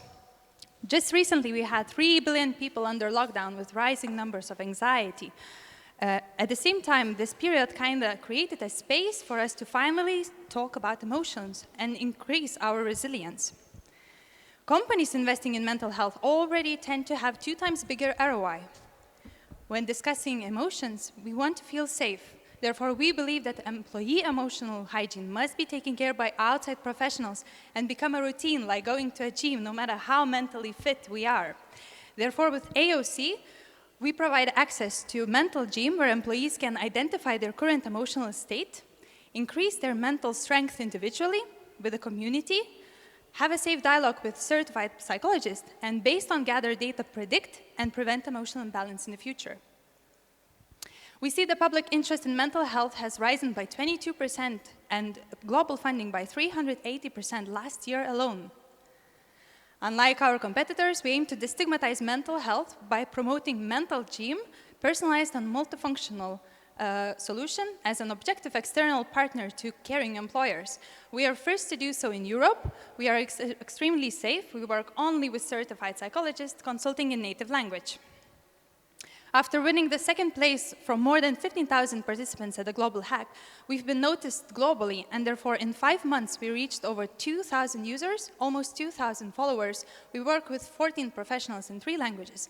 Our app is operating in 2 languages. We partnered up with mental health organizations and currently are onboarding 8 first clients. Our clients include impact-driven companies as well as public government bodies. We provide access based on subscription plans and a number of one-on-ones. Till the end of this year, we secured 7,000 MRR. We'll launch in Poland and hack the EU soon after. Our team has an international background in psychology, mental health, marketing, and tech. We are advised by heads of our partnering organizations, professionals skilled in mental health, marketing, data science, and entrepreneurship. Now we are seeking 300,000 euros to hack the product market fit in the upcoming 18 months. Act on Crisis is a mental gym. Let's train our minds towards balanced self. Thank you, Act on Crisis. Don't run away, since we have some questions from the jury, and we have 3 minutes for both. Thank you for the excellent pitch. My question is about competition. Who are your competitors and how are you different from them? Thank you. Yeah, thank you for the question. So probably the most famous competitor is Headspace that usually our clients refer to. However, Headspace is focusing on personal training, more like meditation. We provide access to 3 different layers of how you can become stronger and more resilient. We also have competitors in Sweden who are focusing only on one-on-ones with certified psychologists, and they are claiming to be an online clinic. So again, we are different because we offer both, and we have a concept of mental gym rather than being a clinic to others. Hi, Eva. Excellent presentation. Sorry, this is a very loud microphone. Could you please comment on your sales strategy? How do you plan on expanding, and also on your current level of revenue that you have today? How do you expand on that? Yeah, so we started 5 months ago, and during the first 3 months, we found some partnering organizations who were willing to be our partners in various ways, and soon they transformed to our first clients.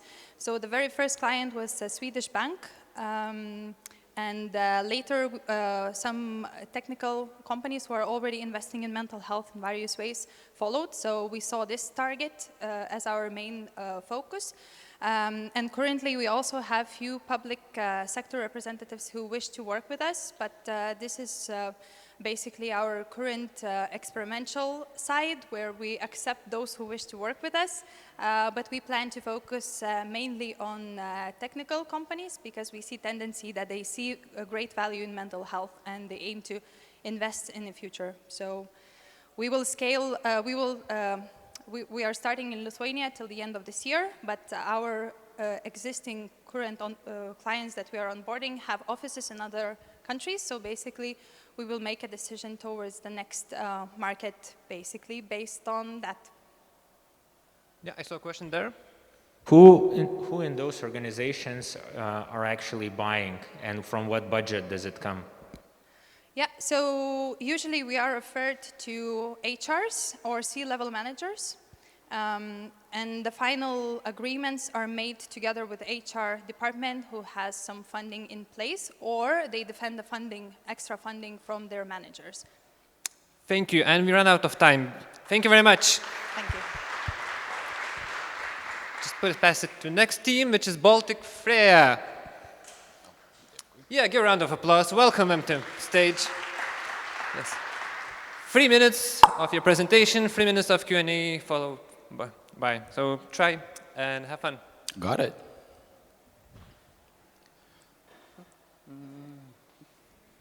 Are we good to go?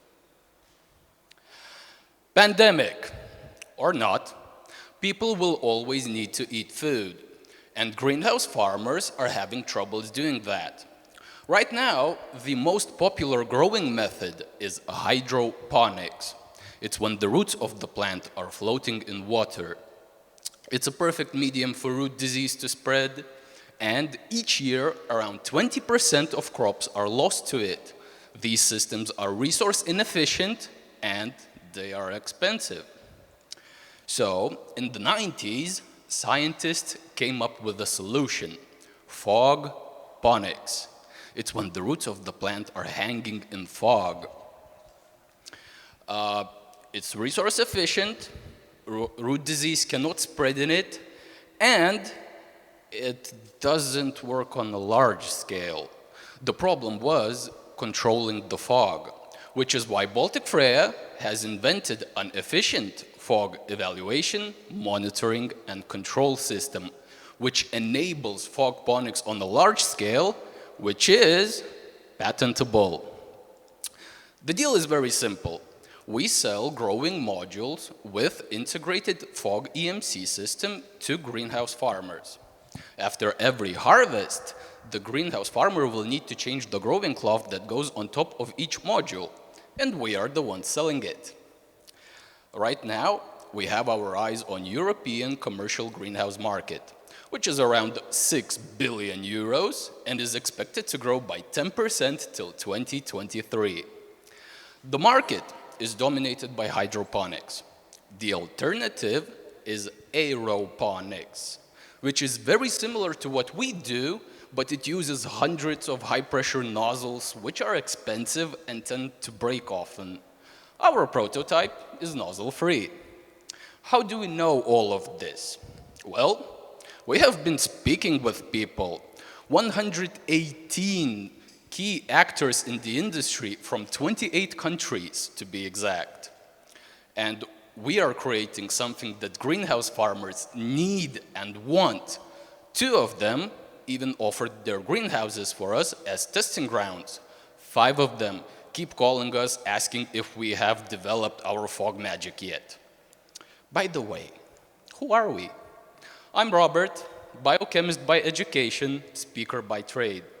Gediminas is a part of a family business, and he started his PhD in agronomy just for this project. Vilmantas is a computer engineer obsessed with mechanics. So thank you all for listening, and let's grow smart. Thank you, Baltic Freya. Thank you very much. We have 3 minutes for questions. Any volunteers from the jury? Yep. Could you please tell us a bit about competitors in fog ponics, as you say? So, as I said, pretty much nobody is doing fog ponics right now because nobody found a way to properly control the fog. A method very similar to ours is called aeroponics, but it's bloody expensive. So the closest competitors for us is in UK, and it's called Let Us Grow.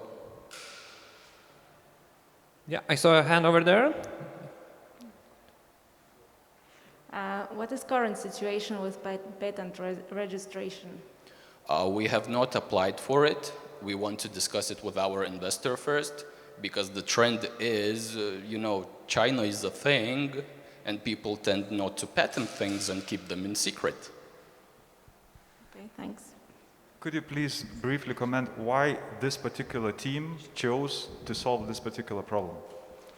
Well, we started this thing as a joke. But yeah, we did. But we saw purpose in this. We are solving clean technology problems, climate change, adaptation to climate change, so it has purpose. It is seriously challenging because even real scientists couldn't figure out how to control the fog, and of course, it's profitable. Can you comment on the profitability of this? You mentioned it's 500 euros, I think, is your sales, is your revenue amount on one product, or how did you break that down, where the aeroponics is 2,000, you're 500? Basically, we are calculating the price of 1 square meter of growing area for the system. So 1 square meter of aeroponics is around 2,000 euros, and justifying from our prototype, we could make 1 square meter of growing area for like 200, And what's your profit then? 300. Okay, so I see. And then your go-to-market strategy is what? Are you starting locally? Are you starting?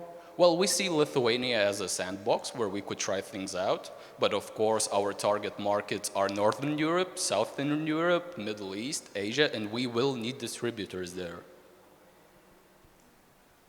Which cultures does it make sense to grow using your method? Is it fruit, vegetables? Right now, if you're using additional lighting, the most common plants to grow are leafy green, strawberries, and small plants. If you're using sunlight in the greenhouse, you could go for tomatoes or cucumbers, even melons. And we're running out of time. Thank you very much, Baltic Freya. Thank you. Thank you. Coming up next is this contract, and M. Plastrom will be right after them. I see some hands in the audience also trying to ask some questions. We will get to you if there are no questions from the jury, okay? I'm going to give a priority to the jury members. So you get 3 minutes. Enjoy yourself. Good luck. Thank you. Hello again. My name is Laurinas Antonavičius. I am the co-founder and chief operating officer at this contract. And I would like to start by asking you a question. What if we all worked in the cloud? Well, we are already deep into the transition to this economy where 10% of internet users have used digital platforms to provide labor services, 6% are considered regular users, and 2% gained more than half of their income from platform work.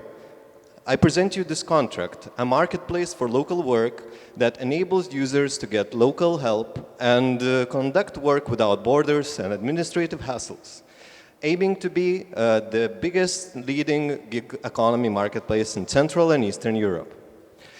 In less than half a year, over 6,000 local help seekers installed our mobile application, and over 100 service providers are receiving orders and conducting tasks every day that include cleaning, caretaking, transporting, and installing, and many more.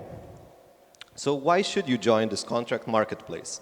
Well, it's a freely governed marketplace like no other, where pros can set their services, rates, and schedules. You can become a pro by verifying your identity and business information in less than 15 minutes, and at any step of the way you are supported by our 24/7 phone support, and you are insured by our unique marketplace insurance from Lloyd's, where every task is insured for €1 million. We are already established in Vilnius, Kaunas, and Klaipėda, in the biggest cities of Lithuania, and expanding into the neighboring countries and cities later, early next year. We've received an investment of €300,000 from Co-Invest Fund together with the private investors, and we're seeking an investment of €1,250,000 to reach our marketing goals, our user, pro, transaction value, and fee collected targets. I'm really happy to work with such a great team, sharing experiences from companies and startups such as Wix, Vinted, and many others. I invite you to try and download our app and keep posted when we introduce our web platform in the upcoming weeks. Thank you. Thank you, this contract. You're 30 seconds ahead of time, so we're going to divide that time into the questions. Thank you. Any questions, dear jury members? Could you please elaborate on your traction? How much revenue are you earning at the moment? Yes. So last month, as a marketplace, we're counting the transaction value and the fees collected. So last month, the transaction value was €3,000. This month, it's already €7,000. Next month? I don't know. We'll see. Sorry? How much do you So take? our fees collected is at 20%. That's what we get from the orders values. Can you elaborate on what you've achieved already with the investment that you have attracted before? Yes, so I would say with the investment already, we had a few stages. So first, we were building the team that you saw in the photo, bringing the best people that we have. Then we were ensuring that our flow and all of the processes work well. And next, we are expanding into. We developed referral features, discount features, and all of the other tools to actually get the user traction and the users onboarded. Developed for a few months the web platform that we are presenting already next week, that we think that will bring us more customers and much more traction in times and numbers. And yes, that's the next goal, is actually expanding to the other countries that we work through agents and people who are actually onboarding the service providers, which is the main target right now for us as a marketplace to have an efficient supply. Any more questions? Could you please comment on how engaged are your clients from both sides?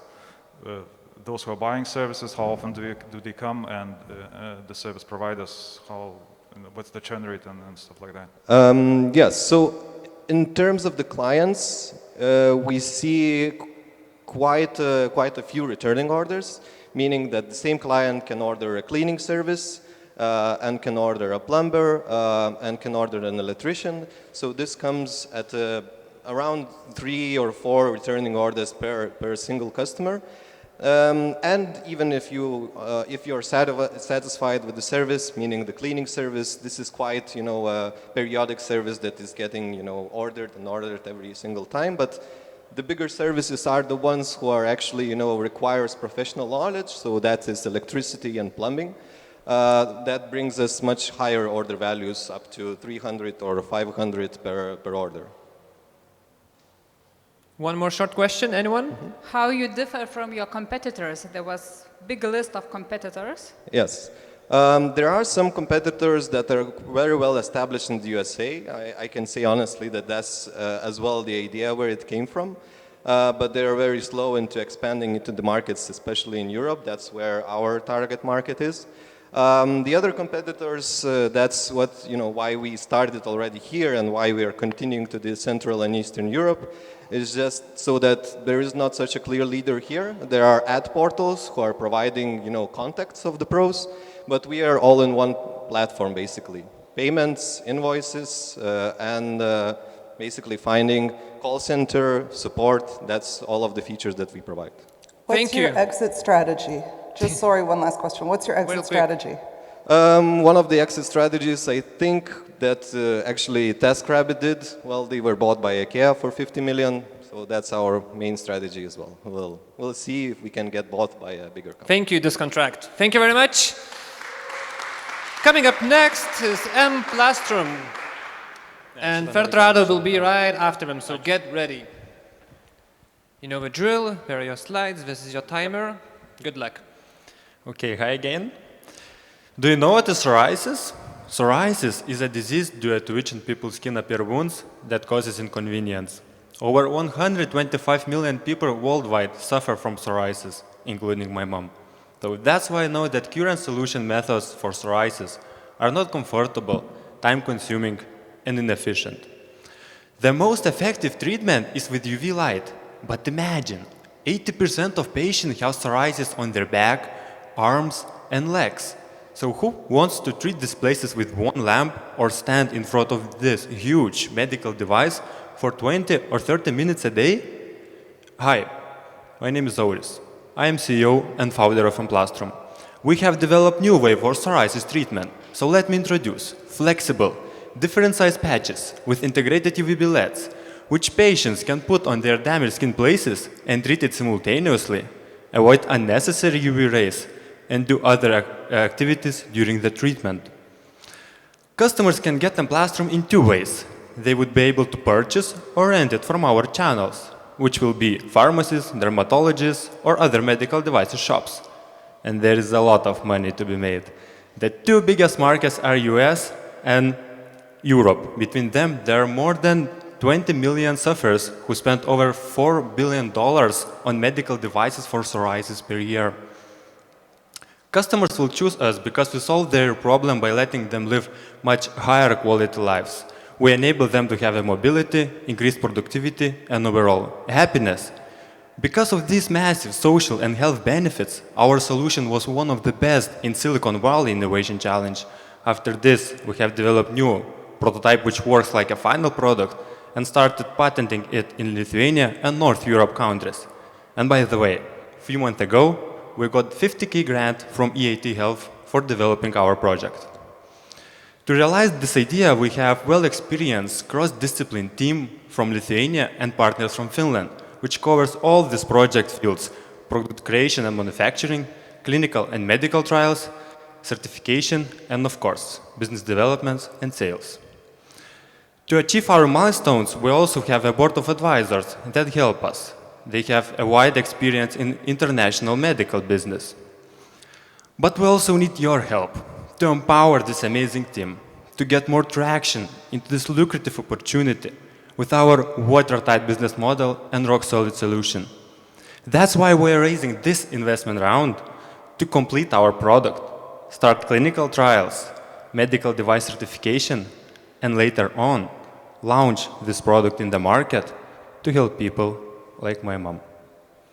Thank you. Thank you, Amplastrum.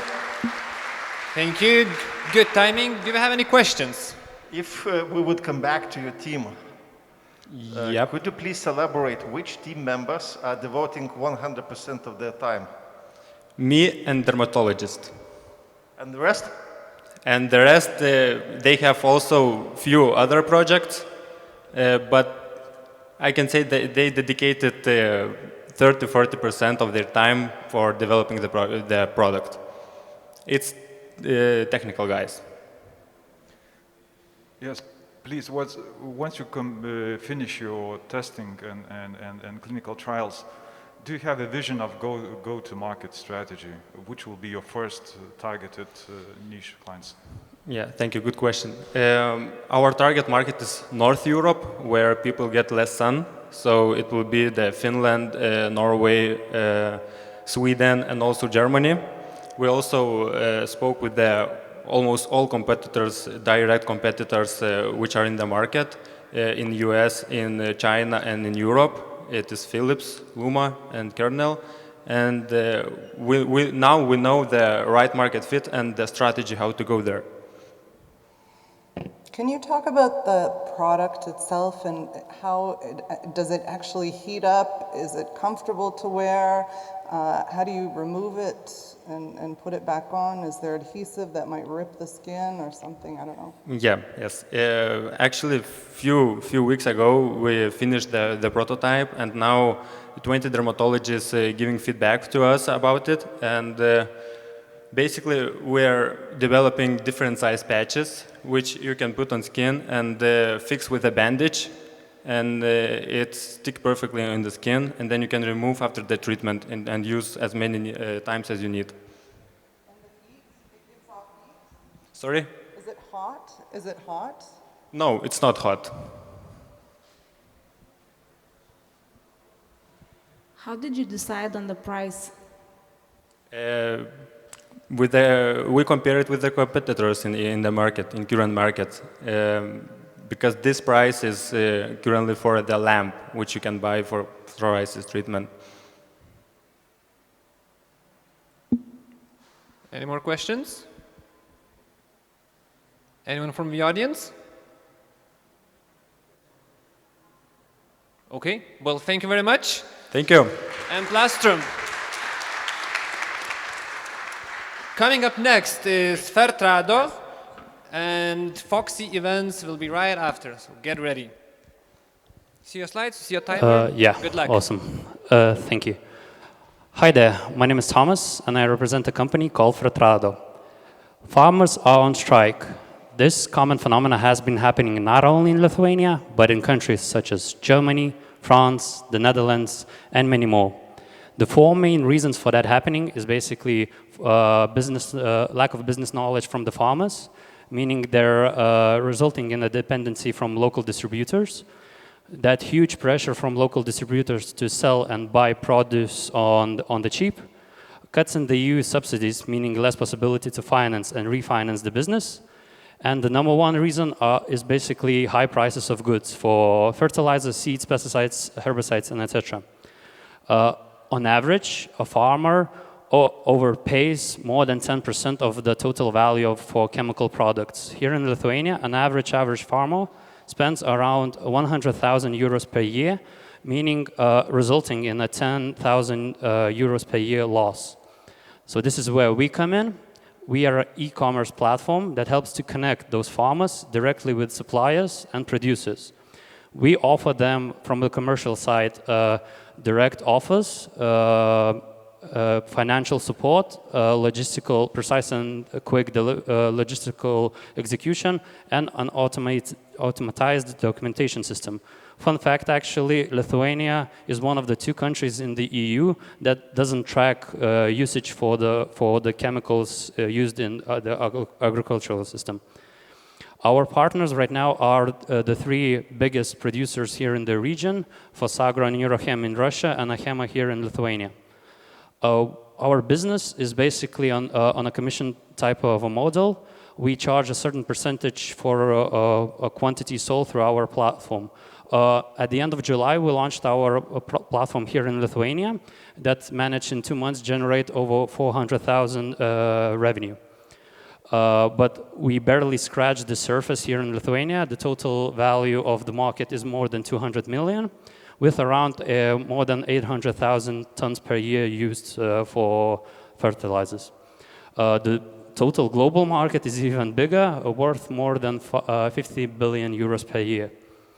Of course, as always, there's competition. However, the named platforms are either not working in the chemical type of sector, or their offers are ad-based type of offers.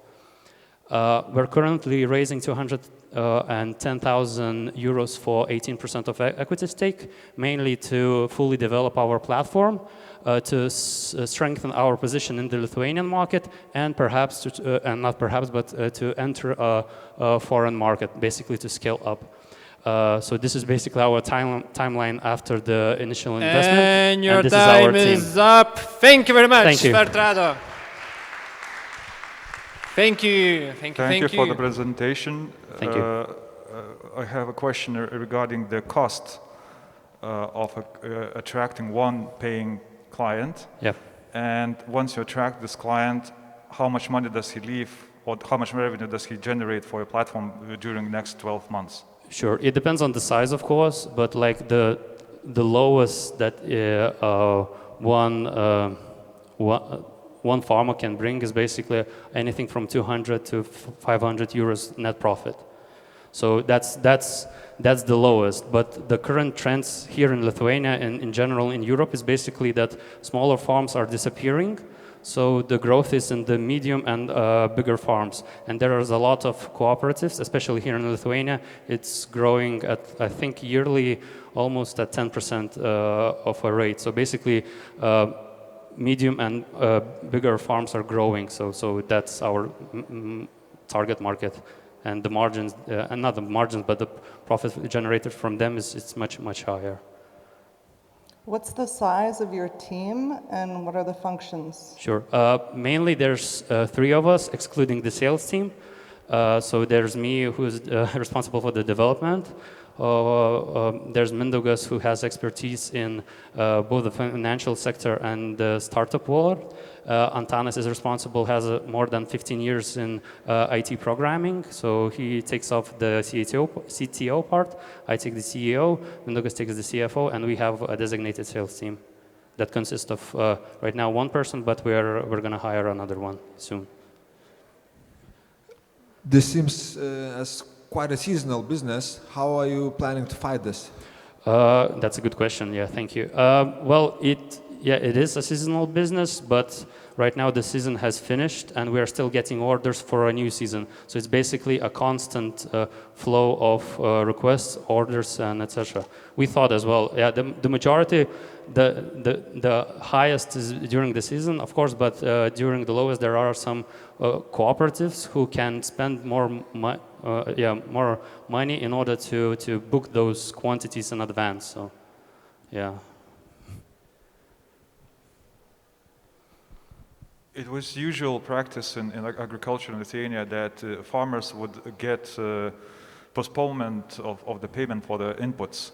Is such a requirement towards you, or how are you dealing with this? Yeah, that's a good question as well. Yeah, Lithuania is a special market. Here is very popular to have refinancing or factoring services, basically paying after the delivery, after the execution of the order. However, we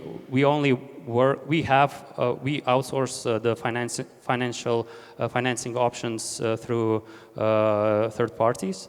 However, the revenue that we have generated is purely based on prepayments. So we were quite surprised as well that there's quite a demand. When we offer basically products for a cheaper, the farmer tended to choose paying in advance, but for a lower price. And your time is up. Thank you very much, Fertrado. Thank you. Next on stage is Foxy Events. And Get Fixed will come right after. Hello, welcome. These are your slides. You can see your timer. Start when you're ready. Good luck. So hello, everyone. My name is Arturas. I'm co-founder of Foxy Events.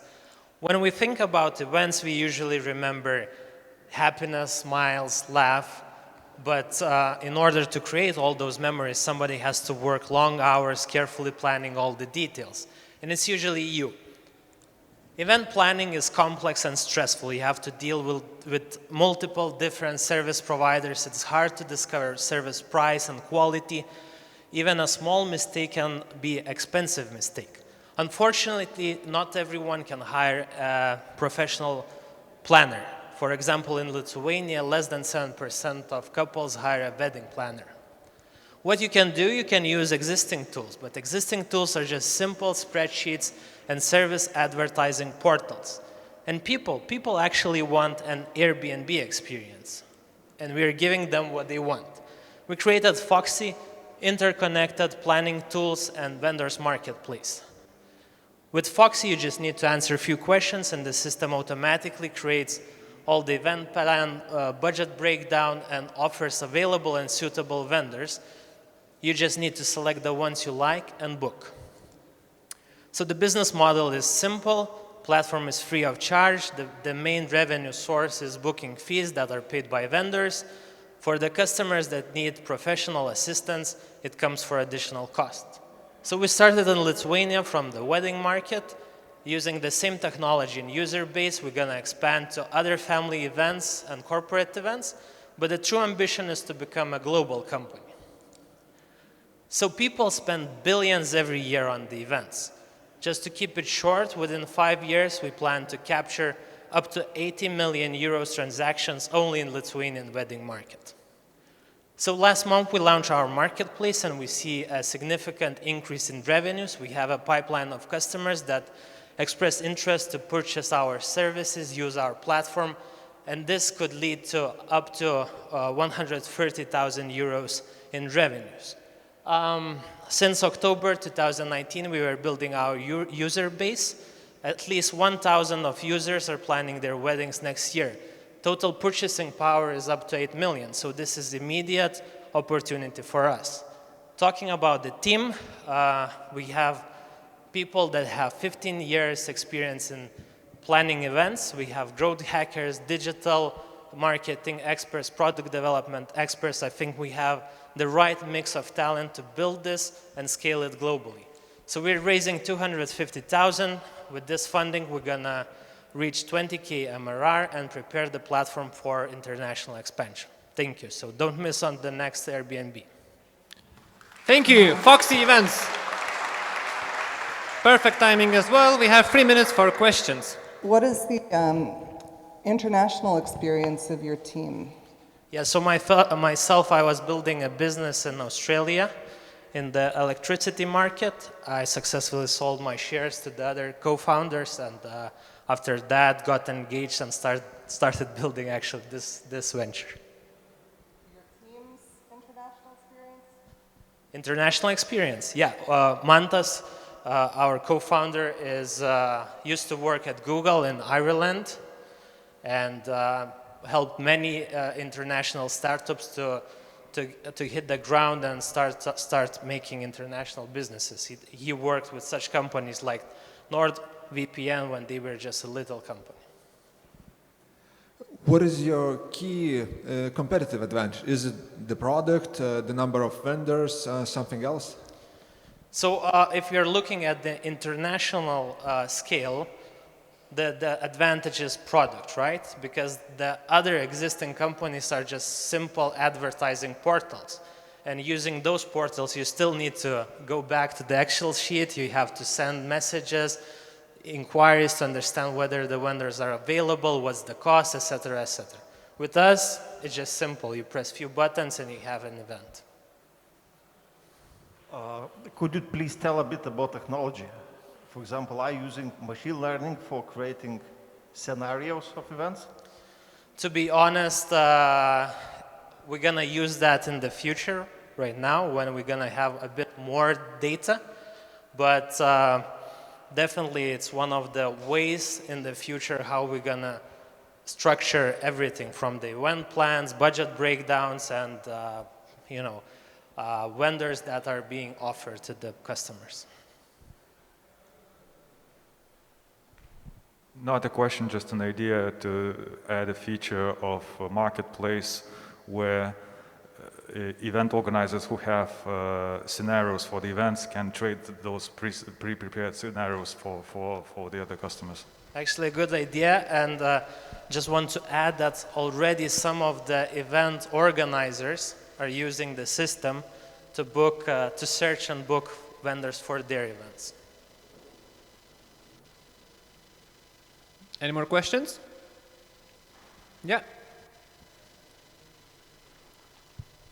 How does the system propose if there are several vendors for a specific product? Yeah, so basically it takes into account quality marks of the vendors, the price, availability. Later on, we're gonna start analyzing customers' profiles and add customers' profile in the suggestion model. Thank you very much. We just ran out of time. Foxy Events. Thank you, thank you. Coming up next is GetFix, and Legends will be right after them. Okay. Your slides are ready, your timer is ready as well. Good luck. Okay, thanks. Hello again. My name is Ben, and I'm one of the founders at GetFix. Probably most of us in this audience have faced the problem when you search for a service provider or a handyman for small or medium tasks at home and usually end up like this. You give up. For example, short story. A couple of years ago at my friend's house, we decided that we're good handymans and decided to do some job ourselves. And oh my God, what damage we have caused. So to avoid these kind of damages, we developed a solution, GetFix platform. Our platform allows you to easily place an order in less than a minute, get a clear pricing, and we always monitor how our service providers provide the right quality for clients. And if you're a service provider or a handyman, you can make money on our platform. So our business model is based on commissions fee and promoting fee. And right now we're operating in Vilnius, Kaunas, Klaipėda, and Šiauliai in over 500,000 households market right now. And our strategy for future is to release a retail module by this year, to launch a system in Riga, in Warsaw, and Krakow. Also, we have some competitors. Mostly it's ads-based competitors, but some solutions are similar, but not like ours. So we have some numbers. By the end of May, we had 56 orders to date. Right now, we have over 1,000 orders in the system. We have over 290 service providers. And this number grows every day because service providers recommend it to other colleagues. And that's why this number increases daily. This is the team. I'm Ben, and I have over 12 years experience in a similar industry. And this is my colleague, Emilis. He is good at IT and been participating in really huge IT projects. So we are looking for investors up to 100K to expand our growth. We're seeking for partners and mentors. So if you have any questions, ideas, or anything, just feel free to contact us, and we appreciate that. Thanks. Thank you very much. Get fixed. Slightly early in time. We still have some questions, so don't run away. I have a question. So, as a jury member and as your customer, I have to choose between you and this contract. So, what's the key difference? Yeah, I have expected this question. Our competitive advantage is our speed. Most of our orders placed in the system are taken by service providers in less than an hour. Some are taken by less than a minute. So the speed is the main competitive advantage of ours. How do you prevent a service provider and a customer from cutting their own deal and cutting you out? Right now, we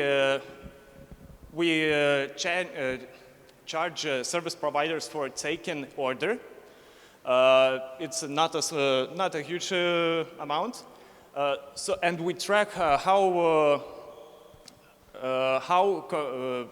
dedicated service provider reacts continuously. So we charge only for taken and completed task, not for a whole sum. If I answered correctly, I don't know. I've got two questions. First of all, what is your optimal user to service provider ratio? Could you repeat the question? What's your optimal ratio of users to service providers? Right now, I can't answer that. But with these numbers of service providers, we cover our incoming orders. Sure thing. And what are your top 3 services provided that bring revenue to you? Yeah.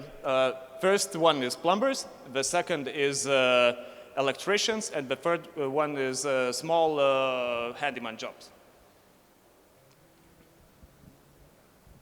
How can you guarantee for the quality of service by the service providers? Yeah, after every completed task, client can rate service provider, and if service provider has a low rating, we eliminate it. So if you're getting a new service provider who doesn't know what he's doing and your house becomes a disaster, what happens? Yeah, we monitor all the service providers who are registered to. Every service provider is registered to the system after communication with us. As my 12-year experience, I can see who's good and who's not right now. We have time for one short question. Anyone? Anyone from the audience? Seems not. Well, thank you very much. Get fixed. Thanks. Thank you. Now, please welcome Legends, and Vizo will be right after them. Hello, hello. Thanks for having me today. Good luck. I remember that back in med school, we were taught that people are usually afraid of dying from various cancers. However, they end up dying from cardiovascular diseases. And it is no secret that cardiovascular problems is still a #1 killer in the world. And we get over millions of new cases every year that cost our economies billions of euros. However, many of them can be prevented with timely diagnosis, and the first method of choice is the heart ultrasound imaging. Now, take a look at that doctor. She's holding that tiny little probe in one of her hands and places it on the chest of her patient, and then she gets a moving 2-dimensional images on a display on a ultrasound machine. The problem with this examination is that it actually takes from 30 to 90 minutes to complete. It involves a lot of manual work, and a physician must be a very skilled one to come up with accurate results quite fast. The bottleneck is that patients must wait for 5 weeks in order to get admitted to a hospital for this examination. Now, our solution is we're using a deep learning neural network that is capable of recognizing the standard heart ultrasound image view and then perform all of the measurements without human input. So basically, instead of doing it for 30 minutes, you can actually have your scan done and analyzed in 5 minutes. We're integrating our solution through a cloud server or through a locally deployed server inside a hospital that is connected to picture archiving and communicating system that is basically a whole very large platform where medical data is being stored, reevaluated, and opened whenever hospitals or physicians want.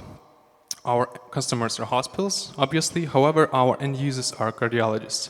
And we charge for our installation. We sign a 3-year contract, and we charge a support fee.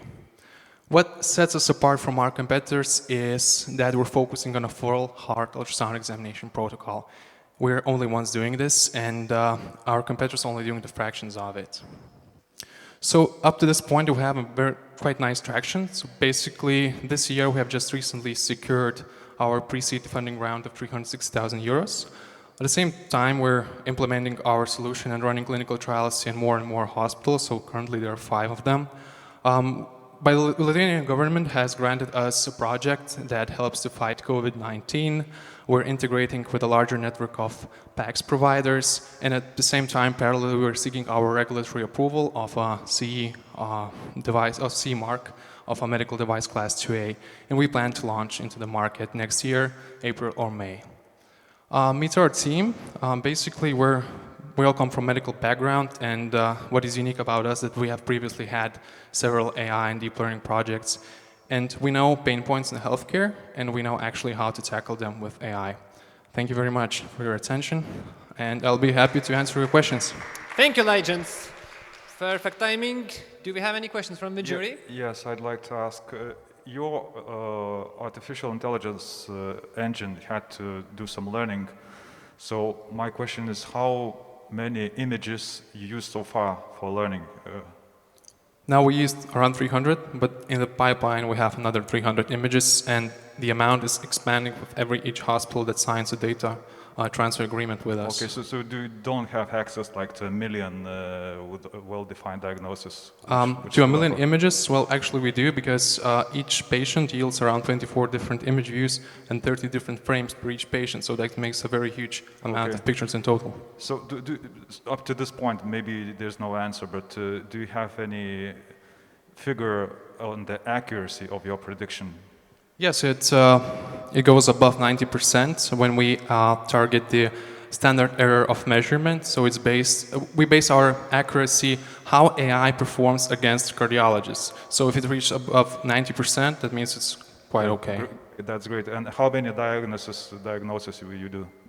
The diagnosis itself, they are derived from those standard measurements. So it's basically a mathematical formula, and we're not focused on doing the diagnosis because it's the doctor's job. We just only write a short summary down below on the report.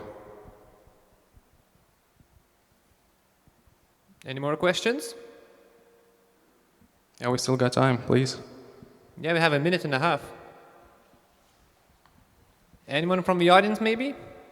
Maybe I can ask questions now.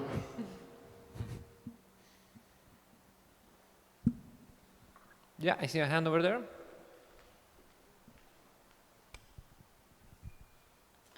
How are you going to decide on the pricing of the product? Well, currently we decide our pricing on the objective value we create, but we'll try to move on to get the best margin out of it. So basically with SaaS, software as a service startups, it's very common to get at least 60 to 75% margin from the sale. What is your biggest challenge for expansion, especially geographically?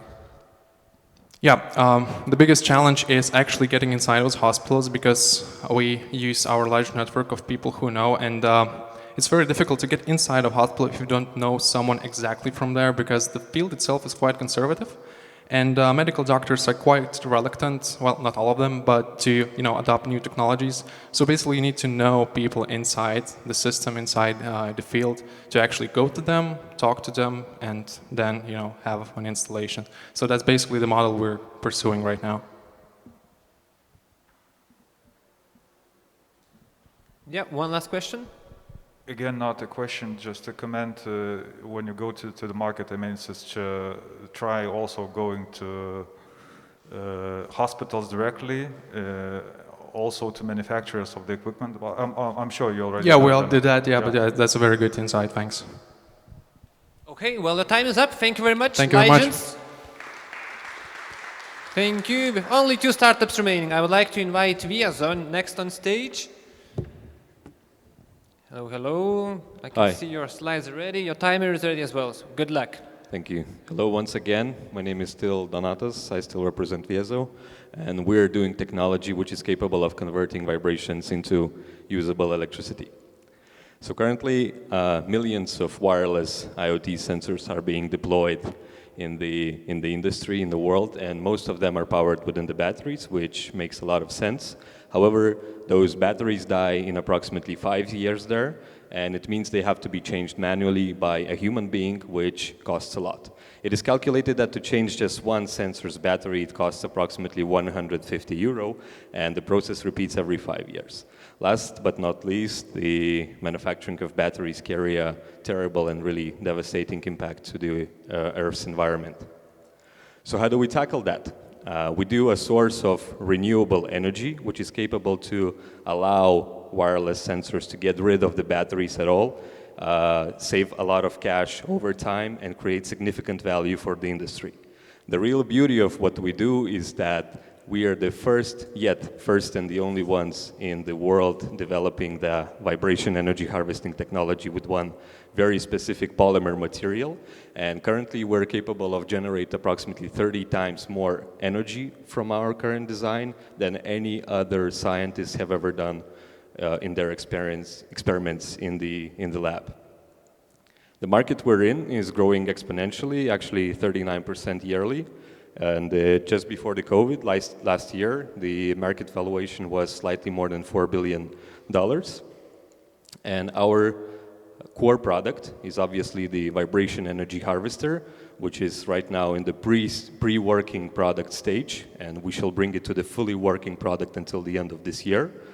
And after talking with almost 1,000 potential buyers and leads, we have discovered that we need to upgrade our products and boost them. Therefore, we have started developing autonomous sensor solutions. So basically, our product will have obviously sensing capabilities, plus it will have the integrated vibration energy harvester, and that's what makes it fully autonomous. This product shall come to the market in the middle of next month. 15 companies have already purchased our starter kits, and those include some big names as well. We're working with company Husqvarna on an individual project with them. Just several months ago, we have raised 180,000 euros from several local angels in Lithuania and co-investment fund. And we shall close this year with the annual revenue of approximately 90,000 euros. And we'll be looking forward for our seed round in February or March in 2021. Right now, we're a team of 5, and we're continuously Time's up for those people. Thank you. Thank you very much. Viezo, thank you. Still have 3 minutes to answer any questions, so you might as well expand your presentation. 2 questions. Yeah. One is, what's your margin over your bill of materials? At least 100%. Okay. Another question is, what's your defensibility beyond patent, not including patent? What's your defensibility? Very honestly, it is extremely tough technology to build, which has a lot of variables out there. So what I mean by variables, if you change just one thing in the design, everything can be ruined. And there are approximately at least 6 or 7 places which you can change and adjust and adapt. And that's what we were been working on for 2.5 years. And that's how we found that perfect recipe for a great possibility to generate significant energy. And what we see now, the sky is the limit. So we just need to do a lot of changes and a lot of experiments. Autonomous sensors, energy harvesting, it sounds quite complicated. So in simpler terms, basically you capture the Earth's vibrations and transfer that energy to IoT devices. That's right. Is that correct? Not Earth's, but from industry. Generators, motors, gearboxes, bearings, whatever you have in the industry, conveyors. There are plenty of applications, and what we do right now, we're trying to find the most perfect one for us, which we can start to be deploying and then scale. So but in general, you're right. It converts the vibration into power, and power is transmitted to the sensor to work indefinitely. Because And how soon does it pay back for the user to buy it? until the first battery change. So in 5 years, it is already paid back with the margin already. You skipped the team slide, so maybe you could shortly just present who's behind this. Yeah, so we're three co-founders. I'm taking care of all the business part.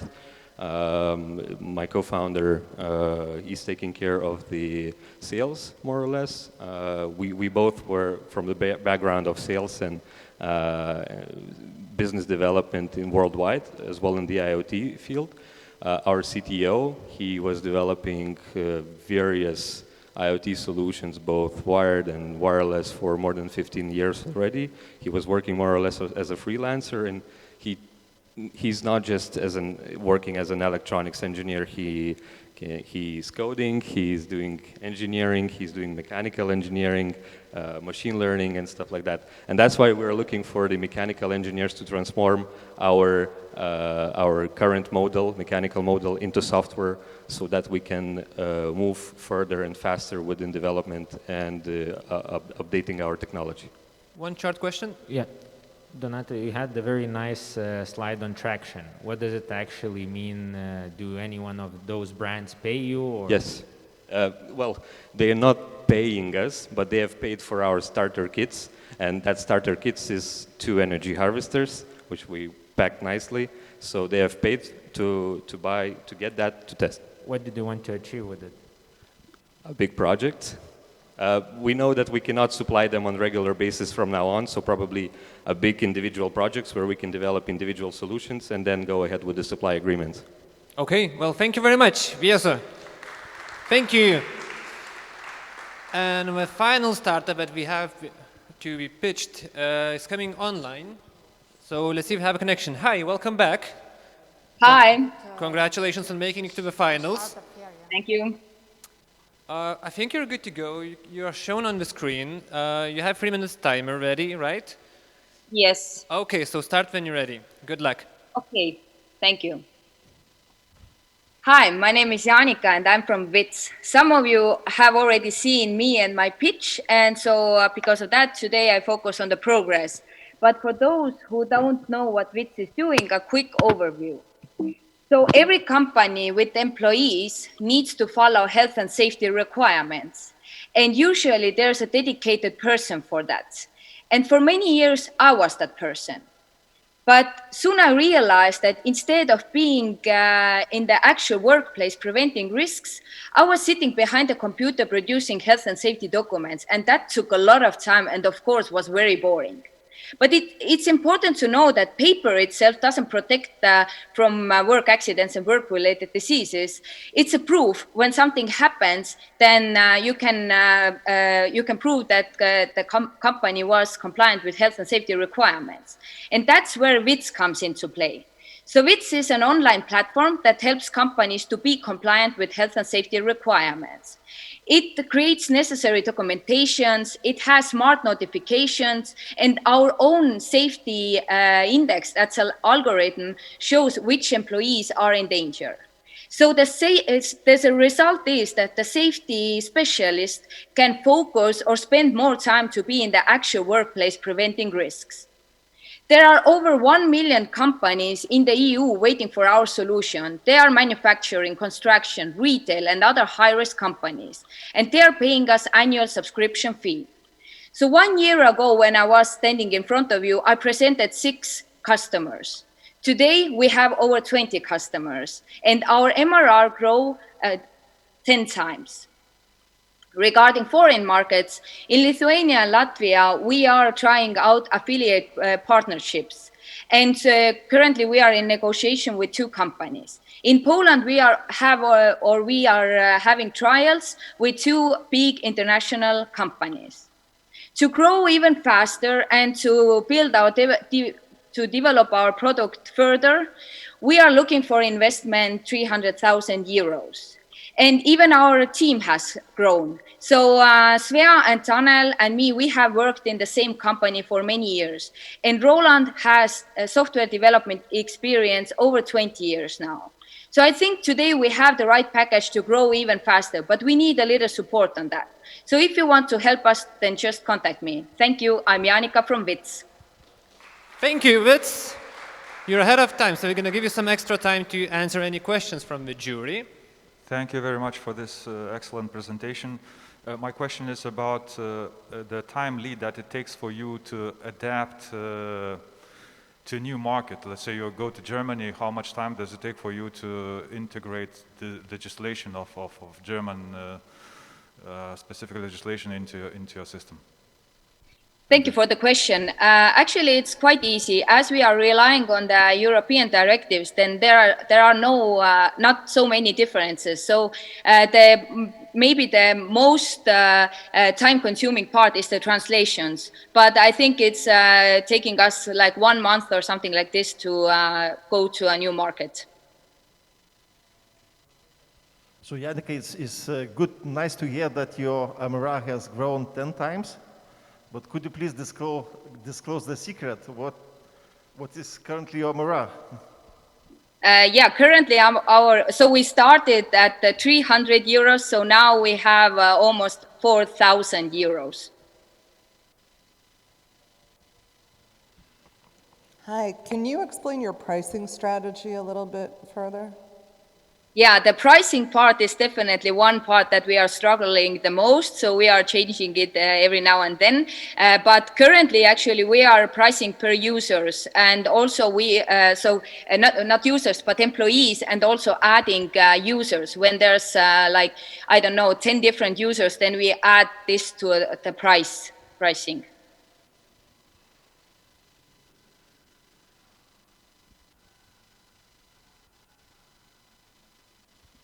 How do you look for clients?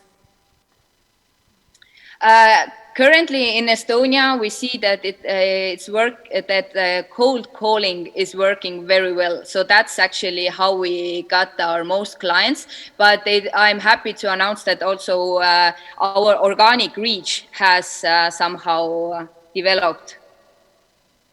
So they are finding us. I have a question regarding the product. Do you have any specific features that you plan to implement, especially advanced ones in the future, that could make like the product more attractive? Mm-hmm.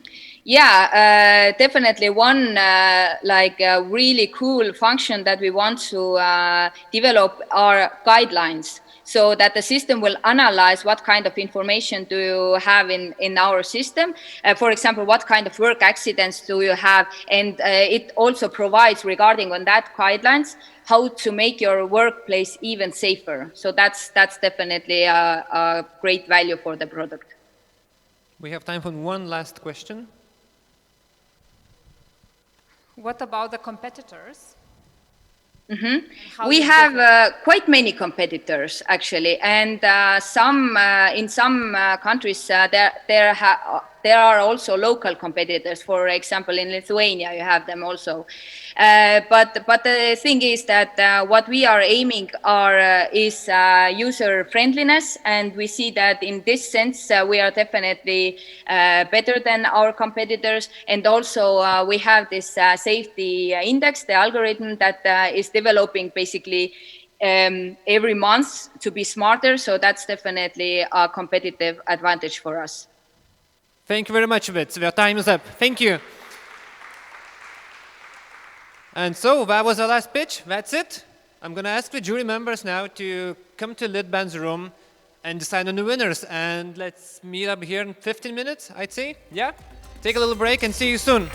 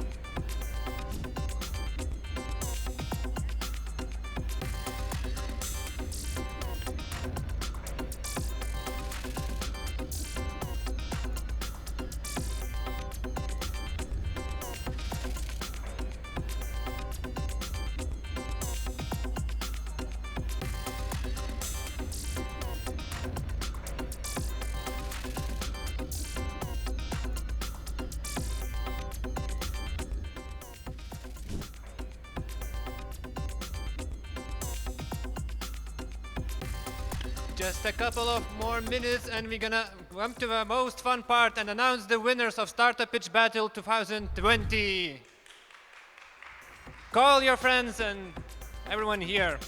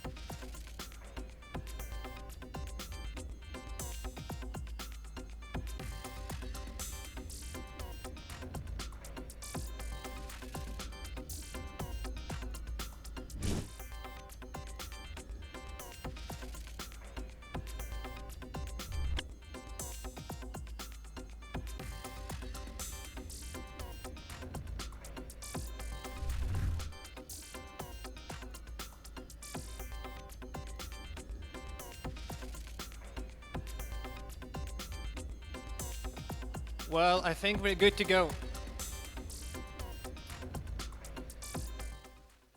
Welcome, welcome, welcome, welcome to the announcement of winners of Startup Fair Pitch Battle 2020.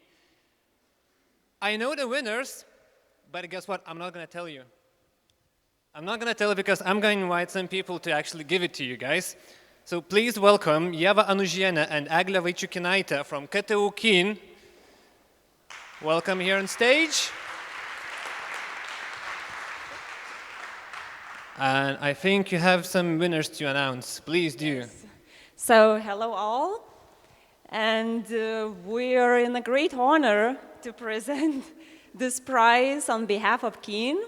Knowledge Empowered Entrepreneurship Network is funded by Horizon 2020 European Commission and supports entrepreneurial research and practice.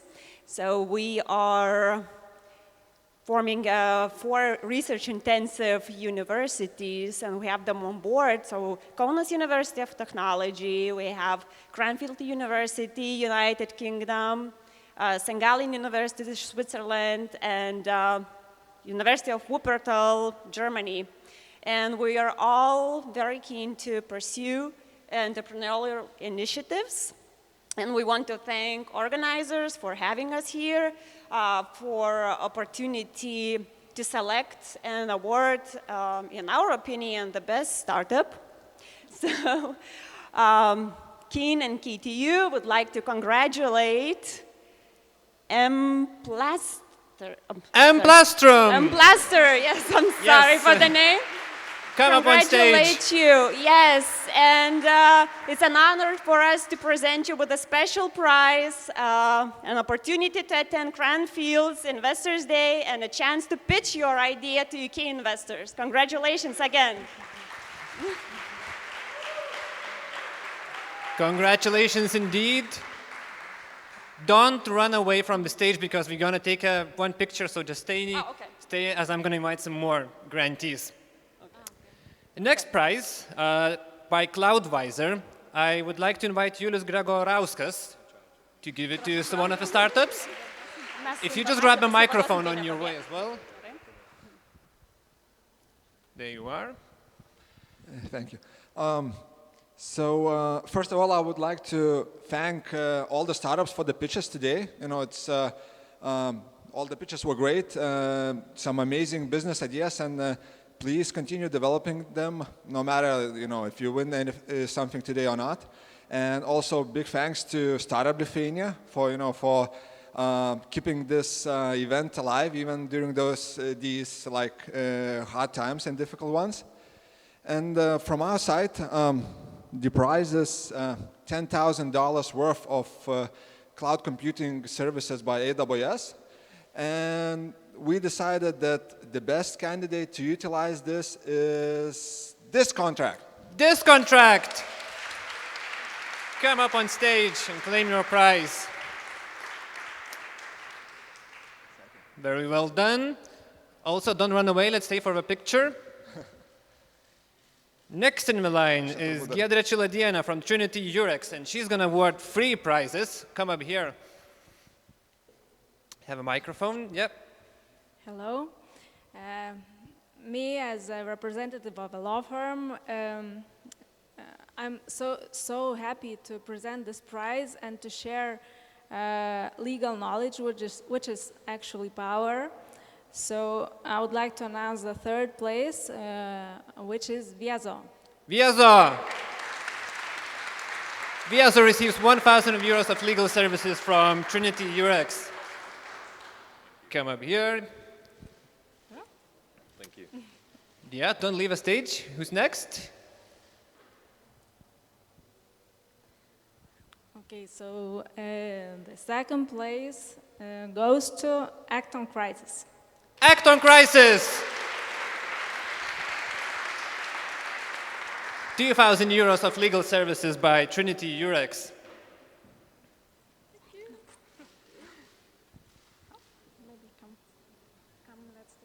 And finally, yeah, just take a picture. And before we announce the 1st place and 3,000 euros of prize, I would also like to invite LitBAN Managing Director Justinas Pašys to come up and reveal the main prize that we all came here for. Woo! Thank you. Thank you, Startup Lithuania and Login for this beautiful event. Thank you, all the startups that participated. There's been a lot of you, 69. Now there's only one that's going to get this prize. But before I announce it, let me explain how this investment syndicate and prize came about. So every year, LitBAN organizes business angel trainings, business angel school, where new members get to learn more about business angel activity and investing. So there's a lot of theory involved in that, but also on the side, the main part of the training is forming an investment syndicate and investing into an actual startup. So the pitch battle that we had today is part of a training program. We form a group of business angels who want to learn. We get one lead investor, lead business angel who has done it many times and leads them through the process. And we cooperate with experienced partners, this year with 70 Ventures and Kandzeras Fondas, who help to manage the process. So the investment syndicate's decision. Shall we do a drum roll? Let's do it. That we will continue negotiations and hopefully make the investment of, as it says here, up to 70,000, but maybe more, into this startup called Fairtrade. Fairtrade! Congratulations! Come up on stage.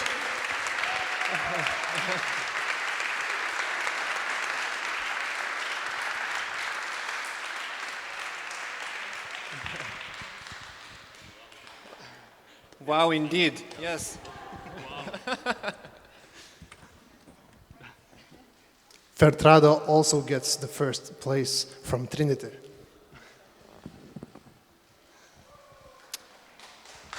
Yeah. Congratulations, guys. Congratulations. Shall we all take a family picture with our organizers? Let's do the it. winners? Yeah? Come up here. Congratulations, guys. You have deserved it. Help them.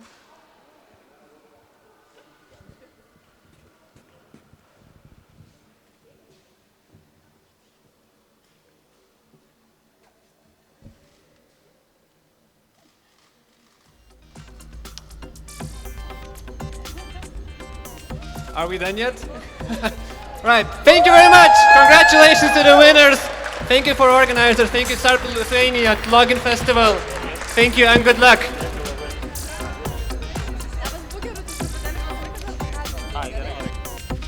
See you next year.